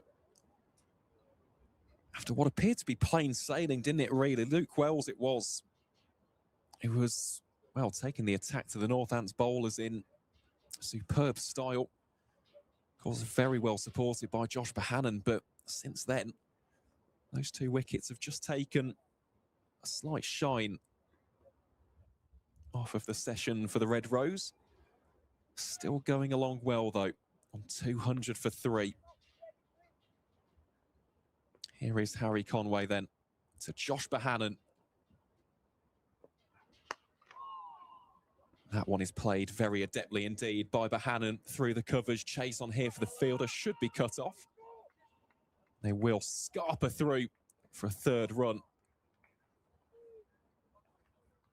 they've run, or Bahanan in particular, has been incredibly aggressive between the sticks, hasn't he, in this innings? He's raced between, to the point, I think there was one of the twos that he ran with Luke Wells. He nearly lapped him. He'd nearly overtaken him by the time Luke Wells had got himself back off the shot that he played. It's lightning fast between the wickets.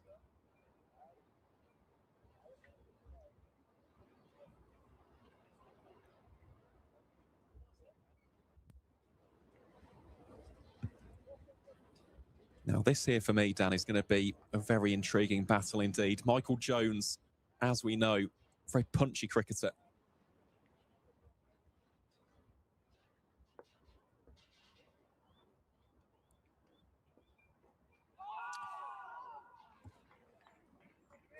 Offering a touch, isn't it?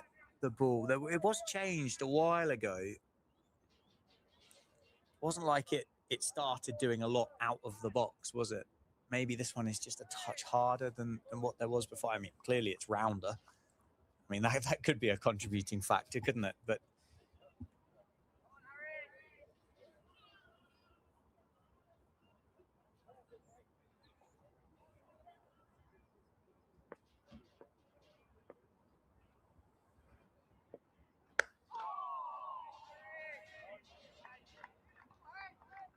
another dot ball there to Harry Conway.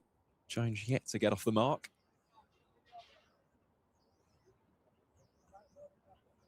I do always think, though, in Michael Jones, he's at his best, regardless of the format, when he gets an early boundary. I feel like that just sets the tone with his cricket, whether it is a crunching four or even a powerfully struck six. Just helps him get into his groove a little bit. But happy to be a little bit more watchful here. you can kind of see by the body language, can't you, and the aggression that he taps the crease with the bat, and that kind of power position he gets himself in. You can just sense that there's a coiled spring in it, kind of waiting to explode. But it can, of course, be very, very successful in red ball cricket as well.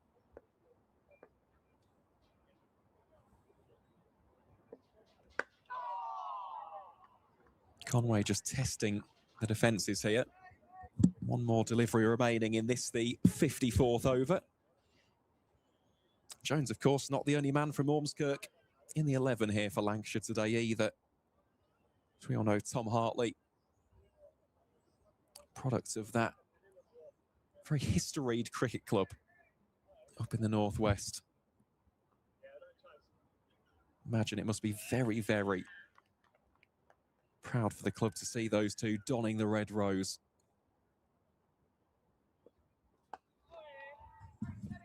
Conway rounds out the over rather nicely indeed.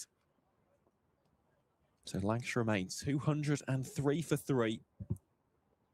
42 overs remain here on the first day of the 2026 Rothesay County Championship.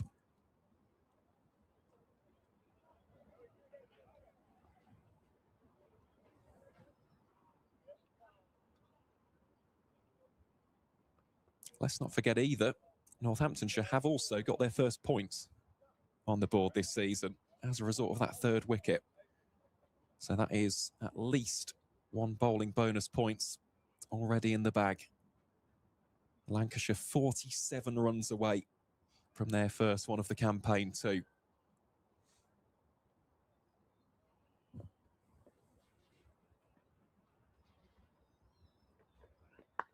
It's quite funny, isn't it, when you explain it like that? Because you'd think from the cricket that we've watched so far today, from 54 overs, that Lancashire are ahead. Yet Northamptonshire have got 1 point, and Lancashire haven't got any at the moment. Do you see what I'm trying to say here? I do see that point, but I suppose the good thing from the batting side's point of view is at least once you get to 250, the gap between the points closes dramatically, doesn't it? True. To just 50 run increments. So, yeah, it's an interesting one.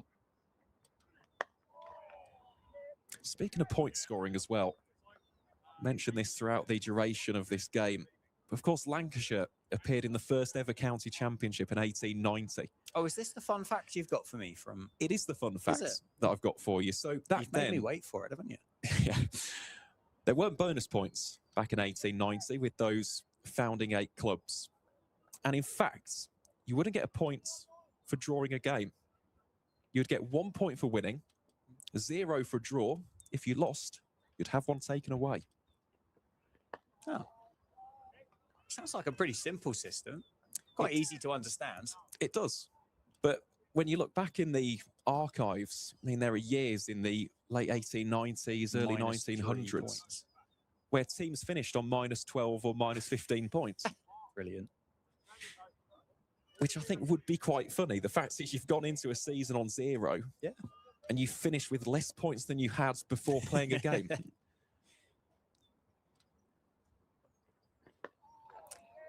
As I say, it's a lot easier to understand. No idea is a bad idea, is it? You're not thinking about how many overs have been bowled to find out whether the points are still valid or not. It's, well, if you win, you get one, and if you don't, we'll take one away. Simple. Don't mind it. Put it to the ECB. Well, the point system certainly has changed a lot since then. See, that's what you learn here in county cricket. It's not just what's happening out on the field, it's about the history. No days off for education. Absolutely not. Every day's a school day, even on a Good Friday. People at home eating hot cross buns, enjoying the time off the... And learning about the 1890 Exactly. county championship as well, Exactly. which was won by Surrey. Can't say I'm surprised by that. Nicely played. Josh Bohannon through the offside. Should get a couple.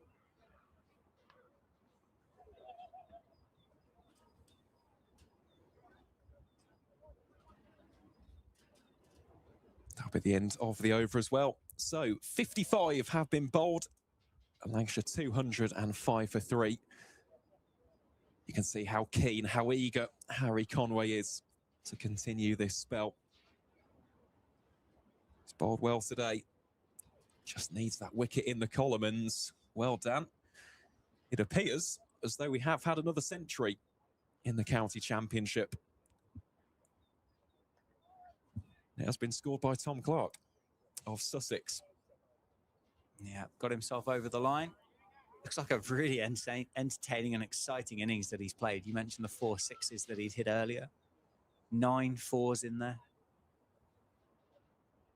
Doing a job for Sussex. I mean, 251 for 4.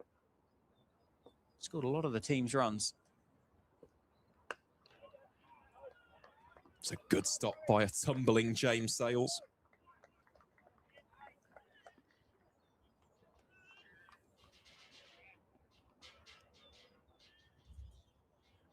That's also very interesting as well.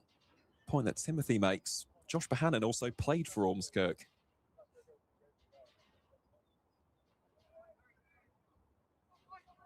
But yeah, of course, the side he started out at was Farnworth Social Circle.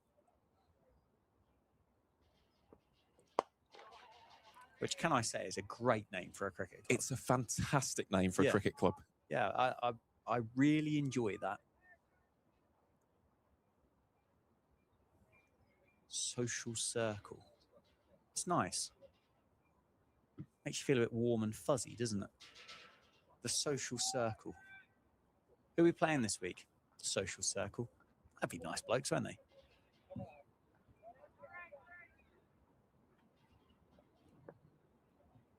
Here is Conway to Jones.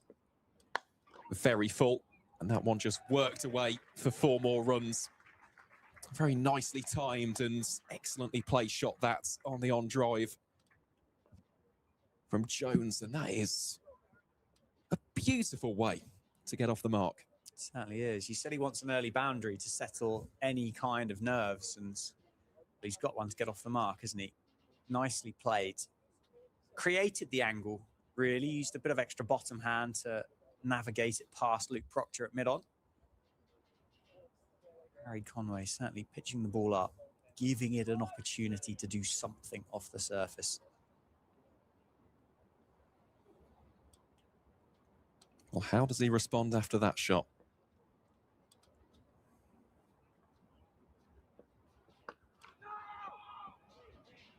Yet again, Bohannon. It's like a greyhound, isn't he? Certainly is. Just lightning off the blocks. Like an Olympic sprinter.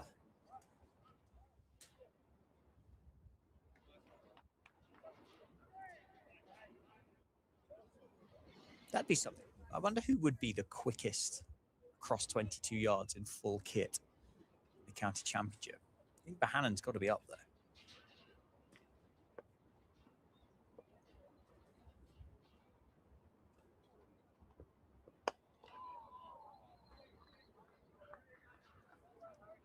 Perhaps that's a question we could pose to the wonderful people tuning in. Who do you think would be the fastest? Maybe not even in the modern game, but just from who you've seen in county cricket, who do you think would be the fastest between those 22 yards?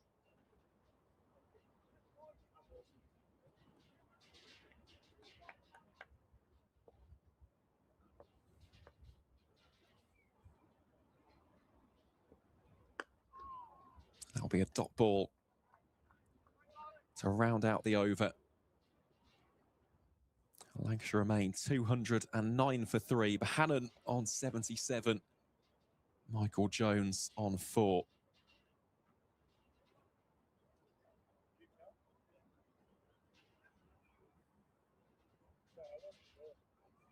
Yeah, looks like we might get a bit more leg spin, doesn't it, before the session is over. Calvin Harrison starting to limber up.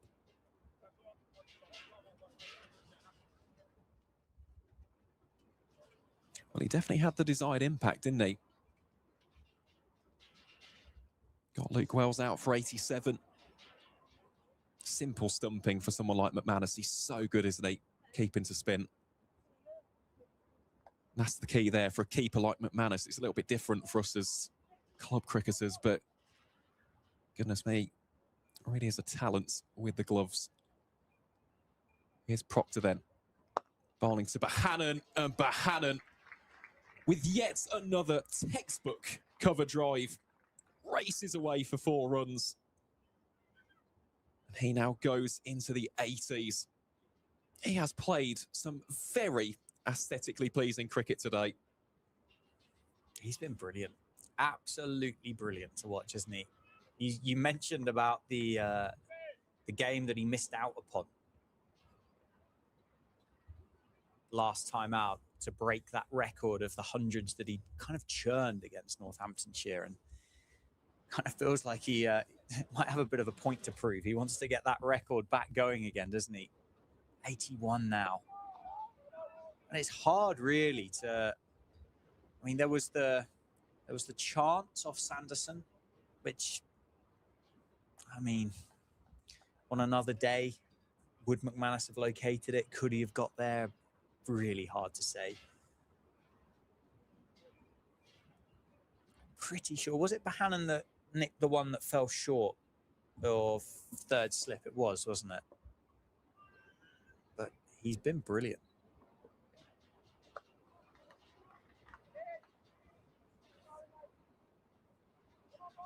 Well, Proctor just keeping him on his toes on that occasion. If I was to pose the question to you, Dan, who would you put forth in terms of who you've seen? Well, it's the quickest. I mean, Josh Bohannon's going to be, he's got to be up there, surely. He's absolutely electric. Oh, he's not carried again. Good pick up by Calvin Harrison. Soft hands. Bit of an outside edge, but no harm done. Lewis McManus, great athlete. Very, very quick between the wickets. Would be the two, I think, that would stand out. I mean, I've not seen Nathan McSweeney back yet. I don't know what he's like between the wickets. Yourself? Anybody springing to mind? I think in terms of overall cricket, MS Dhoni immediately springs to mind. He was absolutely rapid, wasn't he? Between the stumps. Also, one of the absolute best keepers of all time as well. I think he is still the best wicket keeper in the world right now at the age that he is. As the actual wicket keeping part of it. If you were to look at him just as a wicket keeper, that would be my take. He's definitely one of the all-time greats, isn't he? From a technical standpoint. We see the end of the 57th over. Lancashire 213 for 3. Jones on 4. Bohannon on 81. I do think McManus was a good shout, especially in recent times. He is very, very quick between the wickets. Ben Folkes used to be absolutely rapid. I mean, it tends to be the case with keepers. I mean, the three names that I've just mentioned there are all wicket keepers, funny enough, but no, it is really interesting, isn't it?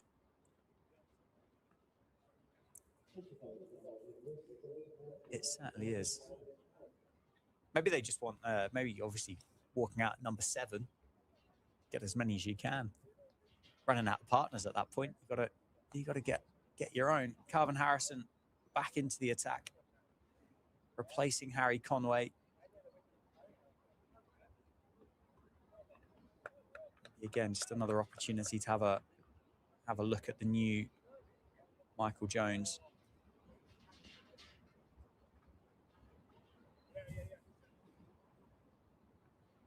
We are going to get a short leg as well, much to the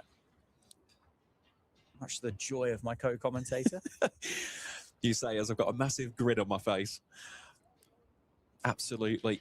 It's just good to see. It's good to see the short leg and also the slip. It's good backing from his captain. Let's see if it pays off.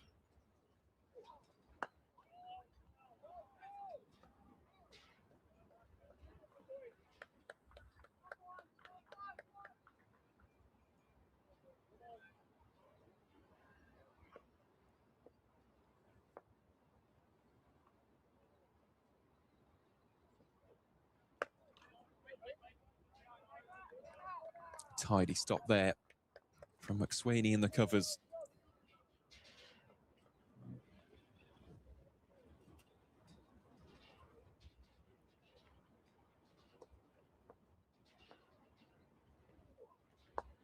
Well, that's an expansive shot. It was almost an incredible catch from Luke Proctor. Diving with the outstretched left. And it just burst through the fingers. Valiant efforts from the Northants captain. But that was very, very close to being a 4th wicket for Northamptonshire.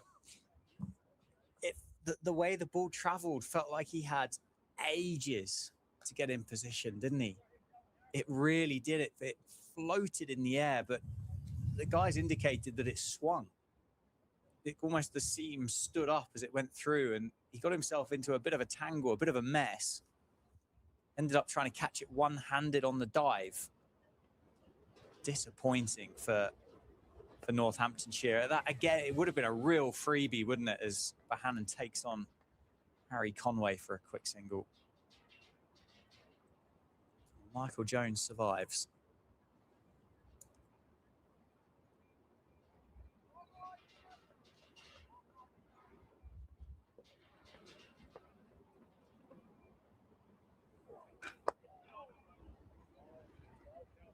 Oh, it's a big let-off, isn't it? Especially for someone like Michael Jones. We all know how destructive he can be. How often as well do we see in cricket? Drop someone early. Can come back to haunt you. Just glances that one down the leg side. Should be 2 runs if they're quick, and indeed it will be. So that will be the end of the over. 2 runs to round it out, and Lancashire 217 for 3. And looking over at the David Capel end, it appears as though we're going to see a little bit of Ben Sanderson. Yeah, good change, isn't it? How many overs have we got left on the... What have we got? 6, haven't we? Before that tea break is taken. So I guess 3 and 3 from Harrison and Sanderson. Good combination. Sanderson looked like the most likely seamer to pick the wicket up during the course of the day. Luke Proctor managed to get a little bit extra out of the surface from this end than what we'd seen throughout the rest of the day.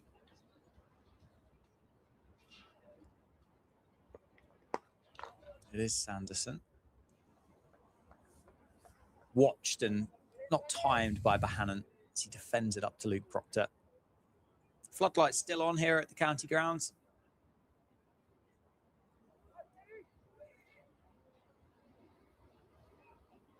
Nothing more than an overcast day, though.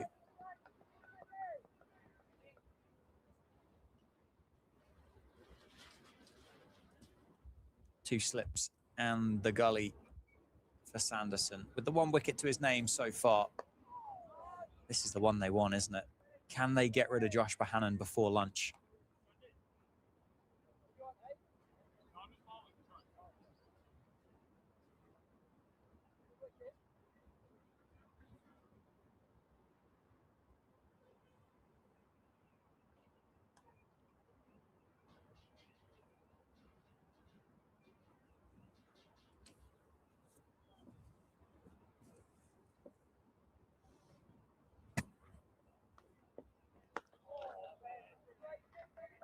It's a good start, isn't it, from Sanderson?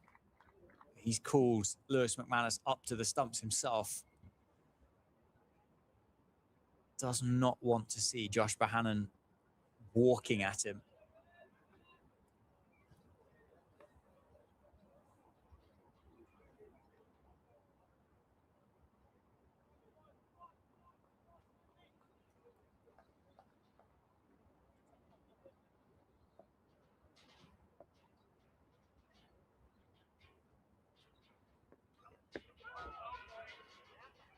Bowled high into the thigh pad.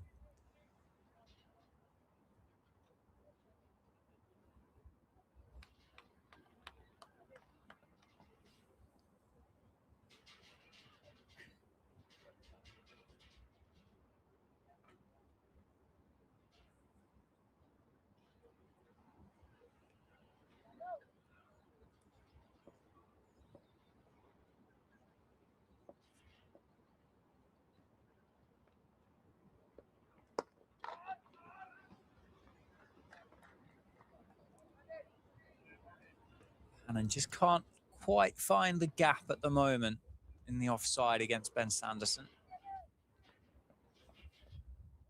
1 delivery left in this over. That'll be 15.5, 3 maidens, 1 for 40 for Ben Sanderson.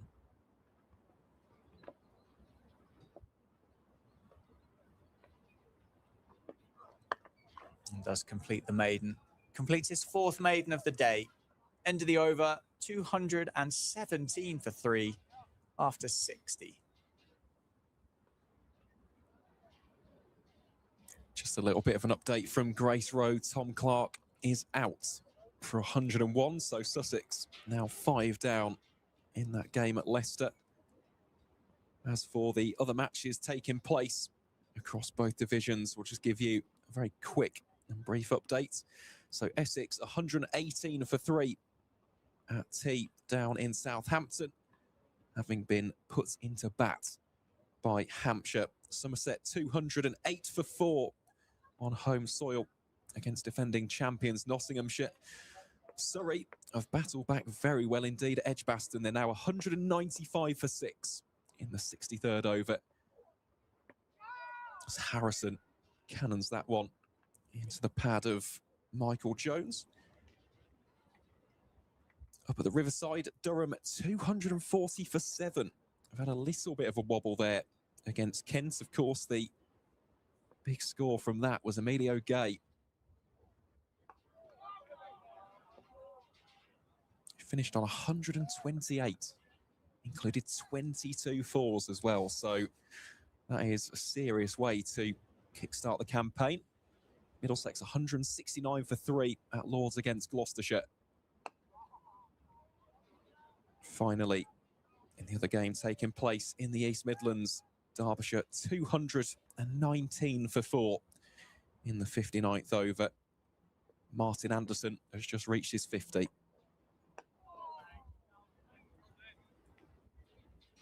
Also a very strange sight in Derby, Oliver Hannon-Dorby playing for Worcestershire.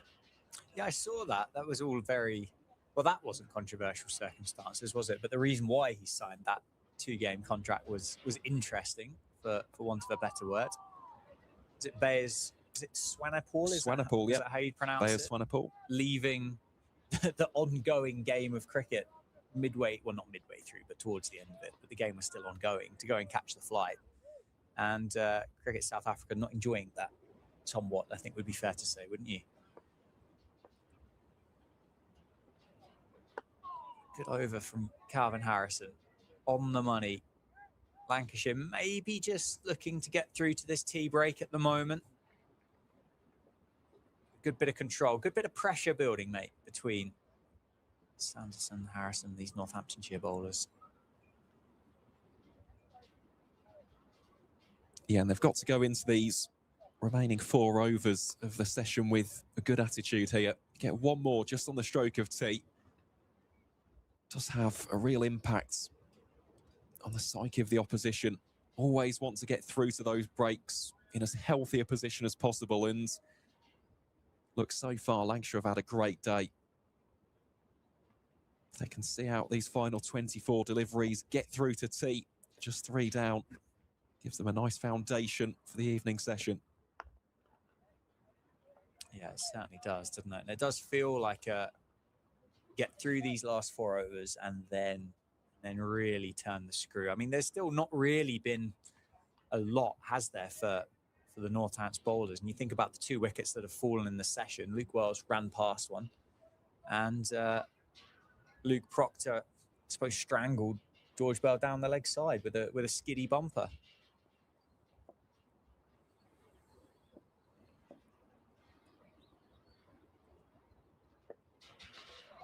Good take. Good take. Bohannon trying to get a little bit creative. So they're trying to work it between Calvin Harrison and Louis Kimber, which doesn't feel like the highest percentage shot available at the moment at the county ground here in Northampton. We are powered by Daffabet here on the live stream. 217 for 3. Sweepers on either side of the ground. Safe save on the offside. James Sales stationed at deep square leg. Ben Sanderson starting third spell of the day, I believe. Just on the money, isn't he? It's what we've grown to expect from Ben Sanderson, a man with over 400 first-class wickets for Northamptonshire. Got a long way to go to reach the #1 spot, though. And that's a bit of trivia for those before tea. If you know Northamptonshire's all-time leading first-class wicket taker. Answers in the comments. Nicely played. Finds the gap, gets it just in front of Louis Kimber. Takes the single to safe save. So Michael Jones will face up against Ben Sanderson. McManus will return to his orthodox wicket-keeping distance from the stumps.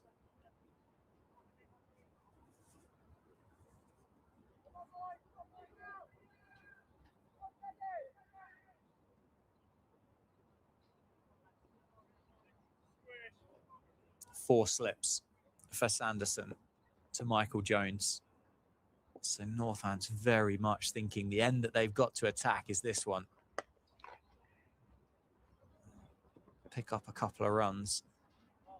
That just drop into the offside for a couple.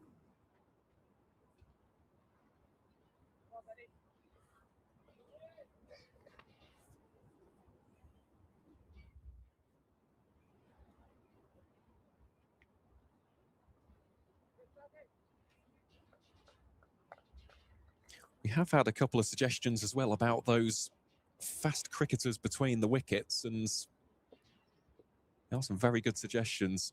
Talk about those in a second. Michael Jones this time advances at Ben Sanderson. Won't impress the experienced seamer all that much.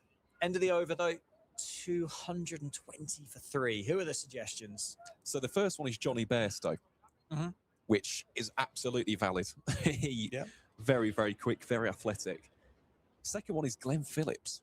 Now, of course, Glenn Phillips played county cricket, didn't he, for Gloucestershire? So, again, another good shout from a Lancashire perspective. Neil Fairbrother. So, that's the latest trio of suggestions. Should have gone with Glenn Phillips. Glenn Phillips, actually seen him bat for both New Zealand and for Gloucestershire. He just strikes me as the type of chap that kind of does everything quickly and powerfully. And athletically and well, yes. Nicely bowled. Big press forward from Josh Bohannon. It's been a good spell this from Calvin Harrison. I've enjoyed this. He's offered a touch more control than what he had done at the start of this session. And he will be expected to do an awful lot of work for the remainder of the day, as I've just given him the big glow up, and he drags that one down outside the off stump. And Josh Bohannon crunches him off the back foot through the cover for 4. Yeah, it's just a little bit of a pressure release, that, isn't it, as far as Lancashire are concerned? Yeah.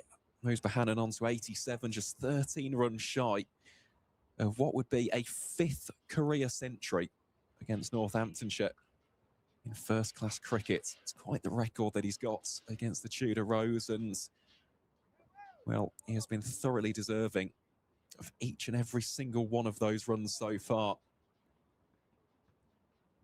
And I think the key thing to consider as well is that it's almost been underpinned by his running between the wickets. Showed great intent, hasn't he, throughout the game so far?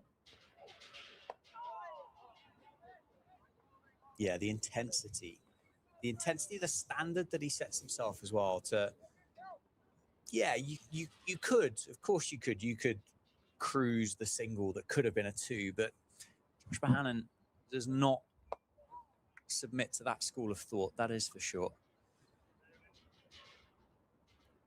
We might even be getting, I don't know whether I just saw Safe getting loose for an over or 2, or whether that was just a few bits of yoga and Pilates going on. Not really been involved in the game, has he, much? He's done a bit of fielding out on the boundary and not really seen much of him.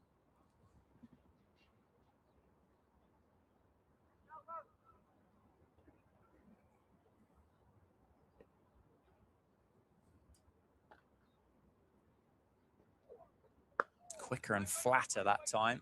Still wait.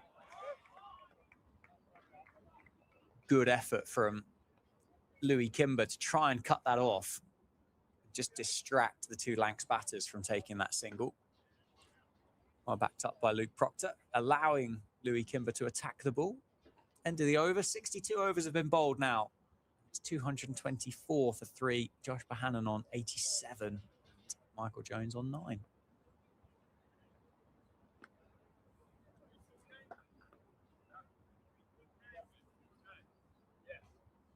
It is going to be safe.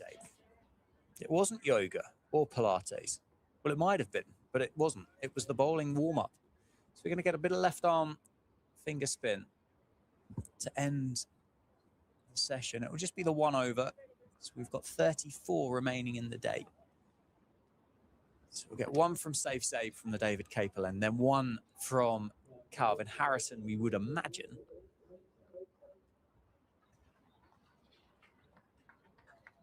From the Lynn Wilson Centre end to end what's been the afternoon session. So is there a bit of golden arm here for the leading run scorer in the 2025 County Championship? Safe. Can he prize one out? Can he take one with Northamptonshire as they go off for tea? Feels like they need one to make this into a bit of a 50-50 kind of session.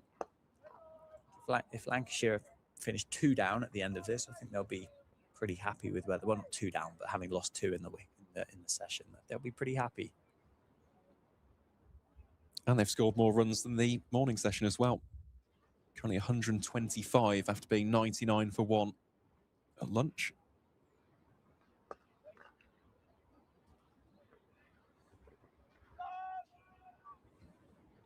Single taken. Long single out to deep cover. Direct throw in from George Bartlett, which Michael Jones just had to be aware of. Quickly scurried behind the stumps to make sure he was actually in. An apology sent in from George Bartlett as well. Couple of deliveries left in this over.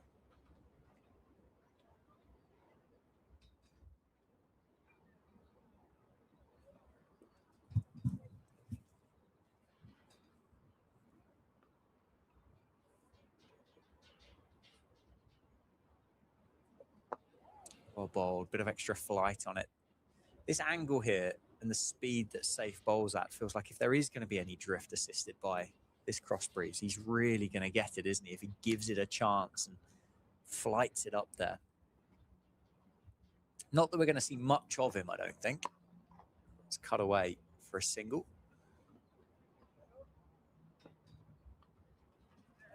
Might see him again in the evening session, but I don't think he's going to be the first person that Luke Proctor throws the ball to after tea.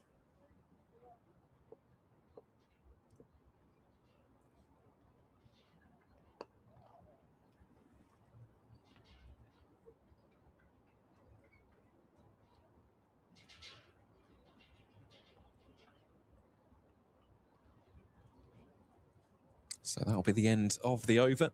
63 have been played here in Northampton so far. It'll be Calvin Harrison then to bowl the final one before the tea break.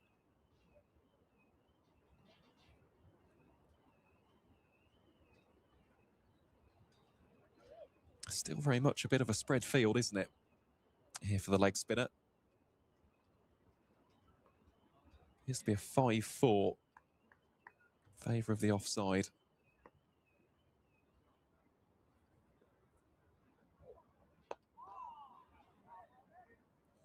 Yeah, Lancashire here very much get through this session. Don't need to take a risk, do they, with 5 balls to go? Certainly score if it's available, but no need to do anything silly.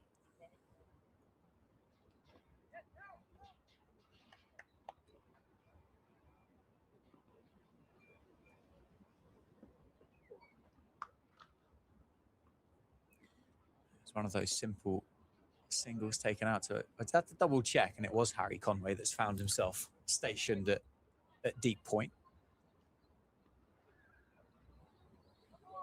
Maybe that's just a change of personnel. You can see James Sales at mid-off. Just wants maybe a touch more athleticism to not allow that single to be almost stolen, as that's worked nicely through the leg side by Michael Jones, who picks up 4. George Bartlett can't keep it inside the rope. Got there, was always running second against it, wasn't he? And then just not able to keep it inside the field of play. 4 runs. Nicely timed. And well executed as well, that from Michael Jones. All from the bottom hand, wasn't it? A very wristily played shot, that from the Ormskirk man.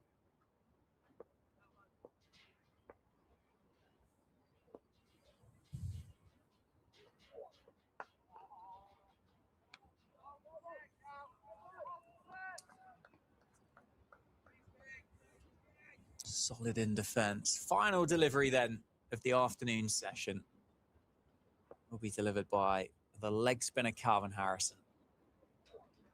It's almost Yorker length, half stop, tipped around the post for a dot ball to finish the session. So a good over by Calvin Harrison. The score 231 for 3 after 64 overs. Josh Bohannon on 89, Michael Jones on 14. Lancashire session again. Yeah, I would say so. 132 runs for the loss of 2 wickets. Good going, I'd say, for the Red Rose. I think that we've also seen some more opportunities materialise there for Northants. They've stuck at it. It's just going to be a case of getting Josh Bohannon. He is the key wicket at this time to try and expose that middle order to the likes of Conway and Sanderson. But I do think that those 2 guys in a Lancashire shirt, they'll be heading over to the dressing room now and they'll be very, very happy with the work that they've just put in. Absolutely right. Well, let's take a breather. We'll be back in about 20 minutes for the start of the evening session.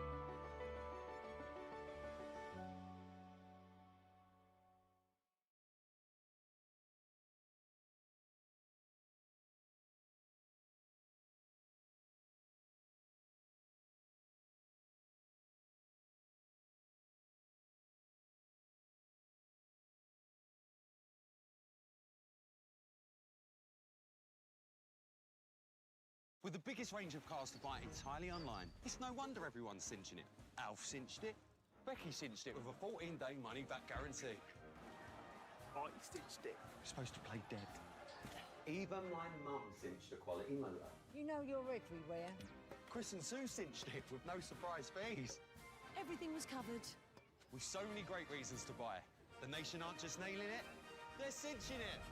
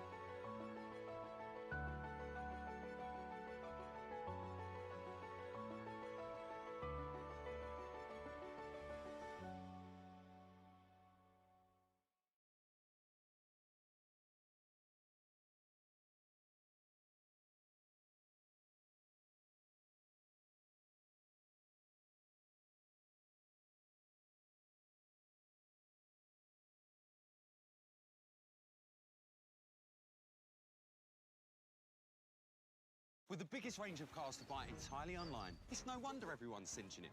Alf cinched it. Becky cinched it with a 14-day money-back guarantee.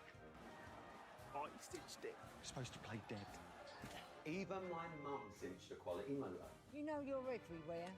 Chris and Sue cinched it with no surprise fees. Everything was covered. With so many great reasons to buy. The nation aren't just nailing it, they're cinching it.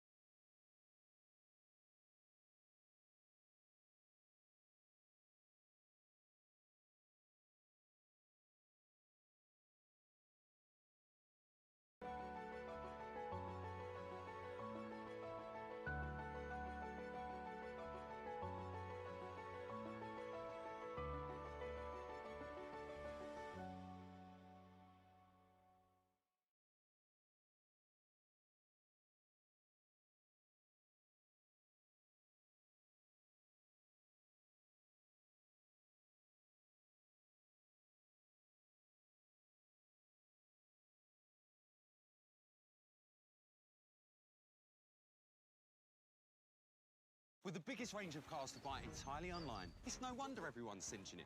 Alf cinched it. Becky cinched it with a 14-day money-back guarantee. I cinched it. You're supposed to play dead. Even my mum cinched a quality motor. You know you're everywhere. Chris and Sue cinched it with no surprise fees. Everything was covered. With so many great reasons to buy. The nation aren't just nailing it, they're cinching it.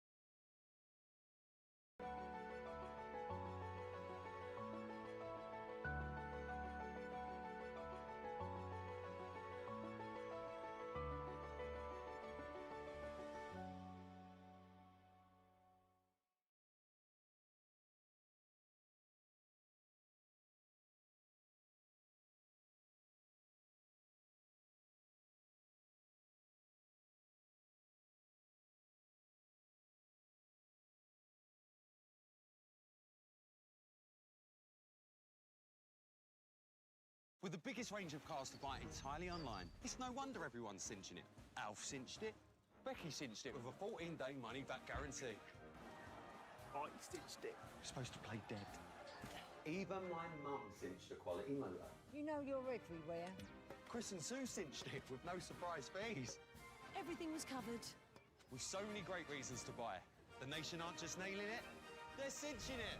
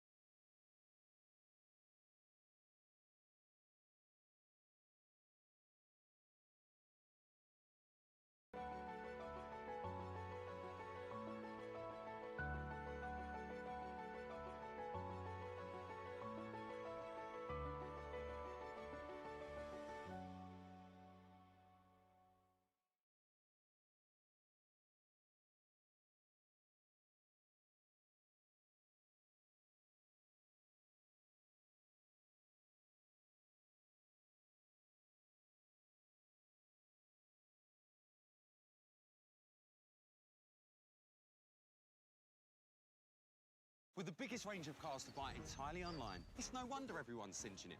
Alf cinched it. Becky cinched it with a 14-day money-back guarantee. I cinched it. You're supposed to play dead. Even my mum cinched a quality motor. You know you're everywhere. Chris and Sue cinched it with no surprise fees. Everything was covered. With so many great reasons to buy. The nation aren't just nailing it, they're cinching it.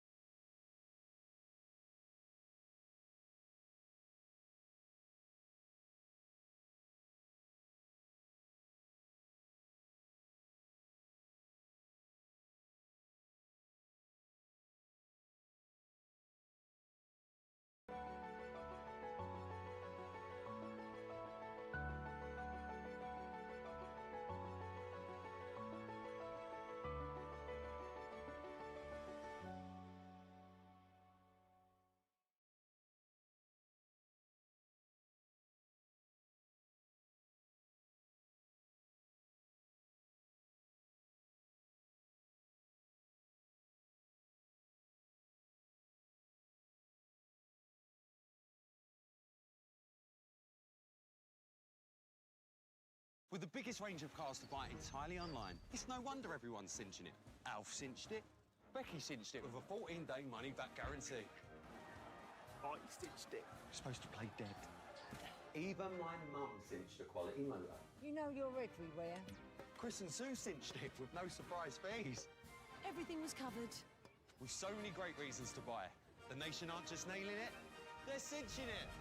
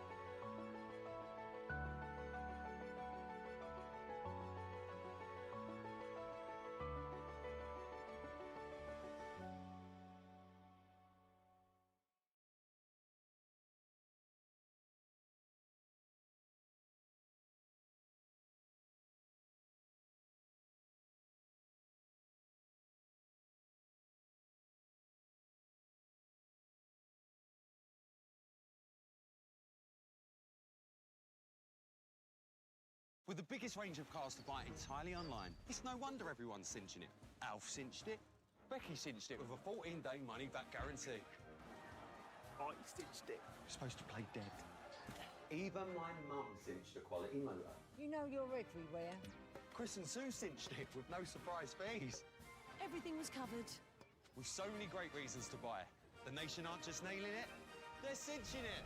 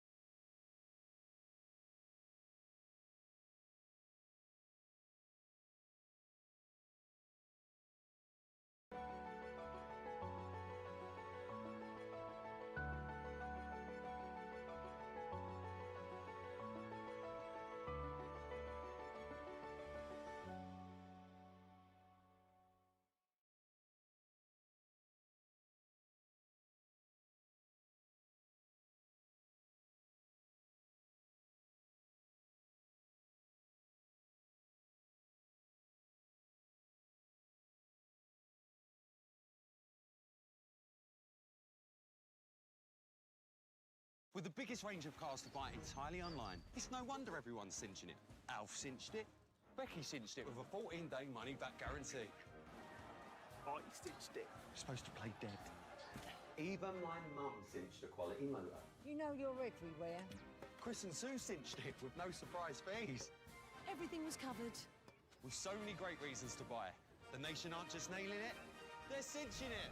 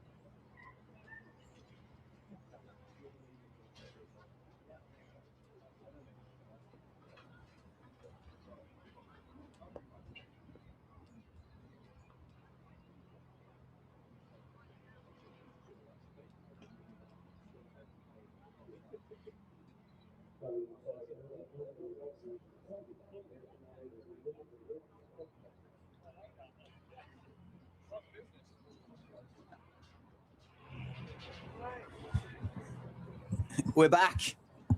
Short and sweet tea break. Hopefully you enjoyed the breather. Maybe got outside, got some fresh air, made yourself a fresh cup of tea, biscuit.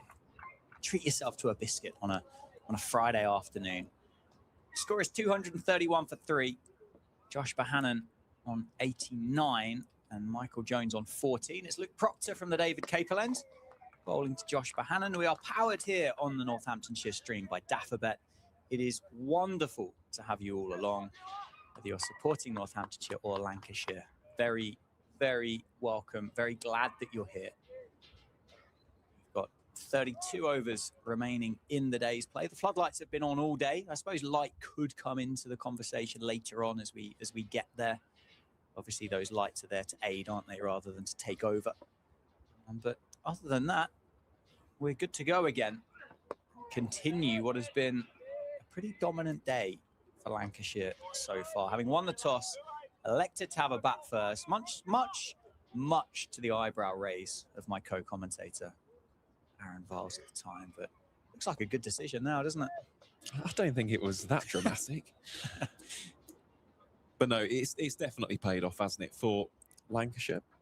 Also, speaking of the team from the other side of the Pennines, Yorkshire and Glamorgan are now underway in Sophia Gardens, which is fantastic. Great news. Really is. Had quite a prolonged rain delay in South Wales, so Yorkshire won the toss there, elected to have a bowl, and Glamorgan a 9 without loss after 4. Yeah, there'll be plenty of eyes on Acer Tribe this year, won't there, at the top of the order? Now, particularly as well, that these England selectors are going to be meticulously studying all of this county cricket and acknowledging that it exists, which is great. So Emilio Gay, he would have put himself in the shop window early doors with that big 100. Ace of Tribe will be another one that I'm sure will be on the shopping list of Ben Stokes, Rob Key, and Brendan McCullum. Oh, it's a beauty. Has he got him? Has he nicked it? Nothing from the umpire at all. An appeal and a celebration from Northants. Hannon unmoved, umpire unmoved. Dot ball, carry on. Well, it was quite the appeal and half celebration, wasn't it, really, for Northamptonshire? And then as soon as they took a look at the umpire, everything kind of just dissipated instantaneously. But it's a nice area, that, from Luke Proctor, just challenging the inside edge on that occasion. Something a little bit different against Josh Bohannon. He's got a bit extra out of the surface, hasn't he, Luke Proctor? Of all of the Northants seamers, he's just done a little bit more. That one on the money. Of course, speaking of Ace of Tribe, we saw him here last season get his current career best of 206. And that really was, well, remarkable, to be completely honest. First ever player born on the island of Jersey to get a double ton. And it really has been stratospheric, hasn't it, his rise? He's gone from playing for Cardiff Uni to all of a sudden being in the England conversation. Yeah, I think he's been one of those cricketers that's been around for a while, isn't he? I remember a couple of years ago, he was here with Glamorgan on 12th or 13th man duties. And obviously, he would have been considerably younger then. That successful period with Jersey. I mean, let's not forget Jersey weren't that far away from qualifying for that recent T20 World Cup, were they? And in a weird way, Scotland were given the additional place because of their ranking amongst the ICC teams. But actually, if you went back to the qualification event, Jersey outranked Scotland in that league, Yes, didn't they did. Yep. So maybe we could have seen Ace of Tribe in the T20 World Cup of late playing for Jersey. You never know. Never know. Save then. Change of ends. Tell you what, I know nothing about cricket, do I? Don't think we're going to see save early on in this evening session. Yeah, we will. Second over of the day. From the Lynn Wilson centre end, we got the left arm finger spin of save. So no Calvin Harrison to start. But he will bowl wicket to wicket. He will challenge the bat, challenge the stumps, challenge the pads. Will be skiddy, will be flat. Maybe just get a little bit of extra from the breeze here at the county ground as Jones takes the single. And of course, here taking on two right-handers at the crease. So in terms of a little bit of a matchup, he's got that natural angle, hasn't he, drifting it back in, as you mentioned, Dan. And of course, if he can extract any purchase, you've got Vasconcelos there at slip. So let's wait and see what Save can concoct here. A man with 48 first-class wickets, so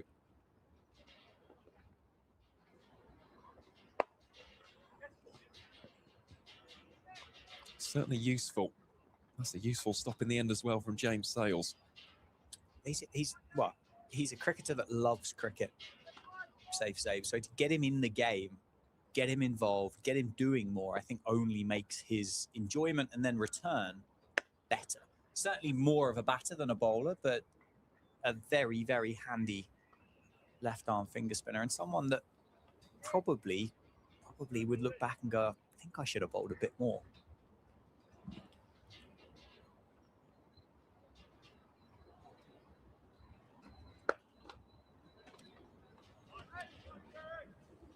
Just a couple of runs off the over so far for Lancashire, one of which took Josh Bohannon into the 90s.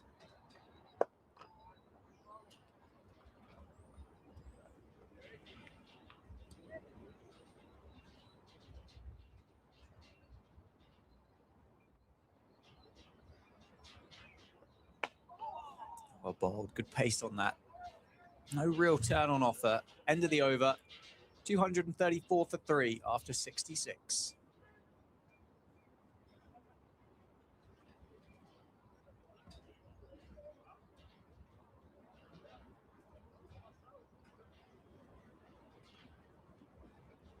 Well, just looking around the grounds, not too much else to update you on.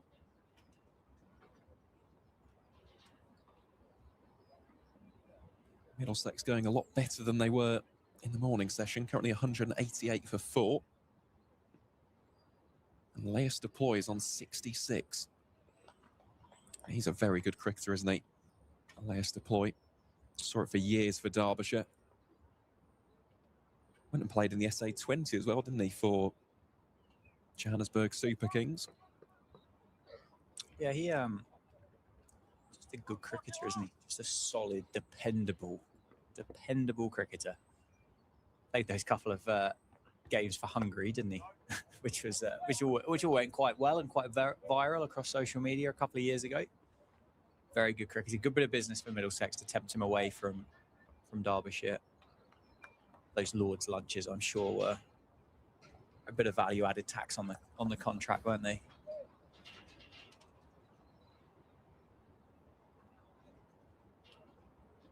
Of course, that's the law, isn't it, surrounding Lords? Can't say that I've ever had the opportunity to sample the delicacies of the home of cricket, but... No, I've had a couple of lunches in the media centre, but I don't... How were they? Well, they were good, but I don't quite think they're pavilion-level lunches. The media peasants don't get the... I mean, some of the menus and the boards they put out with regards to what they've got on offer are ridiculous, aren't they?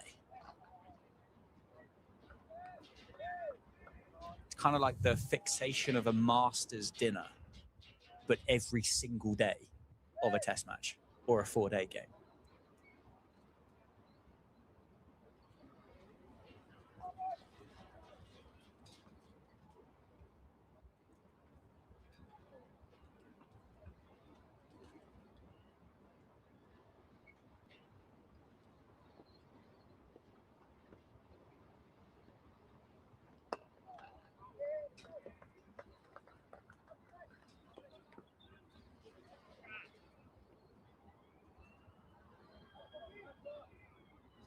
Just had a look at the game at Grace Road as well. 6th wicket has fallen there. So Leicestershire have got their 2nd bowling bonus point. Sussex 278 for 6 in that one. Tom Price, one of their new signings, currently out there in the middle. Oh, it's a beauty. A beauty. It's just left Michael Jones a fraction. Genuine play and miss. Not a bad recovery for Leicestershire, considering the start that they... I mean, what was Sussex? 100 for 1 after, 12 overs, 13 overs? So to get them 6 down for 270, I'd say is a pretty good comeback there. And Durham and Kent as well. Yes. Not a bad scoreboard, really, when you consider the success that Emilio Gay had, that Kent find themselves in. Another one of the teams that we didn't speak about in Division 2 with regards to Division 1 aspirations. They came down into Division 2 the same year that Northamptonshire did, didn't they? And haven't made their way back again since. But always a county that have been in the conversation. That very disappointing last year, I think would be fair to say. But I'm certain we'll be there or thereabouts again in Division 2. Well, the big thing with Kent, and I've said this now for 3 seasons on the spin, it's about their bowling. I mean, they've conceded 500 plus more runs than, well, 500 plus runs, I should say, to phrase it better, on more occasions than any other county in either division. And hence why they've invested quite a bit in the bowling department, as we'll touch upon after this delivery from Safe Side. Gets Bohannon playing off the back foot. So they brought back Keith Dudgeon, who, of course, we know had an instant impact here against Northamptonshire. Brought in Glenton Stearman, fellow South African seam option. And then a little bit later on in the summer, they'll have some left-arm orthodox spin from Senyaran Mutasamy. Along, of course, with the returning Matt Milnes.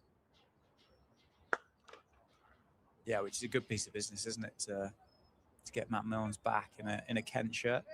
He's not the only one, is he? Sam Northeast, of course, in a batting sense. Products of the Kent pathway. Born in Ashford. Safe save, gets him. The golden arm works, and it is Josh Bohannon. Josh Bohannon for 90. Safe save, starting this evening session. That left arm finger spin. Little bit of a drag on from Bohannon. Northampton start the evening session well. They've picked up their 4th wicket. They've started very well indeed, and fair play to Luke Proctor for just persisting with safe save here. We said about that natural angle, just drifting it back in to the right-hander. And in the end, it has paid dividends in tremendous style. Bohannon rightfully is applauded off the field of play by both sets of supporters. But you've seen that throughout the over. He's looking to play it really late. On that occasion, he's played it just a tickle too late, chopped onto his own stumps. And Lancashire have lost their 4th. But for safe save, well, what an impact he's had, and rightfully gives it a good celebration as well. Puts him onto 49 first-class wickets in his career so far. So let's see if he can get to the half-century here on day 1. Yeah, why take him off? Why take him off? Just a very, very good cricketer. Safe save. And I'm sure he'll be delighted that Luke Proctor has trusted him at the start of this evening session to break that partnership, and importantly as well, to get rid of Josh Bohannon for 90, a really well-made 90. Let's make sure that we applaud Josh Bohannon for that innings. It was a brilliant partnership with Luke Wells to start with, and continued it on to score 90 himself. And having just picked up the wicket, safe save bowls a knee-high full toss to the new Lancashire man, Matty Hurst, in at number 6.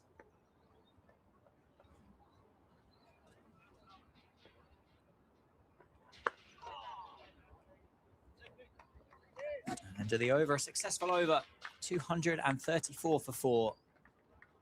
68 overs have now been bowled. And just to break down that innings from Josh Bohannon, 90 from 167 deliveries, included 14 fours, and well, he's batted for 224 minutes. So fair play to him. Real showcase of style and patience at the same time. But in the end, well, his race is run at least in the first innings. Golden arm, as you put it, Dan, has worked his magic once more.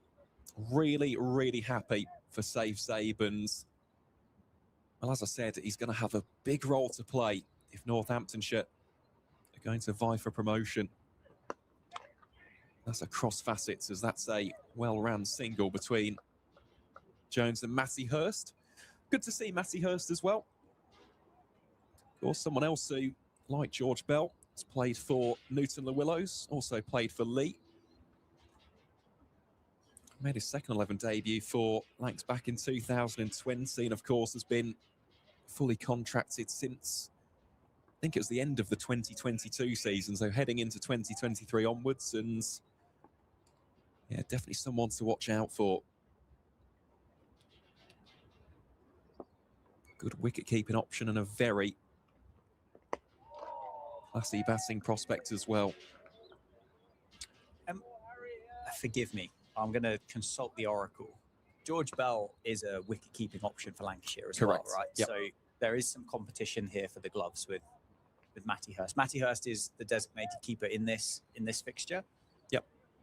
I guess that could be the question when Marcus Harris and Keaton Jennings returns, as to which of these batters from this lineup continue. That's pulled away. Picked up that nicely. 4 runs off the mark for Matty Hurst. Yeah, he's just rifled it away, hasn't he? Banged in short there by Proctor. That is meat and drink for Matty Hurst. For me personally, Dan, I do think that Hurst will be the #1 keeping option for the Red Rose. You look back to his performances last season, nearly 750 runs, had a century, 5 half-centuries for good measure as well, and he is very highly rated, I must say. Of course, he's a former England under-19 international.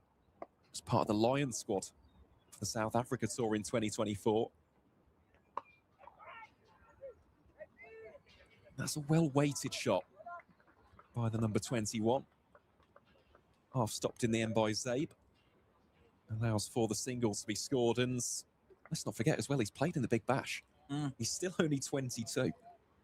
So I think for me personally, when Jennings and Harris return, Matty Hurst, he'll be the go-to option with the gloves.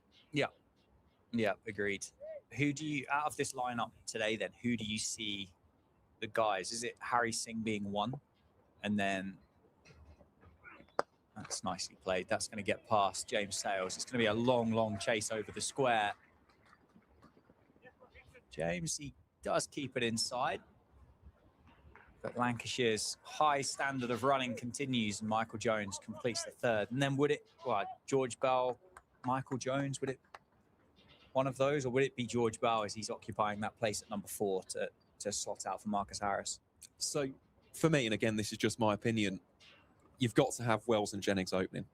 You simply have to. So that does mean that Harry Singh goes back to being that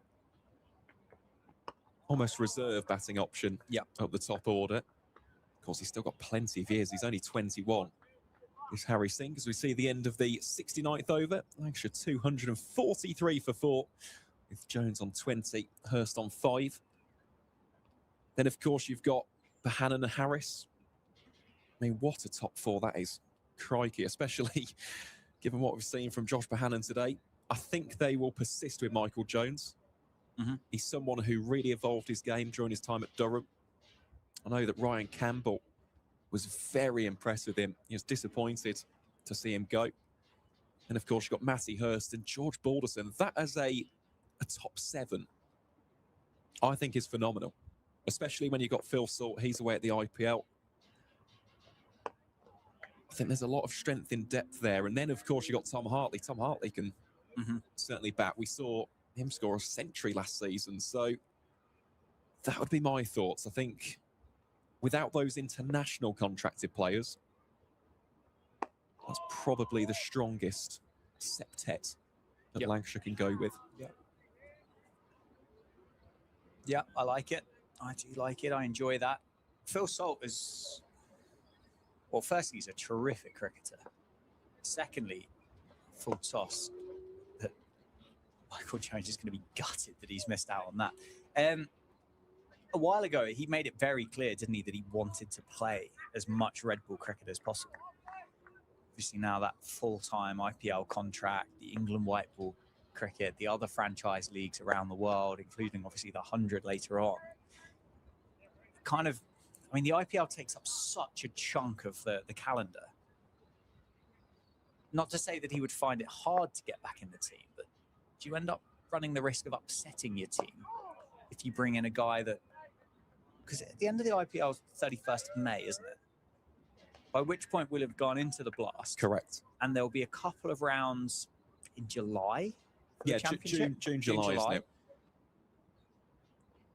It's a lot of cricket to play without somebody, to then bring them in for potentially a game, for then to lose them again when the next competition starts.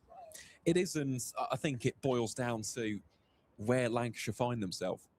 At the end of that opening 7, it is, I mean, this is something which I've spoken about with multiple people across county cricket over the winter, but there is so much emphasis placed on that first block of games before the blast. You don't necessarily have to be at the top of the division, but you cannot lag behind.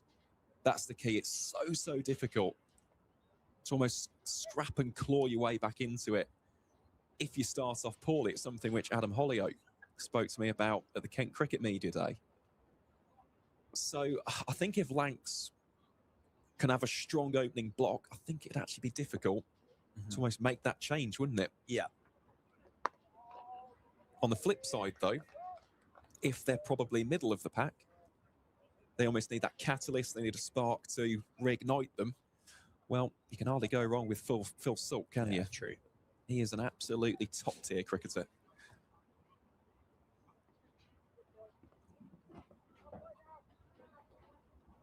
I do think either way, and again, this is just on paper, it's just on gut feel, I do see Lancs having a very good season. I really do. not even spoken about the bowlers there, but yeah, the batting options. Rather nice indeed. Yeah, stacked with quality. And you'd say really with the county of the stature of Lancashire, they should be either in Division 1 or certainly challenging to be there. Well, they should be. They're the third most successful county in the entire country. You think of the facility at Emirates Old Trafford as well. It's an incredible stadium.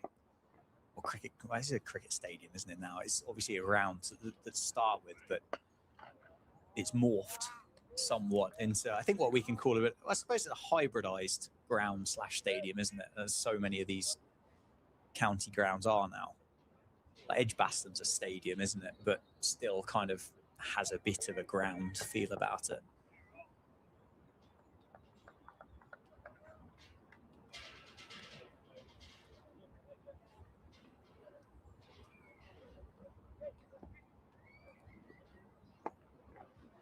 Three slips for Luke Proctor.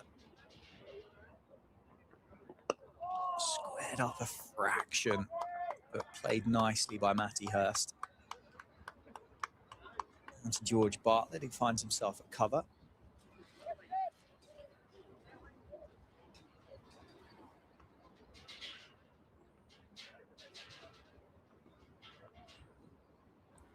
Wind's still definitely a factor as well, isn't it? Definitely a rather stern breeze out there. So that one's just glanced away by Matty Hurst. Should be an easy 2 runs. Indeed, it will be. Fielding done out there by Harry Conway. Very busy cricketer, I think, is Matty Hurst. Always looking for those quick 1s and 2s. Exactly the style of cricketer that you want in that middle order.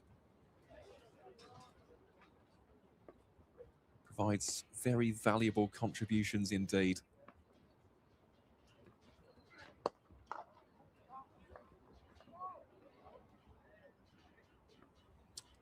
End of the over. Dot border finish. 245 for 4. Jones on 20. Hurst on 7. It's going to be Zabe to continue with that left arm finger spin. Got rid of Josh Bohannon.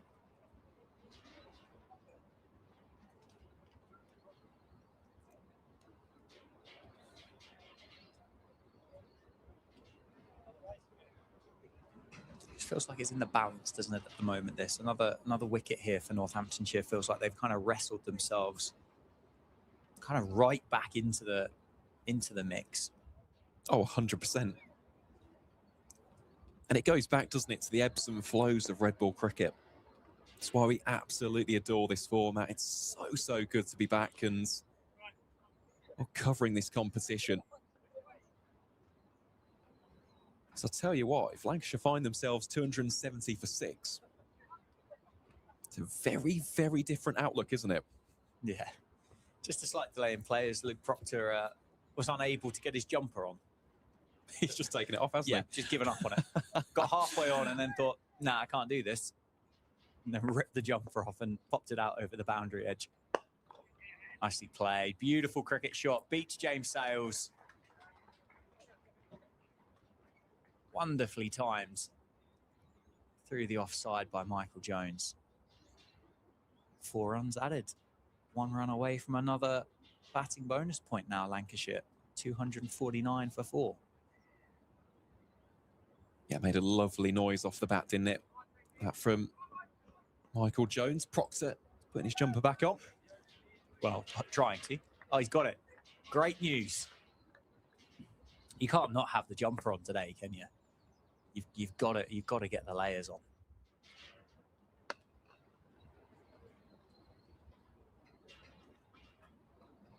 That is the 250. Points on the board for Lancashire. 250 for 4.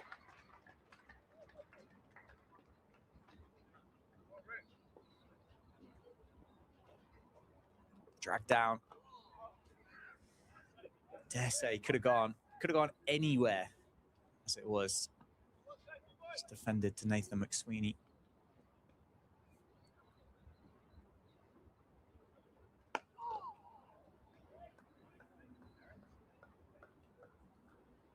Where does Luke Proctor go next? What's his options to get through to this 80 over mark? That second new ball becomes available. It's an interesting one. I wouldn't mind seeing Calvin Harrison again, just because we're seeing Jones here. He's being proactive with his approach. Might just chip one up in the air, or, well, maybe even overcommit and get stumped. You never, ever know. Such is the beauty and majesty of wrist spin. That is the end of the over. 72 gone. Lancashire exactly 250 for 4.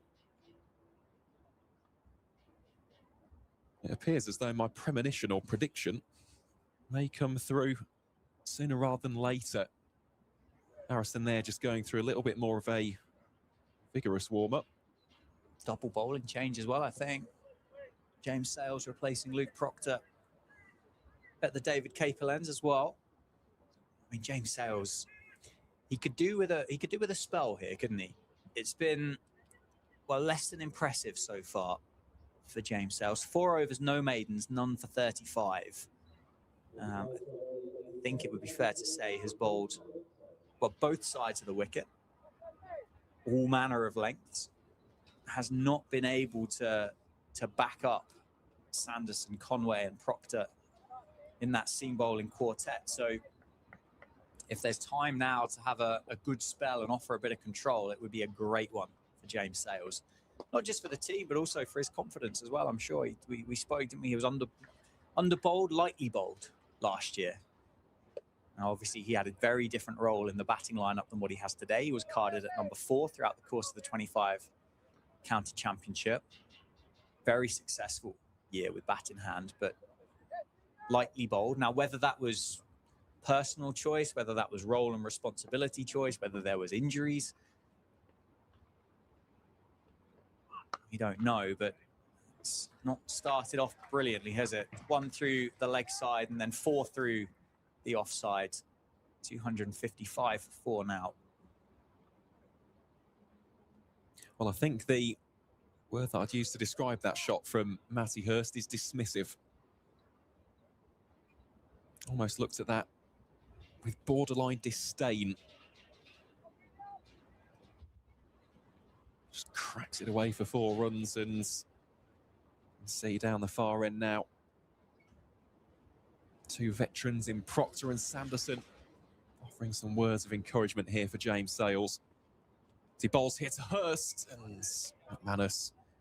Well, there's a good take down the leg side, but no bat or glove involved.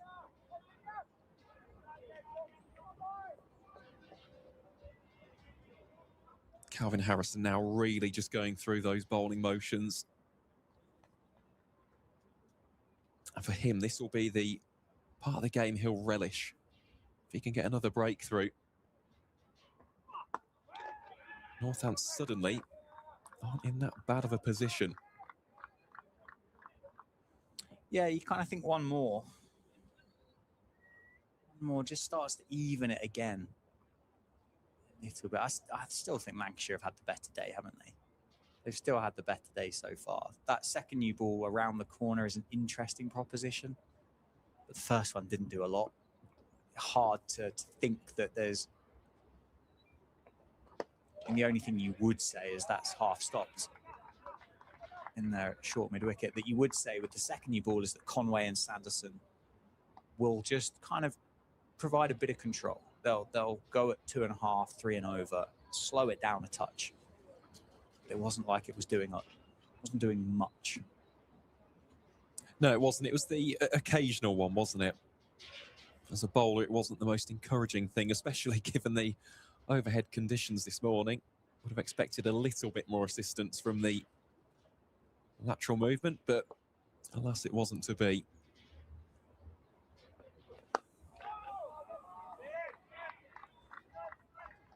End of the over. A better finish. James Sales. 256 for 4 after 73 overs. It is going to be Calvin Harrison to replace Safe Zabe from the Lynn Wilson centre end. So we'll get leg spin to take us through to that second new ball. Well, just to give you a couple of updates. First and foremost, in the northeast, Durham 293 for 9. Keith Dudgeon has got 4 for 77. He really does absolutely adore county cricket. Does the South African Middlesex have lost a 5th? Ryan Higgins dismissed by Gabe Bell. Of course, is one of Gloucestershire's new signings for the season. Plays his Shield cricket for Tasmania. Here is Harrison then to Matty Hurst. Hurst immediately rocks onto the back foot. Also been a 7th wicket at Edgbaston, courtesy of Nathan Gilchrist, who has dismissed Tom Laws for an outstanding 83. Really good effort that. Big fan of Tom Laws as a cricketer. Feels like 2026 is a key season for him, both in terms of his batting and, of course, his bowling. Natural seam bowler. Here's the Surrey man.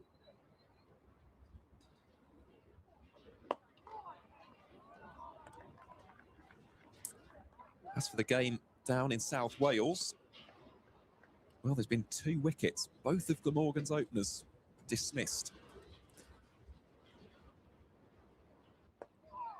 So the first one, Eddie Byram, dismissed by Ben Code, and Asa Tribe, the second one. Caught by Bairstow, bowled by a former Northants man, Jack White. What a cricketer Jack White is. I miss watching him bowl. I really do. Him and Sanderson were just a brilliant partnership. As for the rest of the games, well, no further wickets have fallen as of yet. We'll keep you updated as best as we can, as that will be the end of the 74th over here in Northampton. Lancashire 256 for 4. Jones on 26 and Matty Hurst on 12. Just looking at the game taking place at the county ground in Derby, Martin Anderson on 81. Decent day out that for the former Middlesex man.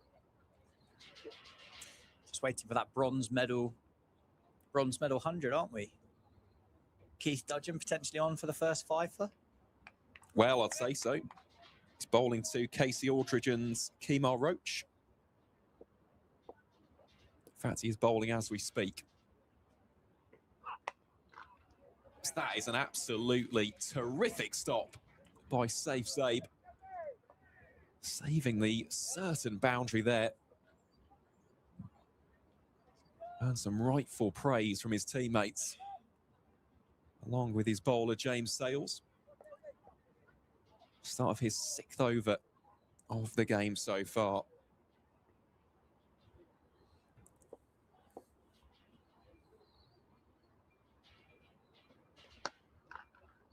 Well, that is just stand and deliver from Michael Jones. Just waits for the bounce of the ball. Thunders it square of the wicket for a boundary.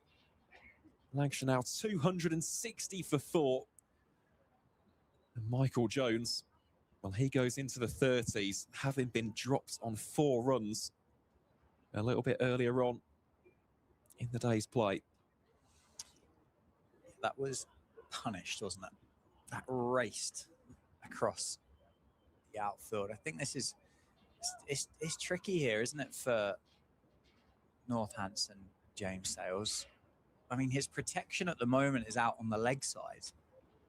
They are going to go and strengthen that offside field now as well, as Safe Zabe gets stationed down at a deep backward point. Got sweepers both sides of the wicket with a fine leg. Just really struggling with his radar today, James Sales.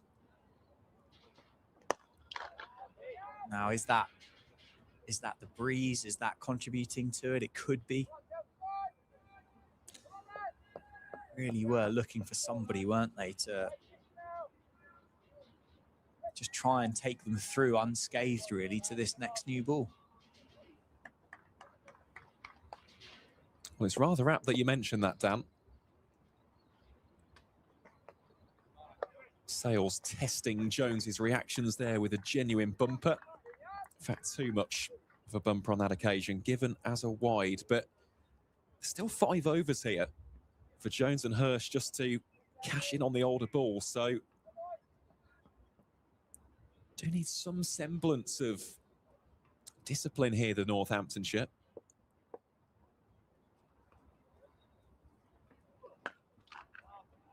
That's better from Sales. Just cramping Jones slightly for room with that latest ball.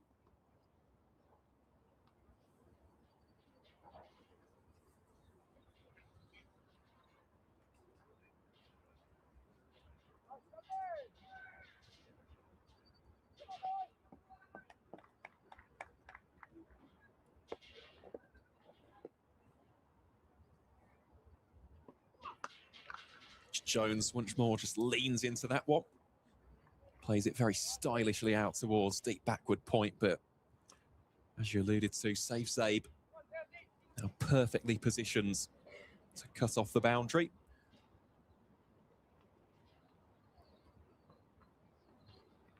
There has also been another wicket in Taunton. Somerset 5 down. Tom Abel 3 runs away from a century. Oh. So he could reach that very shortly indeed as Hurst runs that down towards the aforementioned Zabe. Lancashire 263 for 4. So in terms of that latest wicket, that was Lewis Goldsworthy, caught by Carver Rayner, bowled by Rob Lord. Rob Lord, who of course is from the northwest, got ahead of myself. Plays up in Cheshire. There's Rob Lord. I think he may have actually been involved on the Lancashire pathway, comes to think of it. Yeah. Of course, those 2 counties and Cumbria as well, having quite intrinsic links up in the region itself. It's Harrison bowls here from the Lynn Wilson centre end, and Hurst steps into that one.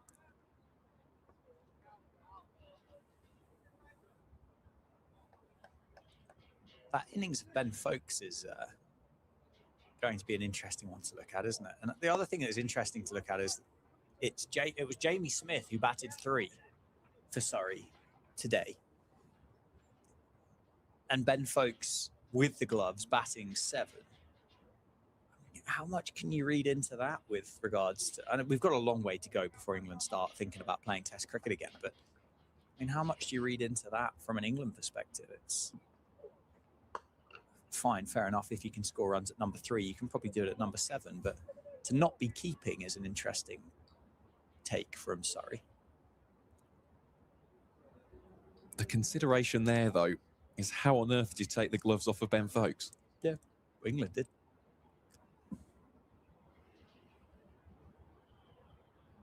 Just such a fantastic keeper. It's Harrison giving that one plenty of revs and rotations. Looking to rush Jones. A little bit of additional speed on that one.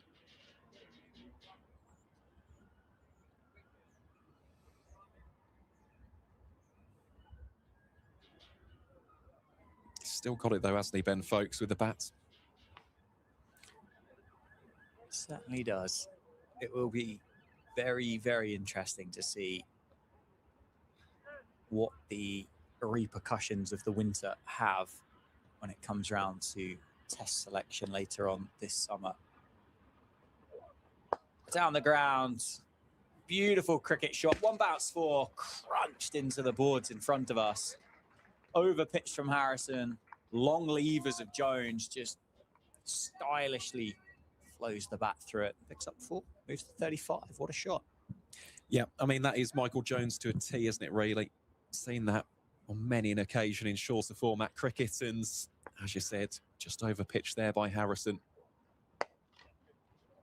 Responds by dropping it a little bit shorter, but it's the same outcome regardless. 4 more of the bat of Michael Jones, who's now racing along onto 39. That will be the end of the over. So Lancashire 272 for 4. Jones now, at least from a Northants perspective, looking in rather ominous touch. Yeah, it was the catch by the drop catch by Luke Proctor, wasn't it, on 4 that was the life. It's an awkward catch, but I mean one really that you would expect a professional cricketer to keep hold of. How expensive does it end up being? It's not just his runs either, is it? It's the partnerships that he's involved with and the damage that he does to the scoreboard because of the time he spends in the middle. And so far, he's really hurting that drop catch and the captain. Quick 2 taken, brilliant 2 taken by Matty Hurst. Always tends to happen as well, doesn't it, in cricket? You see someone dropped, especially in single figures. You really do tend to get punished. Although probably the, most remarkable example of that was in 1994, as I'll touch upon in a second. So in the game between Warwickshire and Durham at Edgbaston, a certain Brian Charles Lara was dropped on 18. As we all know what happens a little bit later on in that game, he went on to score 501 not out. Who dropped him? Have you got the? Do you know that? I can find out for you. Okay, I don't know off the dome, but that is a very expensive drop, isn't it? That's kind of a career-ending drop, isn't it? 483. We'll have to find out if the chap that dropped him scored enough to kind of counteract the loss. Jeez, that's a tough one. How was your day at work today? Yeah, not bad. Dropped a bloke on 18. He scored 500. Had a good one, though. Good day. 1 slip for James Sales. Falling into the hip of Matty Hurst.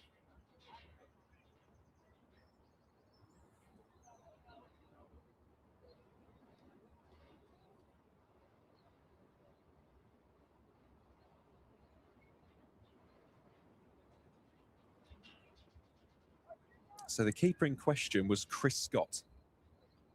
Okay. Who famously said, with my luck, he'll go on to get 100. Oh, yeah. And some. Oh, he wasn't wrong, actually. He wasn't wrong. No, he wasn't. No, thinking about it, he did get 100. And then times it by 5 for the highest ever individual score in cricket, which is absolutely staggering.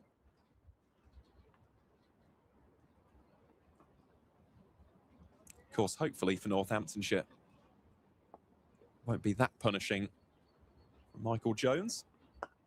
It's that one very full by James Sales. I can't remember exactly how many runs he was on. So we see the end of the 77th, Lancashire 276 for 4. In that same innings, it must have been before he was dropped an 18. He got bowled off a no ball as well. It's a funny game, isn't it? Well, not if you were playing against it that day, no. But generally not. speaking, yeah, that's a wild set of circumstances. I mean, was it chanceless after that? Yeah, pretty much. Yeah. From what I've been, I'm not old enough to have experienced that. No. It was 7 years before I was born, but crikey, yeah, I've been told a lot of stories about that, especially by someone who missed the last day.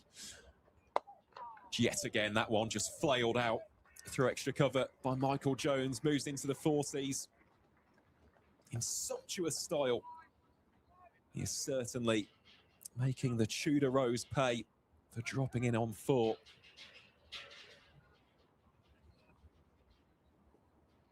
Yeah, I had a chat with someone last season, it was funny enough. He decided to go away on a day trip when Lara reached his 500. He's never, ever forgiven himself. I think it's time to let it go, isn't it? Well, 32 years almost since that happened. Crikey. It's a good sport, isn't it? That's why we love county cricket. Harrison here to Jones. Jones again winds up for the expansive option.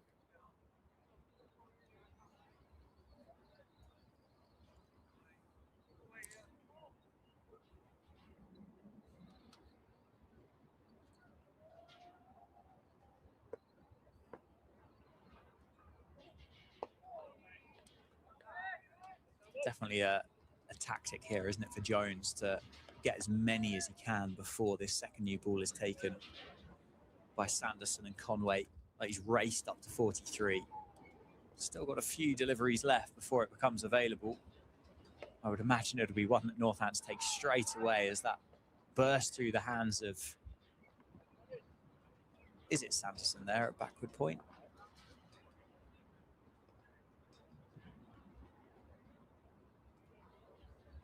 Dot ball nonetheless.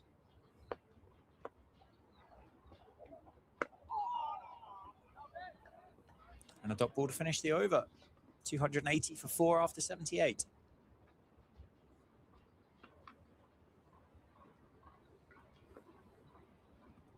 I think it's also worth mentioning the fact that the partnership now for this 5th wicket is 46. Doesn't feel like 5 minutes ago that we were talking about 2 right-handers at the crease and Hurst just beginning to get into his groove. Again, a little bit like Bohannon did with Wells in the early stages of his innings at 3, just playing the foil role here, just providing ample support for the more established of the two.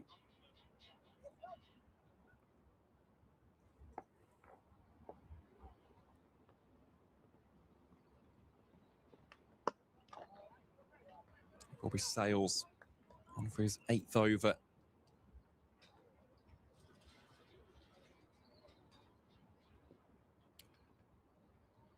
Of course, a massive thank you as well to everybody tuning in via the YouTube live stream. It's been great to have your company during this season opener between Northamptonshire and Lancashire.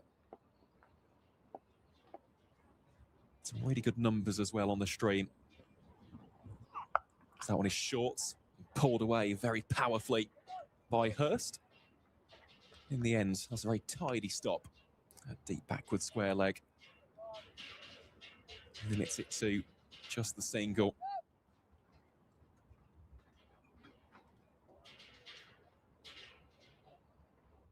I think the word I'd utilise to describe it, Dan, is special. It's special to have the championship back.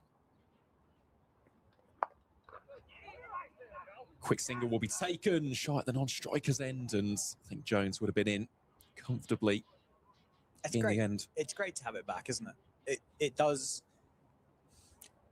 It feels like a long winter until you walk back in through the gate, and it feels like you've never been away. It's that kind of experience. It's amazing. So many people, their lives kind of rotate around this sport. They love their summers in the various cricket grounds around the UK, watching their favourite county, whether it's one of these two or whether it's one of the others. Friendships are made. It's a community, isn't it? It really, particularly county cricket, more so than the Blast and the One Day Cup. It's, if you're coming here, you're here for a day, and you can just have a chat with pretty much anybody you want to. And it's a really, really special environment and sport that we've got.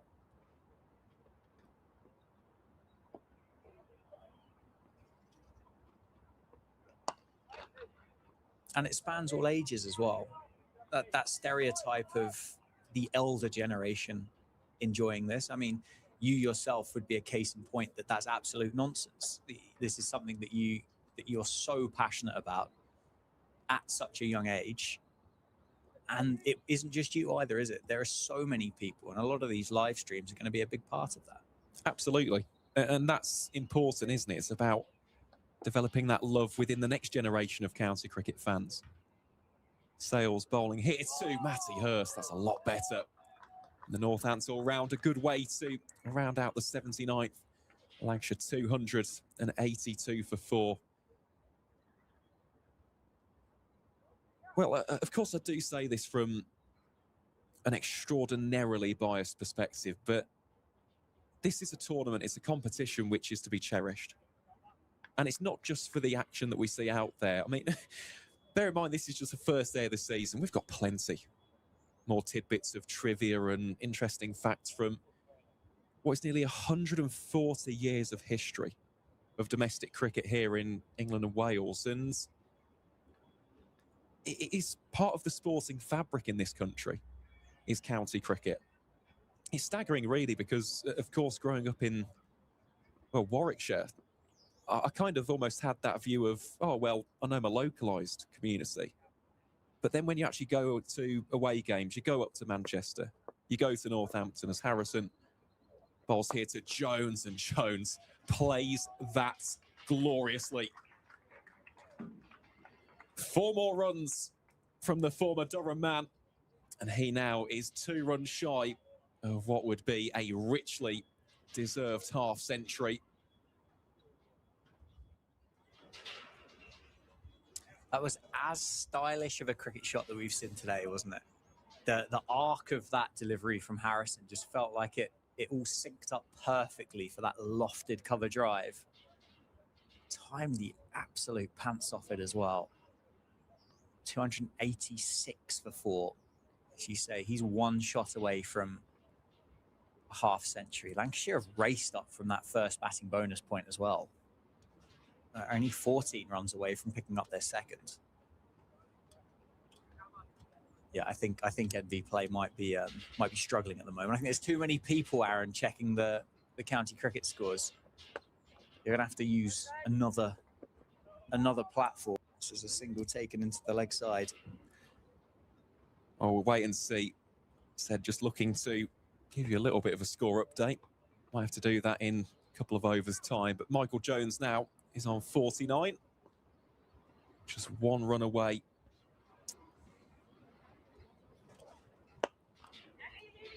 Another quick single taken here. Sales this time goes to the striker's end. Bang on the money with the throw.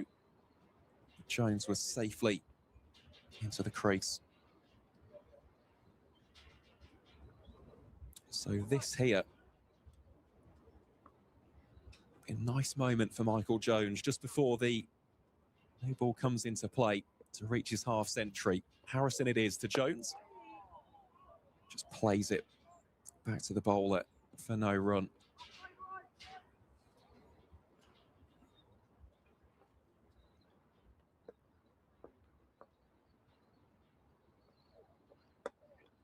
And this will be the half-century for Michael Jones. He has played a very deft hand indeed in this middle order, really stabilising and steadying this Lancashire innings with a flurry of very fluent and classy boundaries. It's a 15th of his first-class career. Very well batted, Michael Jones. Yeah, and just continuing to twist the knife, isn't he, from that drop catch on 4 at the very, very beginning of his innings. Batted beautifully after that. Another Lancashire batter gets to that half-century mark here at the county grounds. Just waiting for one of them to go past the 3 figures, really. It certainly has felt like a batting day. I suspect a lot of those coaches and guys that have been able to sit up in the dressing room in the warm and in the heating, they've probably thought it was a batting day as well. Most certainly have.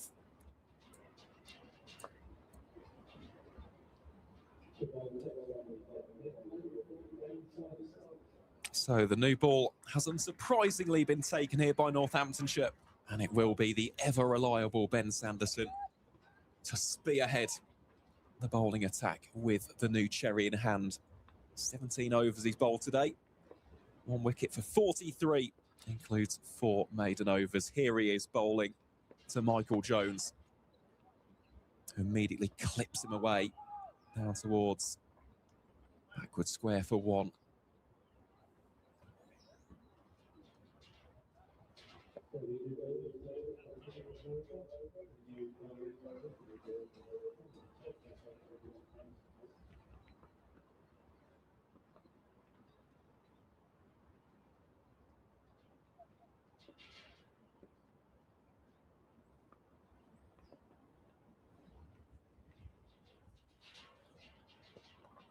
Or Hurst that time. Just ambling down the wicket.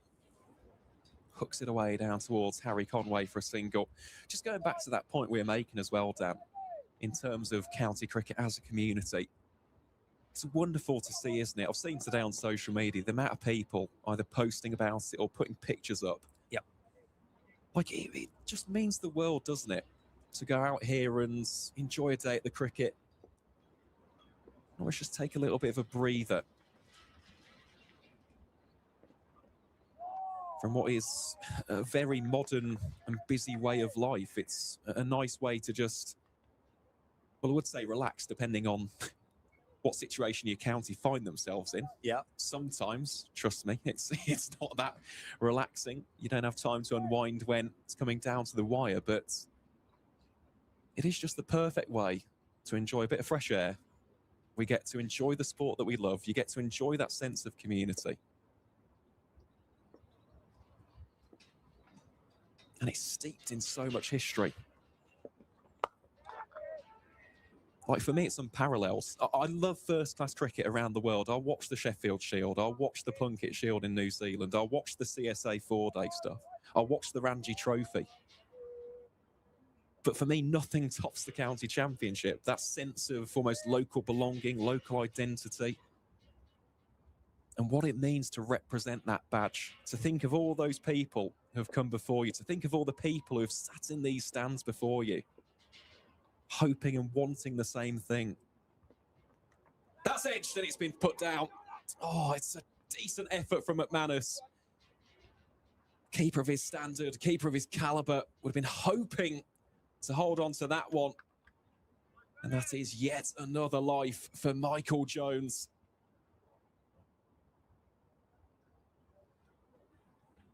Silence descends, doesn't it? You could see the frustration. Sanderson visibly annoyed, kicking the air in disgust, really. Would have been a great catch for McManus, but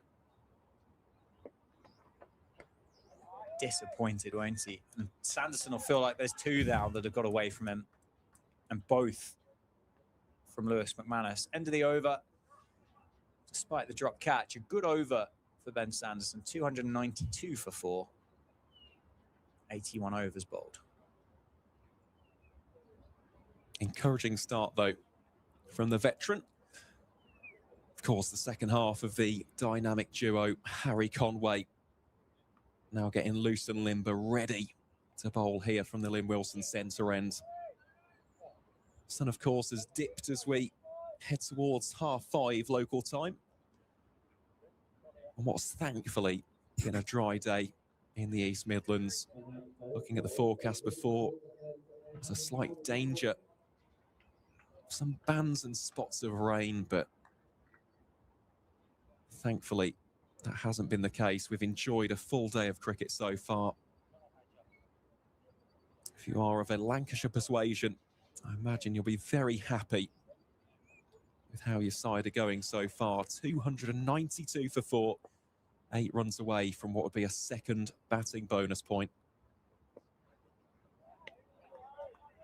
As Conway again hits the channel. I'm not sure if I've actually asked this question before, Dan, but do you remember your first championship game? Do you remember how old you would have been? I don't think I've asked this. No, I mean, I can tell you I wasn't young. I can tell you that for certain. I remember the first ever professional game of cricket I went to, which was can't remember the exact sponsor of it at the point, but it would have been a T20 game. It was at Arundel Castle between Sussex Sharks and what were the Hampshire Royals at that point, with the likes of Shane Warne and Matt Pryor that kind of era. Chris Adams, Murray Goodwin, Mascarenhas. Dimmy Mascarenhas, Nick Pothas, Jimmy Adams. He's now coaching at Surrey. Nick Pothas. Those kind of cricketers. That would have been my first ever game. Championship would have been Sussex as well, but I couldn't tell you the particular game. I know you could. You could tell me the exact. You couldn't tell me what my first game was, but you could definitely tell me what your first game was. And was it championship first? It wasn't. It wasn't. I'll tell you that after this next delivery. Conway it is. And Jones takes a couple of steps down the track and flat bats it very handsomely for 4 more. Wow. Majestic. Wow. Dominant. That was dismissive, wasn't it, of Harry Conway? Just brand new ball in the hand of the Australian. And Michael Jones just tracked him, walked at him, and just dispatched it over the offside for 4. He did it against Calvin Harrison. We thought that was stylish. I mean, this was aggressive. You can just tell he's got his mojo, hasn't he? Michael Jones. How does Conway respond after that? Well, he's been dispatched again. That one arguably more disdainful than the last. And that is the 300 brought up for Lancashire County Cricket Club. Comes courtesy of a thunderous 4 off the bat of Michael Jones. And that will be the 2nd batting bonus point in the bag. And this now for Northants. It's getting slightly worrying. Not only is the fact that Michael Jones on 60, that in itself is ominous, but the partnership now 66 and continues to grow. Just a bit of a confidence killer, that. And the other thing as well, when the boundaries are flowing like this, you're getting rid of that shine. Just nullifies the effectiveness of the new ball. And make that 3. A trio of tremendous cricket shots from Jones. And he races on to 64 now. That, of course, the deftest and most finesse-filled of the 3. But regardless, he really has sent out a message to Harry Conway, who before this was bowling very economically. Yeah, he was going at about 2.5 runs at over, wasn't he? The first one of the 4s were, well, I mean, not out of character, but out of situation, I think, with the new ball just being taken. The second one was aggressive. The third one was just stylish. And I mean, there might be 4 in a row here, because that's going to be a long chase for McSweeney down into the pocket in front of the stand there. He's got that. Just keeps it inside the rope to save Harry Conway's blushes. He concedes 3. And yeah, there's some head scratching to do for Luke Proctor and Harry Conway. There is, but then again, when you live by the sword, you die by the sword, and the chances will appear. All it takes is for one of them to be slightly mistimed. It spoons up in the air. McManus underneath it with the gloves, and the race for the 3rd Championship 100 is hotting up. Oh, Tom Abel currently 98 not out. Martin Anderson currently 96 not out. Those 2 guys looking for that. I mean, I've decided that there's medals available, but looking for that bronze medal spot for the 3rd 100 on the leg side. And again, Michael Jones walking at Ben Sanderson.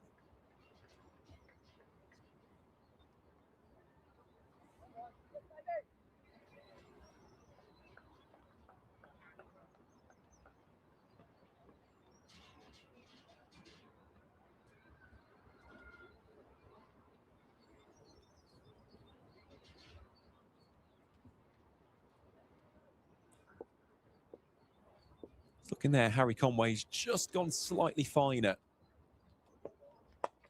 So that one is played, arrow straight down the ground. Sanderson tips it goalkeeper style to McSweeney. Was operating a little bit more towards slightly wideish long leg. Now gone to more a deep fine leg as Harry Conway. Got deep square leg on the boundary.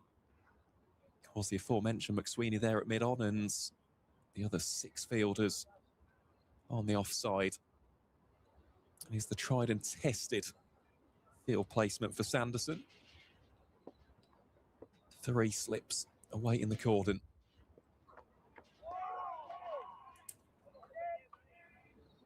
Sanderson once again testing Jones with both the line and the length. Looking to just cut that one away.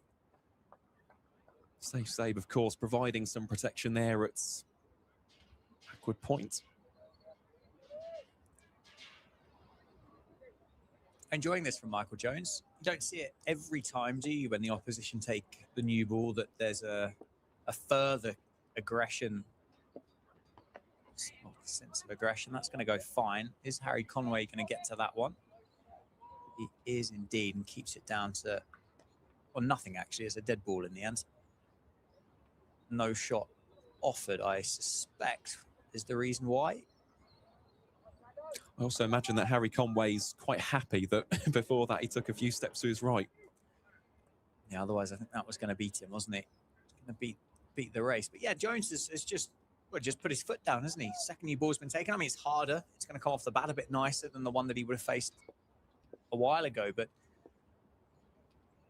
against Sanderson and Conway, could have been forgiven to have just slowed it down a touch and just let the game mature slightly. But no, Jones has really taken the aggressive option. And that in itself always really intrigues and fascinates me, because there are certain players like that who, regardless of the situation, they do play in their natural style. So I think in red ball cricket, the one who immediately springs to mind was Ed Pollock for Worcestershire. And there were times when it was frustrating, but very special indeed, as Jones will just clip that away for a single. But what he's done here is identified the situation. And Lancs were not going at a bad run rate. Let's not suggest that they were. They're going to tickle under 3.5. But as a result of this more pronounced effort to take the attack to the bowlers, it's now around about 3.7 and rising. That's the important thing. Mm-hmm. It's progression in that sense. Can he provide that foundation, that platform for the likes of Balderson, Hartley? As we said, Tom Bailey has scored a half-century against Northampton in the past. So could you argue at 308 for 4, he already kind of has provided that platform? Well, he, Bahanan and Wells have provided that platform, haven't they? It's going to take something remarkable here from Northamptonshire. That's another nicely timed shot through the leg side. For Northamptonshire to come out of today in credit, I think would be fair to say. I think whatever the score is at stumps, they'll feel that they're behind. Yeah, all right, if they bowl Lancashire out here, but from what I've seen, what the evidence we've seen from those 83 overs, I think the likelihood of Lancashire losing 6 wickets between now and about 6:30, 6:45 seems unlikely. 3 slips for Conway. And a bit more batting tomorrow morning, and over to Northamptonshire. I guess it's kind of a bat once and bat big type thought at the moment for Jimmy Anderson's men. It's nicely gapped, isn't it, for at least one.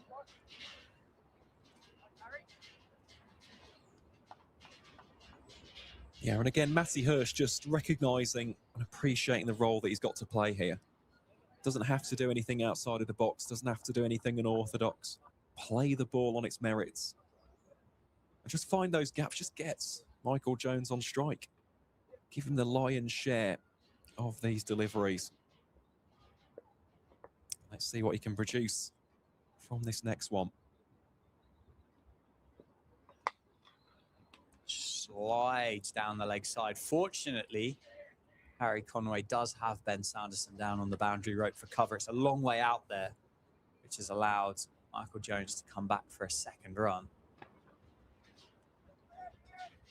Maybe some tired legs here for Harry Conway. First day back.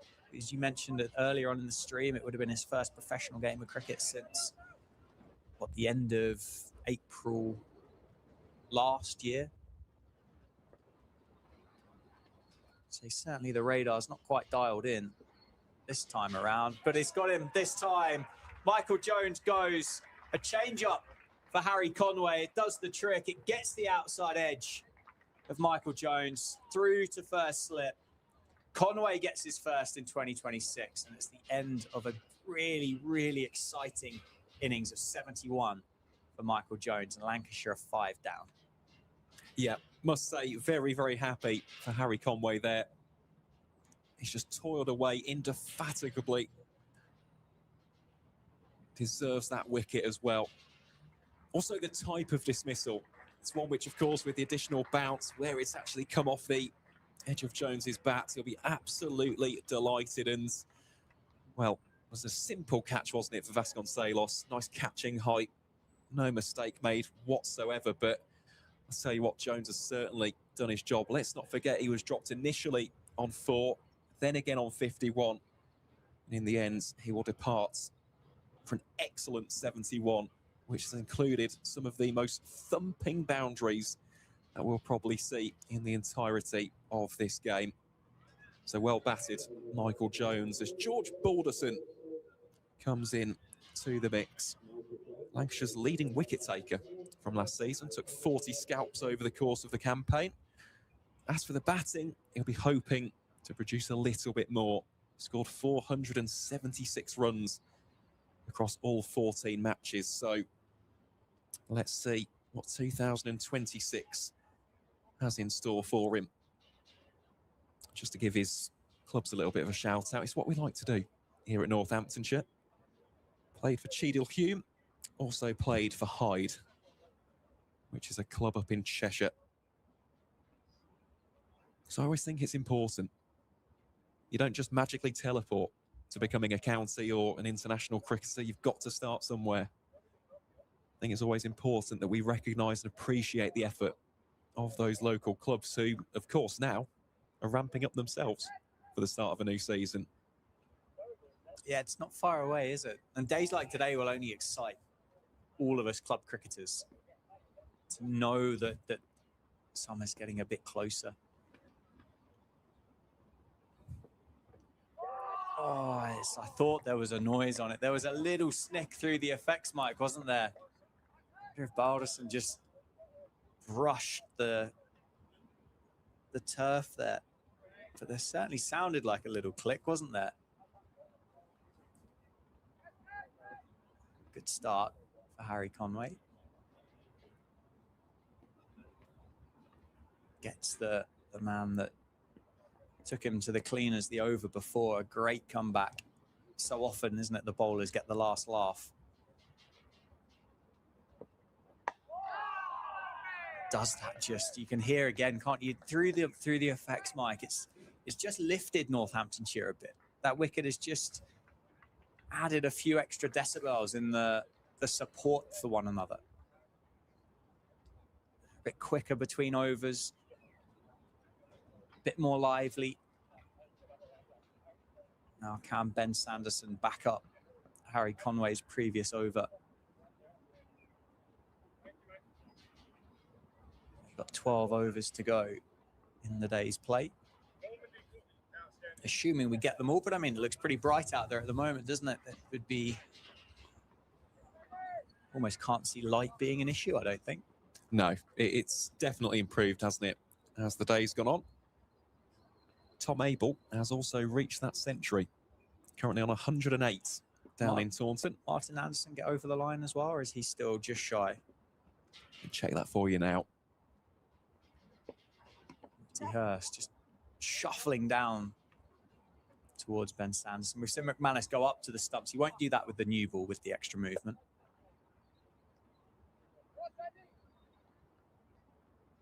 Well, I can confirm that Martin Anderson has reached his 100.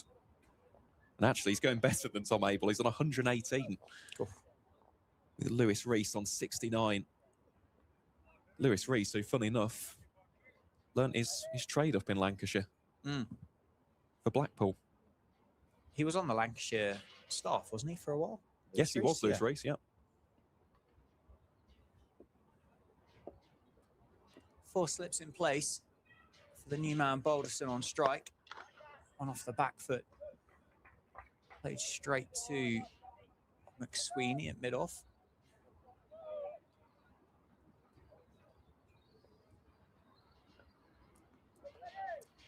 There's also been another couple of wickets in South Wales. Glamorgan wobbling slightly on 59 for 4 after 20. Kellaway and Ingram, the 2 men out in the middle. After Sean Dixon went for a 9-ball duck and Kieran Carlson, the captain, went for 2. Yeah, I saw Jack White had got a second. Jack White may have got a 3rd. Oh, happy days. 3 for 15 from 7 overs. Yeah. 3 of which have been maidens. Some bowler, isn't he? He really is.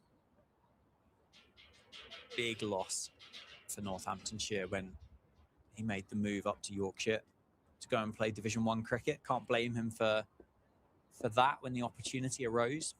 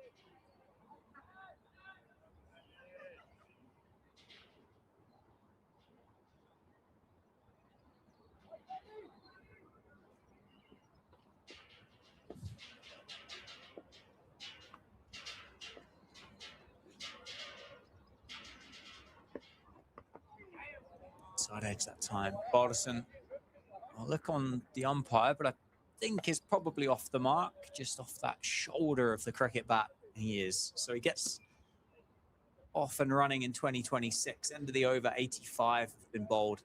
It's 314 for 5 now, Lancashire. Hurst on 22.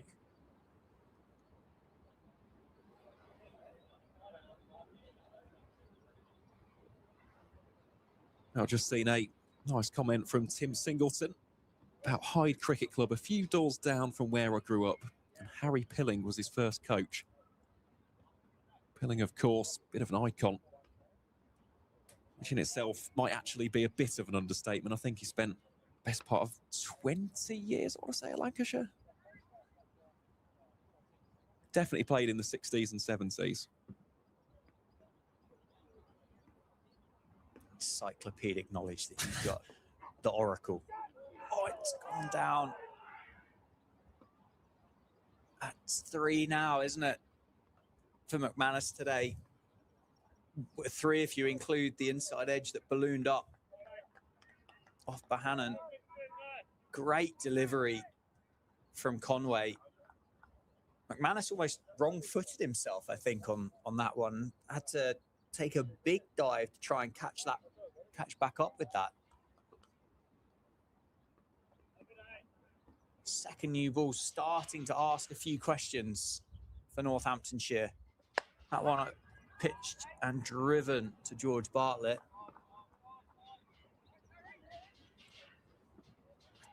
I mean, it's tough, isn't it? I don't think it would have carried to Vasconcelos at first slip, so I think McManus had to go for it.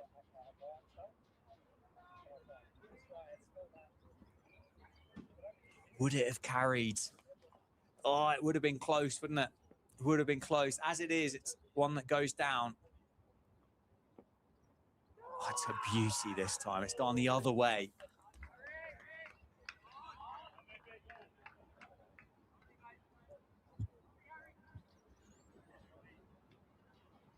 Sting as well, won't it? Especially given the complexion of this innings. Would have been a 6th wicket, of course, a second bowling bonus point for Northants, but Yeah. McManus here just has to dust himself down and pick his head back up.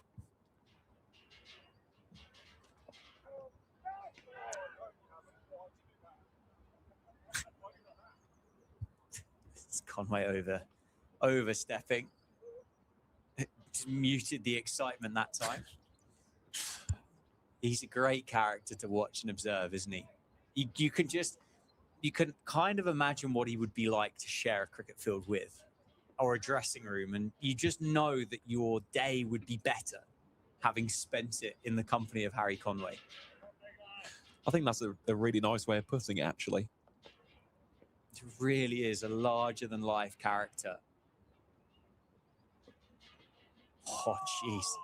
Very good cricketer as well. Yeah, he's a good bowler, isn't he? And at the minute, he's got this second new ball for Northamptonshire talking and really asking some tough questions. You mentioned, you said about that drop catch there would have been 6 down. And I know Hannon's now gone, Jones is now gone, but had those catches have been taken, yeah, fine.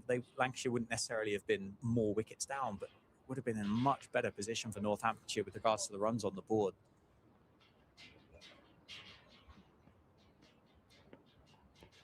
It's something that they'll certainly be disappointed about at the end of the day's play. Oh, he's ballooned over the cordon this time. Shoulder of the bat once again. That time it falls safe over those 3 Northamptonshire slips, and George Balderson gets a couple of runs. But I mean, this over in particular from Conway, this is an inspired 5 deliveries so far. It really is. It's precisely what his side needed, almost as a bit of a pick-me-up after what was the wicket keeper as well. It's as I say, it's not easy. Nothing's easy, but to have the 2 focal points of your team put those down, it is disappointing to see. It's 318 for 5, and Sanderson continues from the David Capel end. Matty Hurst continues to use his feet against Sanderson, trying to negate that swing or the seam movement that's available, put Ben Sanderson off his length.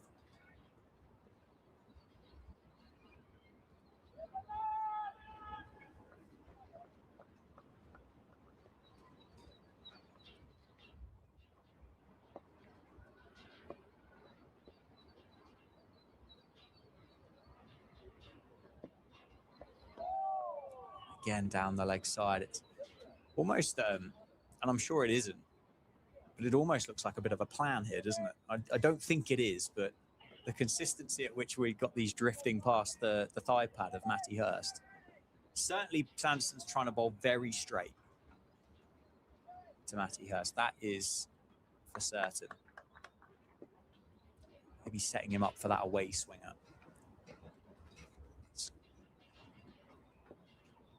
Then hopefully going to feed those 3 slips. And again down the leg side. Bit of extra bounce that time. It is swinging, isn't it? It's doing a bit more than what it did this morning, I think. We watched a few of those deliveries through on the screen in front of us.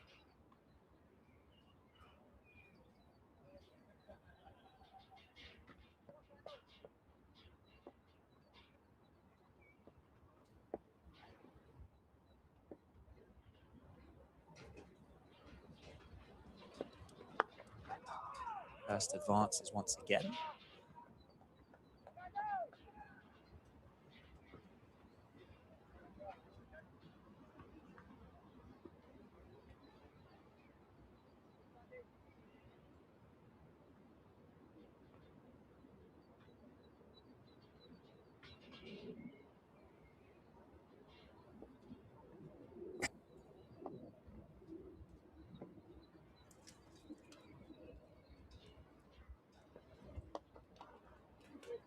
An over pitch, but there is protection down there in the form of Harry Conway. So just a single taken for Matty Hurst. Takes the score up to 319, and this good spell from Northamptonshire continues.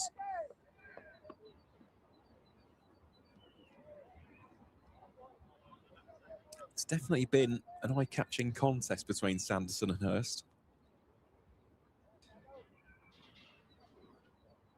Reminds me actually of a test match from quite a few years back now.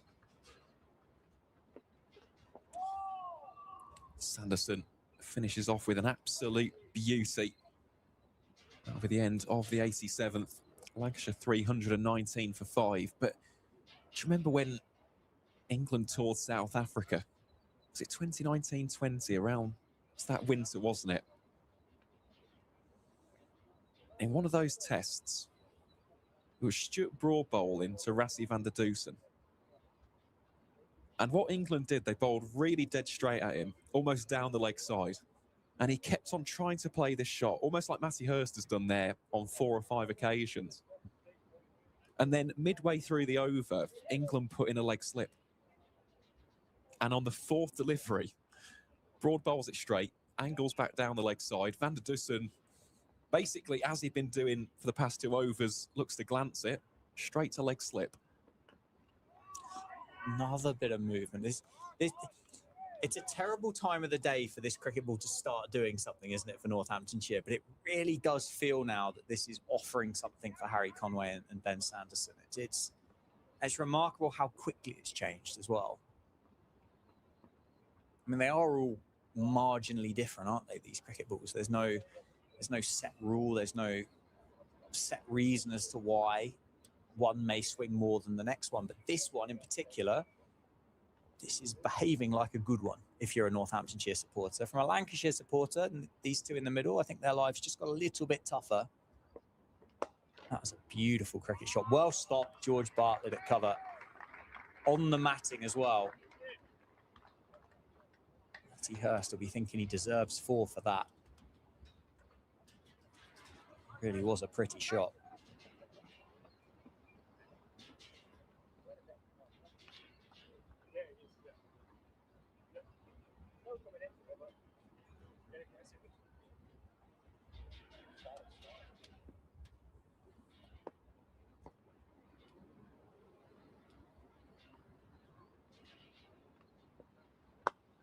Hurst again. It's a real tactic here, isn't it, for Hurst? Almost every single time he's taken that shuffle forward. And that will be to try and negate that lateral movement that Conway and Sanderson are both getting late on day one here at the county ground in Northampton.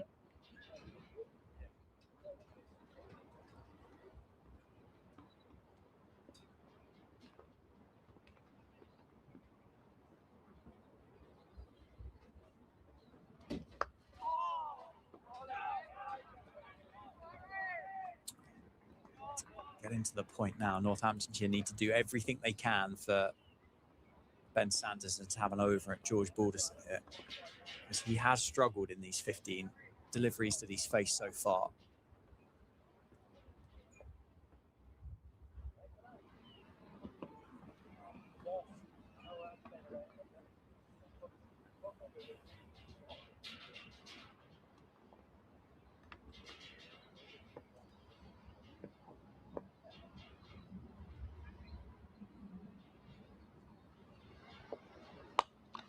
Square drive. Should be 2. There is indeed. James Sales stationed out on the offside boundary. Keeps it to 2. It's 321 for 5. Matty Hurst now on 25. So he looks like he's just... Oh, that's not a good sign for Matty Hurst. Hopefully that's just a bit of an overextension with that sprint, but he was just having a bit of a longer stretch and a hobble back to the crease. Cold evening, cold afternoon, cold day, in fact. And he's got him. Conway has got his second. He gets Matty Hurst. Picks up the second with the new ball. Conway loves it. Hurst has got to go for 25. Lancashire are 6 down now. The second new ball working wonders for Northamptonshire. It definitely is, and in a way, it's almost frustrating, isn't it? Because if this would have happened at, let's say, 11:30 this morning, could be a completely different look to this game. But I tell you what, Northamptonshire do deserve a lot of praise and credit, I'd say, for the way in which they've actually gone about this today. Because there have been times where they've been under the cosh, they've been under the pump, and, well, they have just kept at it, especially this man, Harry Conway. In 20 overs bowled, 2 for 70 now, 3 of which have been maiden overs. Inspired, I think that would be the word I'd use to describe it. And in the end, it's a safe catch, wasn't it? Yeah, it was.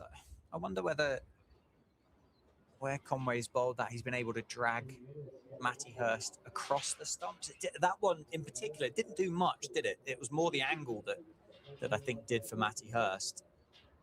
The line was good, but it was about 5th stump rather than the top of off or 4th. Just had a bit of a poke at it, thick outside edge, and a good catch in the slip cord. And so 6 down and 2 points for Northamptonshire now. Absolutely. Lancashire still 29 away from getting their 3rd batting bonus point of the innings and indeed of the season as well. As we see Tom Hartley stride out to the middle.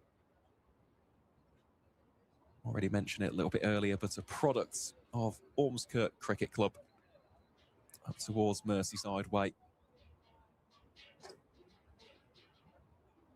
I've also got an update as well from the Riverside, where Durham have been bowled out. Fortunately, no 5-wicket haul for Keith Dudgeon.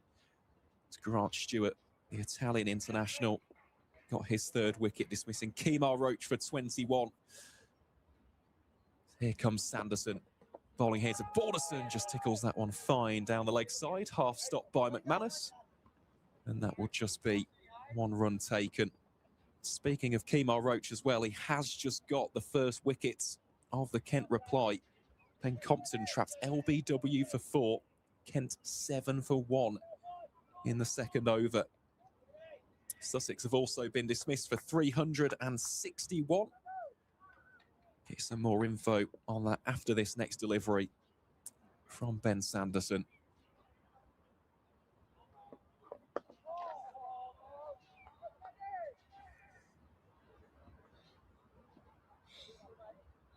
So Tom Price scoring 43 after Tom Clark's earlier century. Finn Hudson-Prentice as well scoring 33. Foxes sharing the wickets around. 3 wickets for Ben Green, 3 for Ian Holland, and 1 wicket apiece for Yadvinder Singh, Sam Wood, Rayan Ahmed, and Tom Scriven.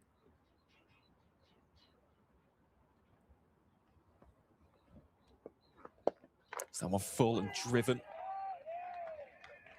Stings the palm there of Sanderson. And Ben Folkes has scored a century at Edgbaston. Surrey are in a little bit of bother in the 2nd city. Now 311 for 7 in the 90th over. Somerset also 6 wickets down. The Centurion Tom Abel dismissed by Ollie Stone, formerly of this parish. So it's a big appeal for LBW, and Ben Sanderson gets his 2nd of the day. Hartley dismissed for a duck. Trapped in front by the ever-reliable Sanderson. And this now turning into a very fruitful evening for Northamptonshire County Cricket Club. Lancashire 322 for 7. Hartley gone without troubling the scorers. And as we suspected, it is that dynamic duo of Conway and Sanderson who are making the inroads for the home side. Lancashire 322 for 7 here in the 89th over. Not even a spot of hesitation in the umpire's mind on that occasion. Sanderson getting the praise and plaudits from his teammates. It'll be Tom Bailey to come in for the Red Rose.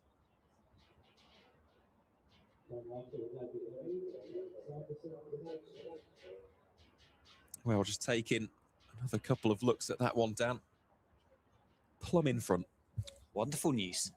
Sanderson into the wickets again. This second new ball. I mean, as you said earlier, what a difference.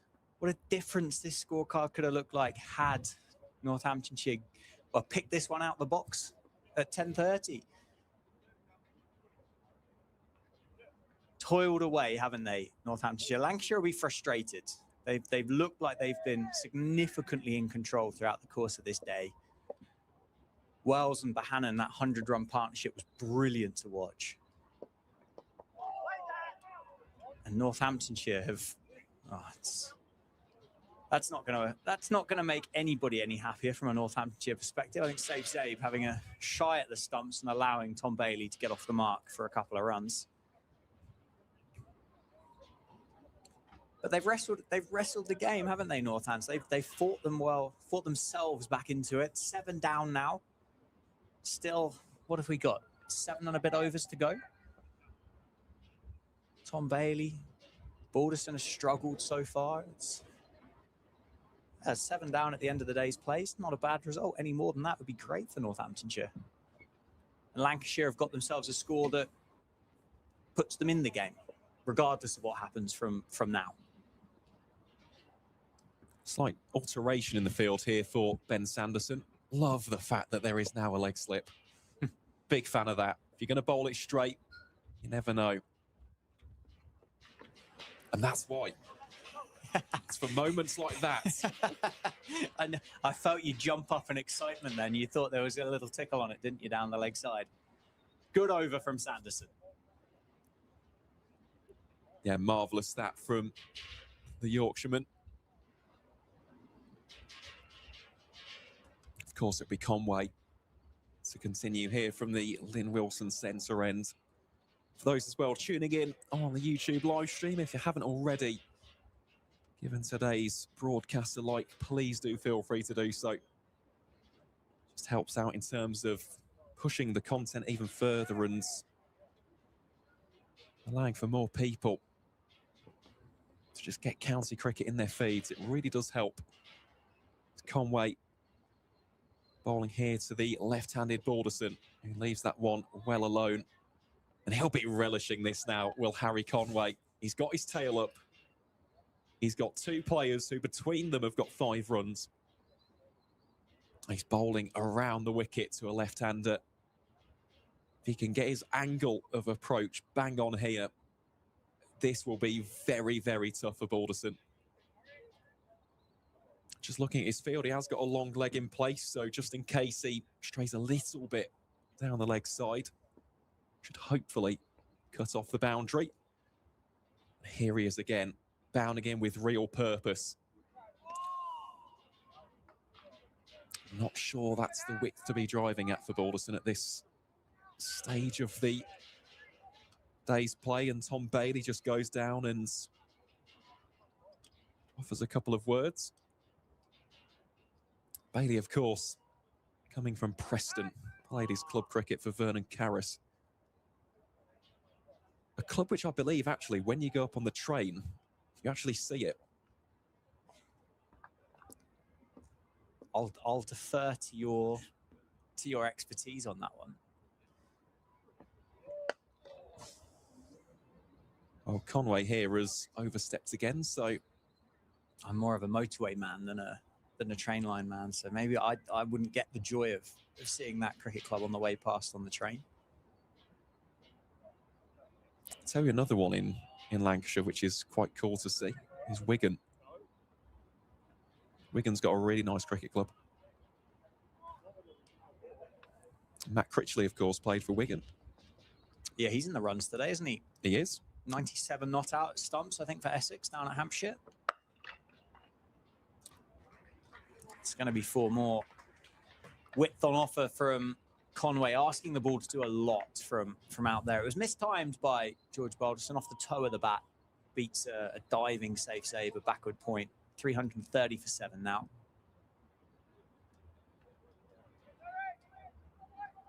Yeah, that'll just calm the nerves here for Balderson.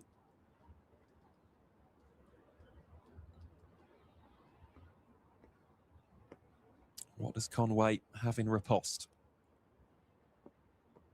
Well, that one has been edged, just flies over the top of Calvin Harrison and sprints away for 4.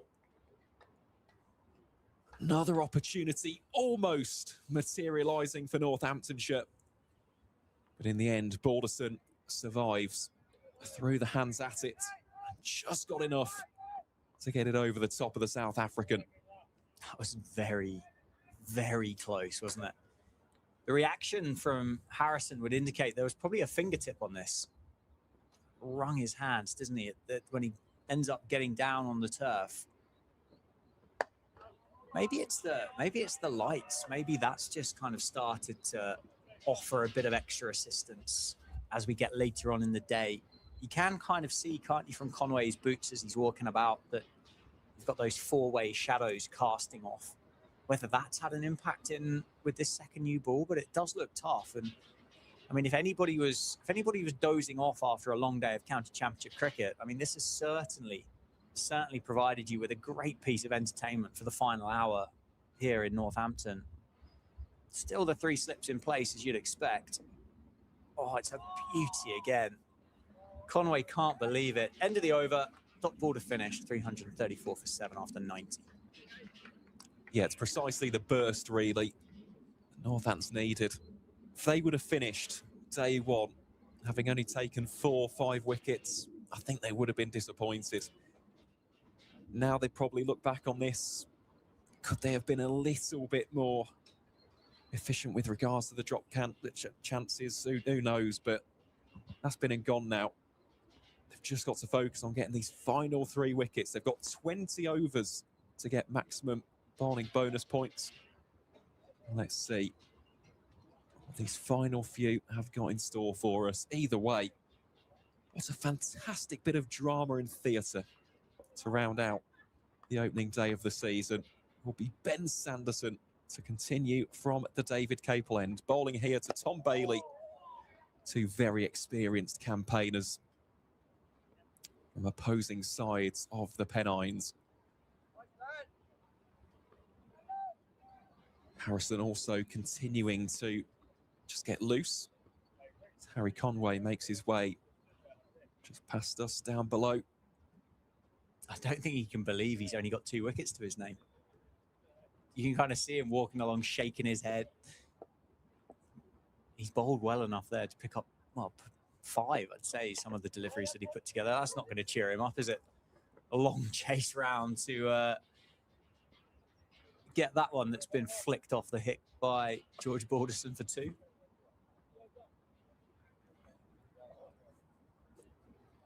That always happens, doesn't it, in cricket? Always happens. See, now he's gone for the double teapot. Hands firmly on hips. Yeah, Vasconcelos is enjoying that, isn't he? You can see every now and again just taking a glance over his shoulder with a big smile on his face when he catches the eye of Harry Conway.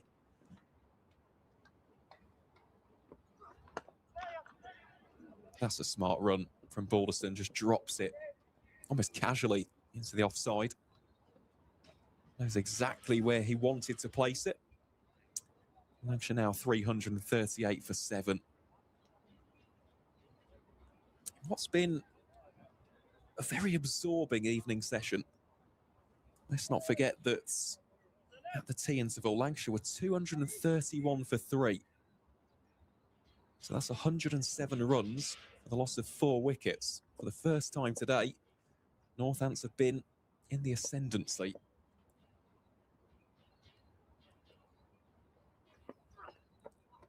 That one again almost tickled down the leg side. Yeah, it's been a good use of this second new ball. It's a shame that Conway's not got one more in him, isn't it? That obviously there's going to be a change here to Calvin Harrison at the Lynn Wilson centre ends. Would you go leg spin, or would you be tempted about Luke Proctor with this new ball that's just offered a little bit more? It's an interesting one. I think if you get men around the bat, I really don't mind the wrist spin. But you've got to be aggressive. I think that's the key here. If Harrison comes on to bowl and you've got a spread field and you're being a little bit negative, you're almost allowing the play to fizzle out here in the final 5 overs, then I don't think it's worth bringing him back on. If Harrison's going to come on here, you're going to put in a slip, maybe a leg slip, put someone under a lid. All of a sudden, could be in the game. Yeah, that newer ball should bounce a bit more, shouldn't it? Although, having just dismissed Luke Proctor as a bowling option, I think he's getting loose as well. So it could be a double change. Oh, it's not carried, is it? It's a great pickup from Calvin Harrison, that second slip. Plucking it off the turf, but it just hasn't carried. Genuine outside edge off the bat of Tom Bailey. Ended the over with a dot ball, though, 338 for 7. There's been a couple of those through the course of the day, isn't there? That just haven't quite got there. So it will be Calvin Harrison then to replace Conway from the Lynn Wilson centre end. Tends to be the case with the spin bowlers. Of course, being a leg spinner does have the luxury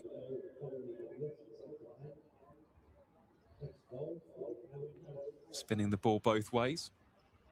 Imagine he'll go more so for the leg break against the left-handed Balderson and say, here you go, this is what I like. Safe save immediately. Yeah, getting the pads and the helmet. This is what you want to see. But you want one more, don't you? Oh, 100%. You want more. Well, in the final 5 overs of the day, it's not like Lancashire on 500 here. If you get another one, get them 340 for 8. True. Be worth it, wouldn't it? Or even 350 for 8, even if you go for a couple of boundaries. Yeah. Where'd you get your extra one from, though? Which player are you taking out to make that happen? Sweeper at deep square leg? Or is it George Bartlett down at deep backward point? I think that would be an option for George Bartlett to come up and think, well, am I going to be reverse swept by the Lancashire number 6 and number 9?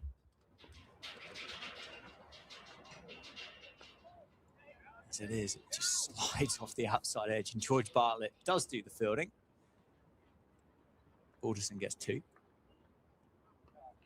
Yeah, it's funny you mentioned Bartlett. He would have been my choice, actually. Almost just bring him in as a silly point. Just crowd these two. Really apply that pressure in the final throws, and change of approach here from Harrison. I like this. Because this is where he'll be able to exploit any turn, any purchase, and of course bounce. If this bounces awkwardly, you've got Zabe there. You can pounce on it in an instant. Also just making a slight change out towards square leg, brings him to deep forward.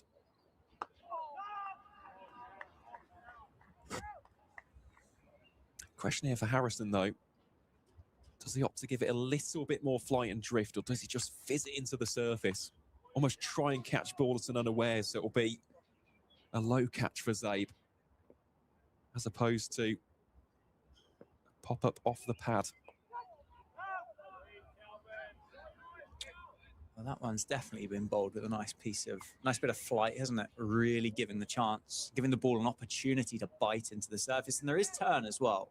There is genuine turn here for Harrison.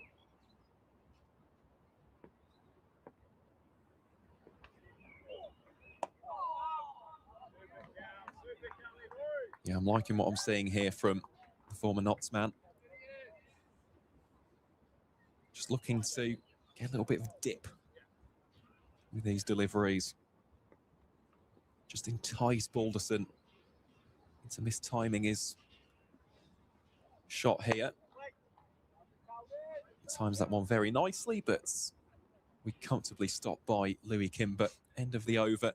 92 gone on this, the first day of the season. Lancashire 340 for 7. Balderson on 16, Bailey on 3. And it will be Luke Proctor from the David Capel ends, as you mentioned, Dan. Yeah, double bowling change for Northamptonshire here. A couple of end of day scores just to run through as we get to the final moments here. Essex is 219 for 3 at stumps down against Hampshire on the south coast. That was weather affected, wasn't it, at the start and at the end of the day's play. Somerset 292 for 6 against Nottinghamshire. That's been declared as stumps. Stumps at Lords 279 for 5. Middlesex. So we've got 3 games that have drawn to their conclusion on the day's play. Surrey are still batting, 7 down for Surrey, 128 for Ben Folkes now.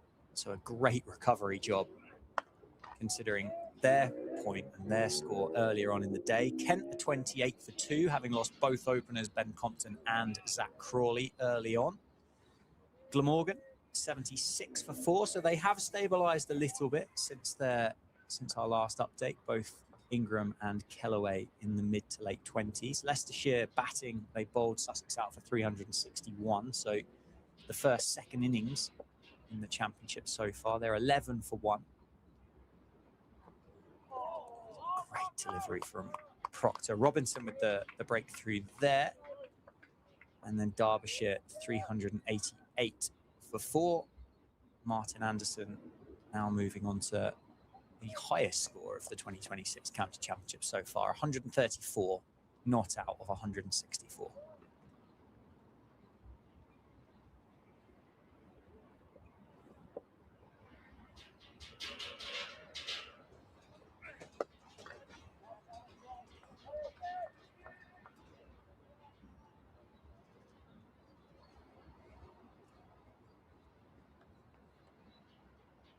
I believe that is also a career best score for Martin Anderson. Must say I'm very happy for him. Showed glimpses of promise at Middlesex, and well, he's turning into a very fine option for Mickey Arthur's Derbyshire.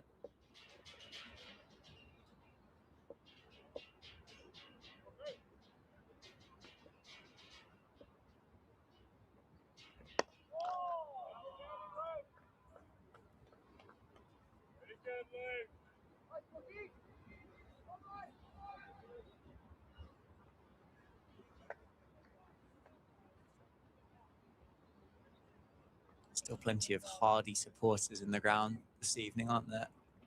Wrapped up like they're about to go on a polar expedition. There's about 4 of them just sat at the front of the cinch stand with hoods up and trying to stay as warm as they possibly can. The old football stand.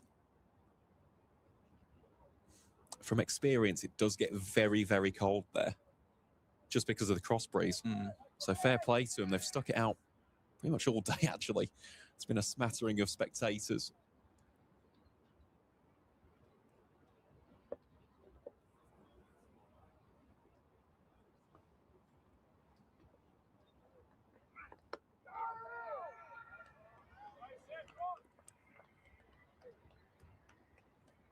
End of the over. Dot ball to finish it. Side edge onto the pad, wasn't it? 340 for 7. 93 overs have been bowled in the day. So 3 to go. So it'll be Harrison, Proctor. You'd think Harrison, wouldn't you? Now that Save's got all of the short leg paraphernalia on it, it would be awkward to throw the ball to Save for the final over. Maybe Louis Kimber for a different look, a completely different look. George Bartlett's bowled a bit of off spin. I don't think Northamptonshire would go back to James Sales.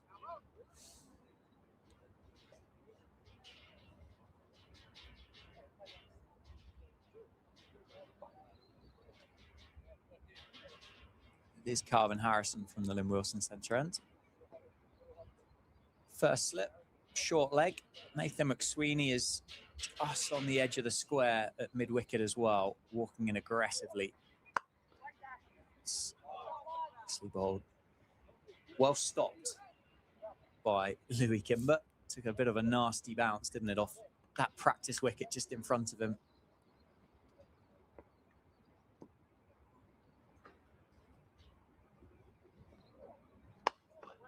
And well stopped once again.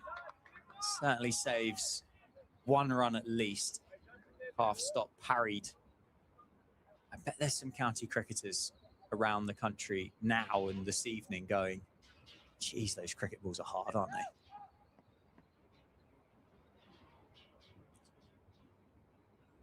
Definitely. It's a rather stark reminder, isn't it, of April cricket. Be quite a few sore hands, especially tomorrow morning. Some decent badges, I suspect, on forearms and thighs from those that have just been bumped into. It's a great delivery from Harrison. Lancashire here very much trying to get through, aren't they, to the end of the day's play. 7 down. Bailey, the man on strike. Bit of a drag towards, just gone underground. It's not bounced at all. Great pickup by McManus to adjust to that. Fortunately, wide enough to cause no damage to Tom Bailey. That one straighter. Well dug out.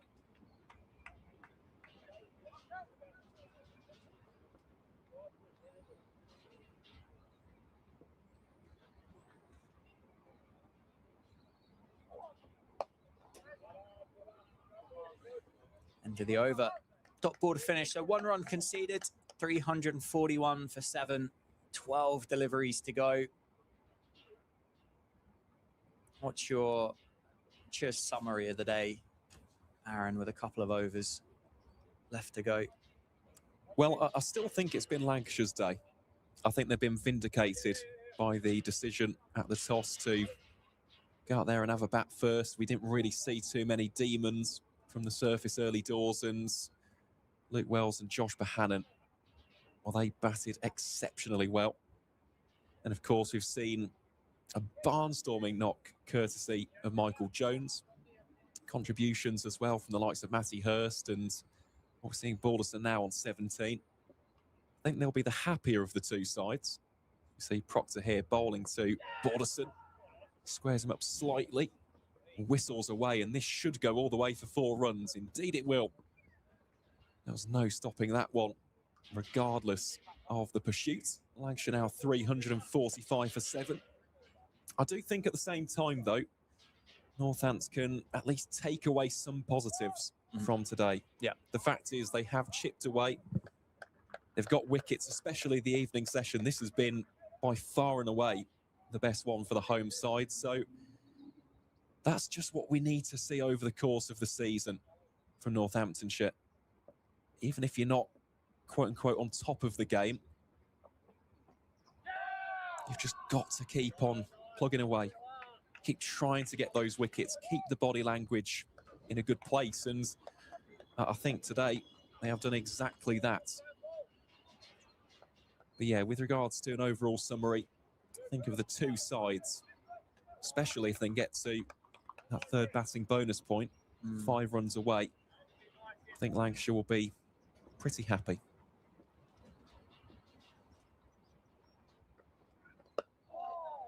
Yeah, I see it in a similar vein. I think the only bit of disappointment for Lancashire is the fact that they were going so well. And when you think back to the style of dismissal, as well as Josh Bohannon and Luke Wells batted, the style of the dismissal for those guys, I think they will be very disappointed that was how they got out. At that stage, I mean, it's a long way to go, but you didn't have 345 for 7 on the cards, did you? You had considerably more than that at the end of an innings. But they have got 345 runs. They are most certainly in this game, regardless of what happens tomorrow morning. They are in the game. Northamptonshire are going to have to bat well to get to level par with whatever Lancashire end with. And I think like Northamptonshire will be disappointed with the catches that they've put down, chances that they created and haven't taken. But I think they'll be pretty pleased with the fight back that they've shown in this evening session. It's certainly been the Northants' evening session.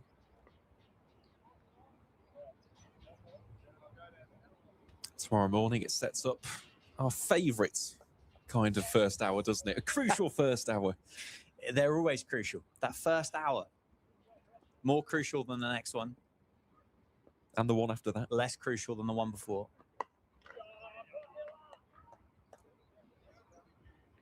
End of the over then. Luke Proctor completes the penultimate over of the day. 345 for 7. George Borderson on 21 and Tom Bailey on 3. Will be the leg spinner. Calvin Harrison to bowl the final over of the day. Just ticked through 6:30, so not a million miles behind where we need to be. And despite the breeze, it's been a fantastic day weather-wise for the county championship. You could have been forgiven at 6:30 to think that the lights would have taken over by now, but it's Harrison to finish the day.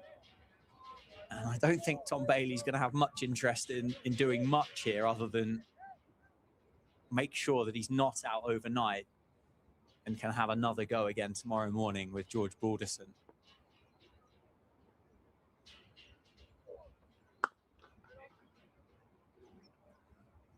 This is your moment, isn't it, when you're thinking, get the leg slipping.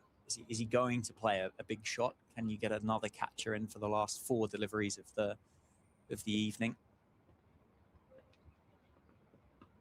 There is a first slip. Saves at short leg. That's over pitched. Nicely played. Does take the single. Hands it over to George Borderson. So no night watchman job here for Tom Bailey. As you mentioned, he has got a first-class 50 against Northamptonshire to his name, but Borderson quite happy to take the strike with 3 deliveries left in the evening.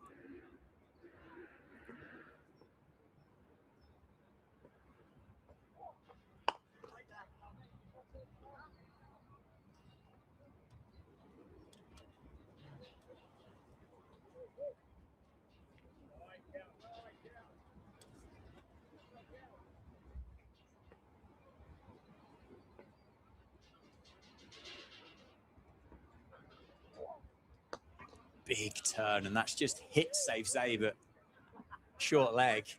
It was certainly on the 4, wasn't it? But so well timed by George Borderson. It's just ricocheted off Save and almost bounced back into play. Final ball then, day 1 of the 26 County Championship, and we've had a full start. We'll reload and go again. Final ball from Calvin Harrison for the opening day of the 2026 County Championship. And defended by George Borderson. And he and Tom Bailey will walk off unscathed, 21 and 4 not out, respectfully. The score at stumps, 346 for 7. Highlights from the Lancashire innings. Luke Wells with 87, Josh Bohannon with 90, Michael Jones with 71. 2 wickets for Ben Sanderson, 2 for Harry Conway, 1 for Luke Proctor, 1 for Calvin Harrison, and 1 for Saif Zabe. And I hope you've all enjoyed it. It's been a thoroughly interesting day of first-class cricket here at the County Ground in Northampton. It's been a pleasure to have been back with you, Aaron. It's been great fun. Oh, likewise, it has been an absolute privilege to be here just broadcasting the very first day of the season. It's the first time I've had the opportunity to do that. So, yeah, this will be a day that holds very, very near and dear as the 2 sets of players are applauded off the field. I think that's a rather nice place to wrap up the broadcast. But, of course, we will be here with you from around about 10:55 tomorrow morning as we see the second day of action between Northamptonshire and Lancashire in this Rothesay County Championship encounter. Myself, Aaron Viles, and Dan Jadzovic on commentary. We thank you ever so much for your company today, and we'll see you in less than 24 hours' time.